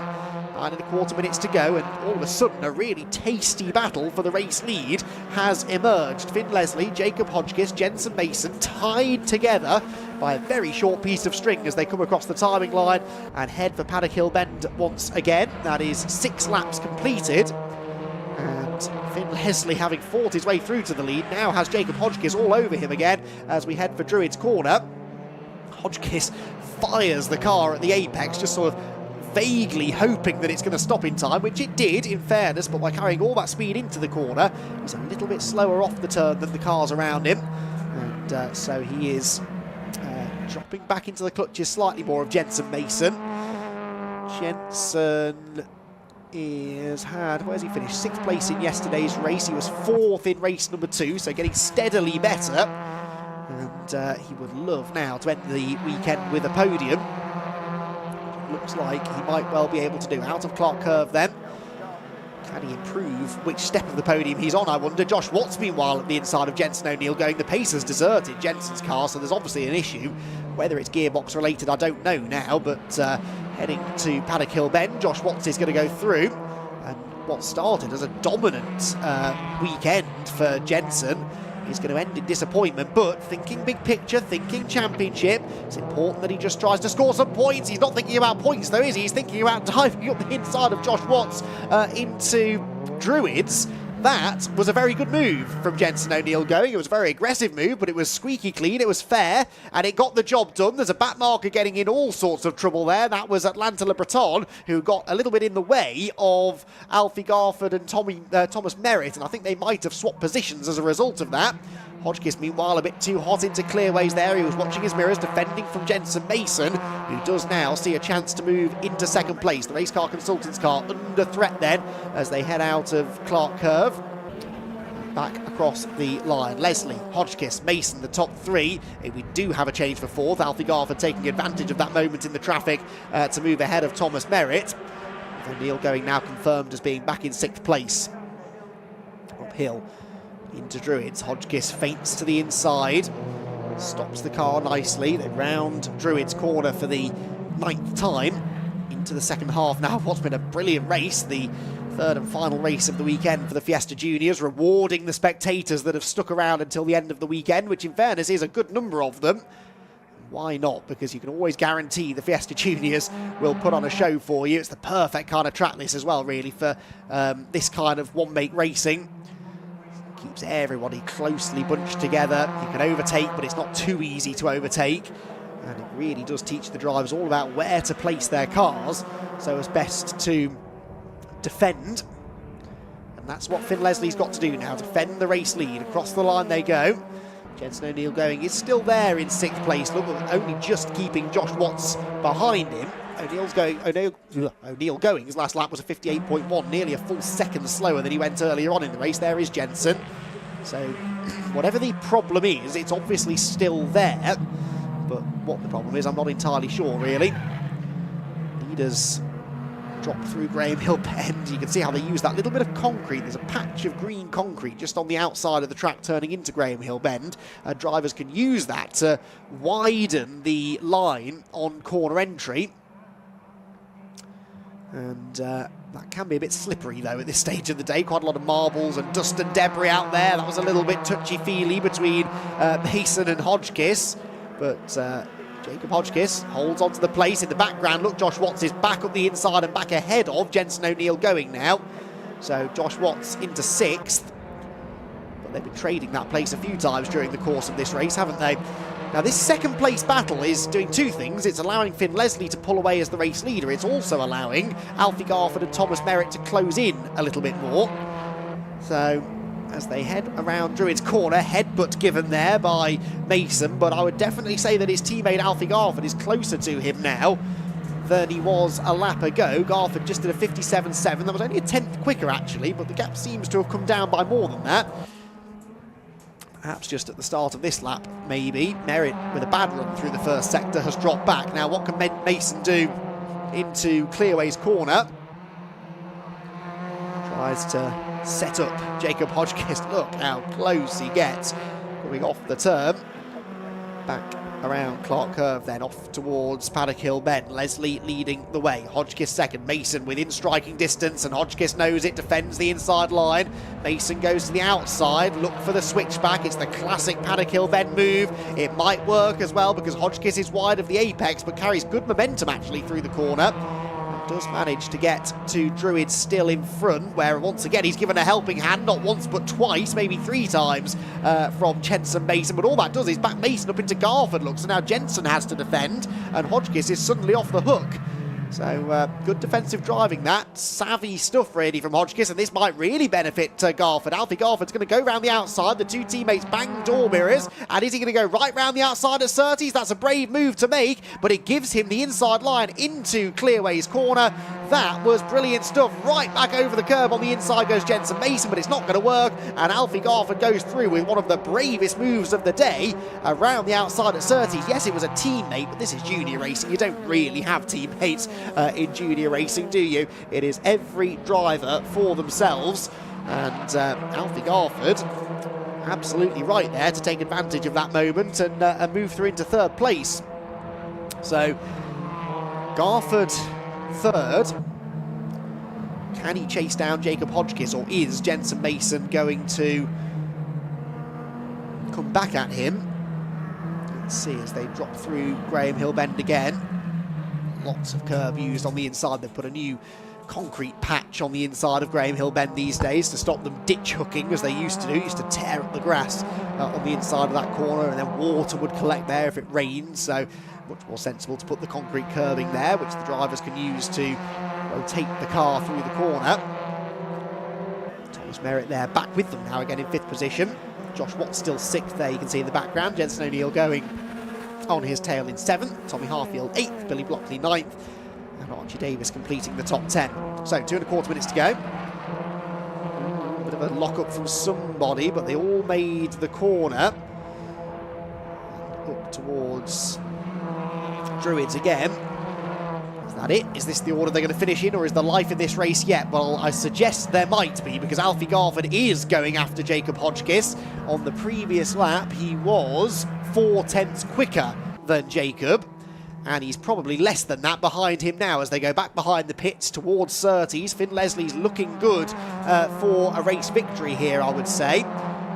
But for second place, who knows? This could be a bit of a late change round. Jacob Hodgkiss would be very frustrated, I think, not to win a race this weekend. You'd think that after finishing second to Jenson O'Neill going in the previous 2 races, with Jenson then having problems, Hodgkiss would be the logical choice to win the race. But here he is, desperately defending second place from Alfie Garford, who goes around the outside line into paddock, again tries to cut back to the late apex, carry the speed up the hill, and maybe have a go into Druid's Corner. We've got 2 laps of racing to go, and Alfie Garford still thinks that there's a chance to break into second place, and he gets into the side of Hodgkiss, who's tapped sideways. No harm, no foul in the end. The position doesn't change hands, but that was a gap that wasn't ever really going to stay open. In fact, I'm not sure it was ever open, to be honest. I think Alfie Garford sort of forced it open, but no major damage done. Hodgkiss stays second. Alfie Garford is going to try his best here to find a way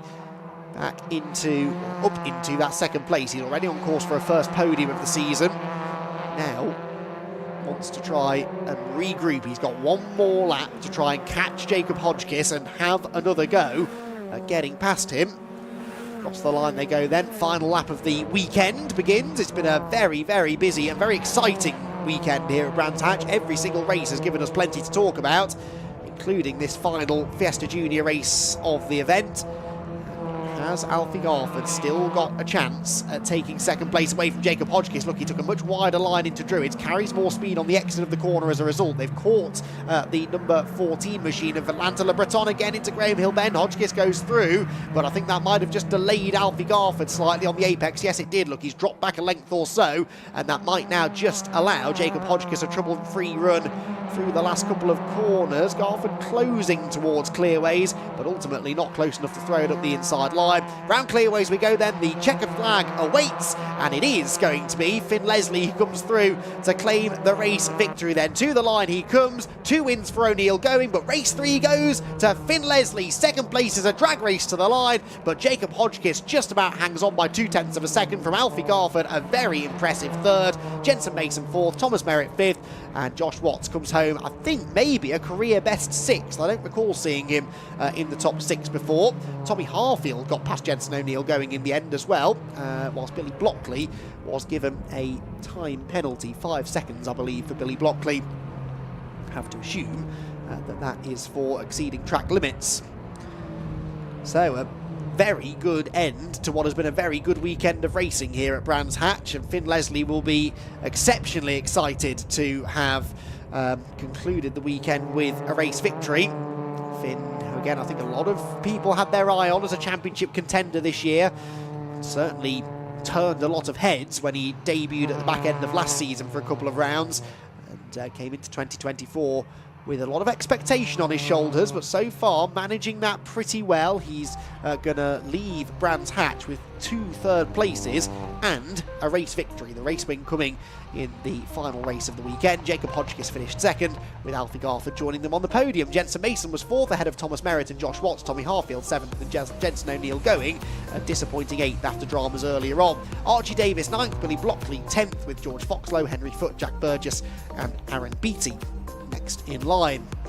Ben Doughty was 15th after that off at Clearways. Hayden Gray was 16th, Michael Wheeler 17th, Harry Lindley a lap down in 18th, and Atlanta Breton was 2 laps down in 19th, whilst Maggie Webster was, I think, running at the flag, but must have been in the pit lane. Yes, she was, and finished 6 laps down. Callie Clifford pulling off into retirement in the early stages. So, for the final time, it gives me great pleasure to head down to hear from our podium finishers alongside Richard John Neal, who's been busy down there chatting to our podium finishers all weekend long, and there are 3 more happy Fiesta Junior drivers for him to talk to now.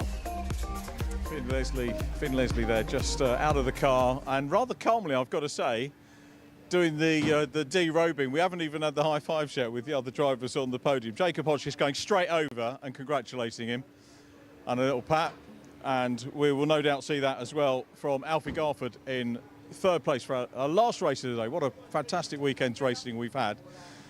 And for the first time this weekend, we've got an all Mark 7 overall podium. We'll do the Mark 6s as well, of course. Let's see if we can. The bad thing for me, it's the last race, but the great thing is we've got time to sort out and talk to our top 3 drivers. So, Finn, when you've got a moment, we'll get you over, and not unfamiliar territory for Finn Leslie. Many congratulations, a win, and you won last year as a guest, fair and square. You've done it again here at Brands Hatch. So, summarise your weekend for us, if you will. Yeah, I mean, we've had a pretty consistent weekend, some good points over the whole weekend with an overall podium in every race, and yeah, just finish off with that win was nice to end off the weekend. It was a clean race, but very hard fought. You know, you're all using the track as best you can. When there's a gap, you have to go for it. I don't think there were any sort of cases of anyone being too close, but seemingly for me, it looked like the entrance into clearways when the driver's going out wide to try and get the racing line and get the run. That's the chance that you can have in it to nip up the inside. Yeah, I mean, it's quite easy there because the drivers sort of open up the door for you, and it's just drives straight up the inside. Yeah, which I done on Jacob. Didn't quite get it done, but got it done by when we got into turn 1. And obviously next time we see Snetterton in about a month's time, what's the programme like for yourself between now and then? Is it testing? Is it fitness and diet and all that kind of stuff? Well, I mean, we've got a few days testing in before then, and yeah, I'm sure we'll be ready for it. We've been very strong there over the winter, so yeah, can't wait to see what happens there. Nice one, Finn. Many congratulations. 3 out of 3 podiums and a win to wrap up your weekend. Finn Leslie takes it. Second position goes to Jacob Hodgkiss. So grab a word with Jacob. Having a quick look around, here he is. That's all right, Jacob. Well done. We'll get you in front of the BRSCC one. Again, I was saying to Finn, you know, very clean fought race, but hard fought as well. And all of you guys and girls on track were looking for every bit of track to try and gain some sort of advantage. It was a really good race from the start, you know. We got closer to Jensen this time, but unfortunately he had an issue, which is it's rough for him. But, you know, it was a good race up front. But I think we might have a slight issue with fourth gear and knock sensors on the engine, but, you know, we can figure that out afterwards. But, yeah, honestly, a great show for the first round of the championship. Really happy with it. I was chatting with Scott Wilbish from the BRSCC leading into this race, and across the club, so many championships, very, very close, and we've seen consistency from you, consistency from many other drivers. No championship's going to be easy this year. No, consistency makes championships. We just got to make sure we're constantly up there, just to finish every race as possible as we can. Just while I have the time, I want to say thank you to my sponsors, Marsegalia, Aluminium Shapes, and the bike cranes for letting me do this. It's a big thank you to all of them because I wouldn't be here without them. Good man, very well done. And very quickly, what's your preparation like for Snetterton next time out? Simulation. Just that, just constantly drilling it. Okay, good to see you, Jacob. Well done, 3 out of 3 podiums. Many congratulations on that. And our third place driver, I haven't seen him this weekend, Alfie Garford. Let's get Alfie, good to see you. Last time we saw you was on the podium at Snetterton, which was obviously Silverstone, which was non-championship. Congratulations. Tough race with your teammate there as well. No, it was good. Battled hard, no contact, so how it should be. What was the reaction of you? Did you get the high fives and everything? I didn't see that because I was watching Finn, but all happy? Yeah, all happy. I think everyone's happy. I'd like to say a big thank you to everyone who's just put in the effort, Ash especially, just after qualifying, drive shaft went and just put our heads down, got on with it, so we're back. It's a huge amount of effort, isn't it? It goes into prepping the cars, but then when something else goes wrong as well, everyone has to muck in and do an awful lot of work to get you out there, and that was the case there. Absolutely, yeah. So again, repetitive question, but plans and preparation before we go to Snetterton, what are you up to? A lot of sim work, but just make sure the car's ready, make sure I'm ready, just try and make a few more points up, make the most of what we've got. We've tried to do this weekend, just make the points up that we've lost this weekend and put our heads down. Many congratulations, well, and good to see you on the podium. First of many in the championship. I feel let's go on to Mark 6s and our winner, Jensen O'Neill going. Jensen. He's probably forgotten that he's got an interview because he's been the first one. Jensen, let's go. Well done. A Mark 6 win. I know it's not what you wanted, but first of all, was there an issue? And if so, what was it? Yeah, I had no third gear, so it was either fourth or second. Halfway through, I couldn't get back into second, so I just stayed in fourth. But yeah, it was a good race, so can't really say much more, really. And the key thing is you're working like that, you got the car home, you know, you've got to finish, haven't you, to get points in. And that could be crucial come the end of the season. Yeah, so obviously I was thinking about coming in, but I thought of championship. So I carried on going around just to pick up points. Good stuff, and we look forward to seeing you at Snetterton. 2 wins, not too shabby, and good points as well in our third race. And our Mark 6 winner. Second position in the Mark 6 is Michael Wheeler again. Well done, Michael. Good to see you, and we get to stick you in front of the camera once again. 3 podiums out of 3. That's pretty mega, isn't it? Yeah, it's been a really good weekend. This is actually my first ever second in class podium. I'm really happy about it. Well, you had a third, now you got a second, so the next logical step is to beat Mr. O'Neill going, isn't it? That will come. Yeah, that might take some time. I've asked the other drivers what they're doing in terms of preparation for Snetterton. I'll vary it and say, is it back to studies tomorrow? Because I think the holidays are nearly over, aren't they? Yeah, it is.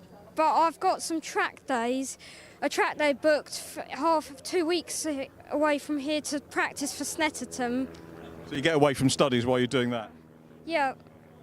Don't forget to tell your teachers that time in the car is work-related learning, so they need to give you that time and credit it to your exams. Michael, well done. Been great to see you this weekend. Many congratulations. Michael Wheeler's been an absolute star. Now, I'm not sure in terms of the classification, but Maggie Webster did get back out. So, Maggie, I haven't seen the classification yet, but third or not, we'll have a little chat to you, whiz you around this side, just so we've got the... hope you get classified third place. Miserable weekend up to that point, though. Yeah, said hello to the barriers, but other than that, ABS went in the first race and I still didn't have it in the second race, so I was just a bit off the pace. But when I went back out afterwards, I thought I was about 4 laps down, but I heard Callie had to pull in, so ended up third, so can't really complain with that, can I? You had damage to a rim or something. It was somebody jumped out in front of you in the tunnel. Curb, yeah, hit a curb. So it was all rubbing and melting my tyres, so not much grip, but enough to keep going, so I'm happy with it in the end. A trophy gives you that and a smile, hopefully, to go away and look forward to Snetterton. Maggie Webster, well done. Thank you for chatting to us. Well done, Maggie Webster. That concludes our final podium of the weekend here at Brands Hatch. So, what do we say? We say a big thank you to everybody who's given us great entertainment on track this weekend. From TCRs through, of course, down through the Honda Civic Racing, which has been superb. All 3 variants of the BRSCC's Fiesta Championships. We've had the MG Metros, courtesy of Hickford Construction as well. And, of course, the Club Sport Trophy we had along yesterday as well. A fantastic weekend. A massive thank you to all of the TCR team for putting on a great show. Everybody at the BRSCC, all our marshals, medics, rescue crews, everybody involved. Our commentary team, who have done an absolutely sterling job. Don't forget, you can rejoin us the weekend of the 18th and 19th of May. That's your next fix on the Alpha Live or TCR live stream. We'll be at Snetterton. If you can't make it there in person, please join us on the stream. We look forward to your company. If I've missed the thank yous to anyone, I apologise. Thank you all for watching. Stay safe, and we'll see you next time.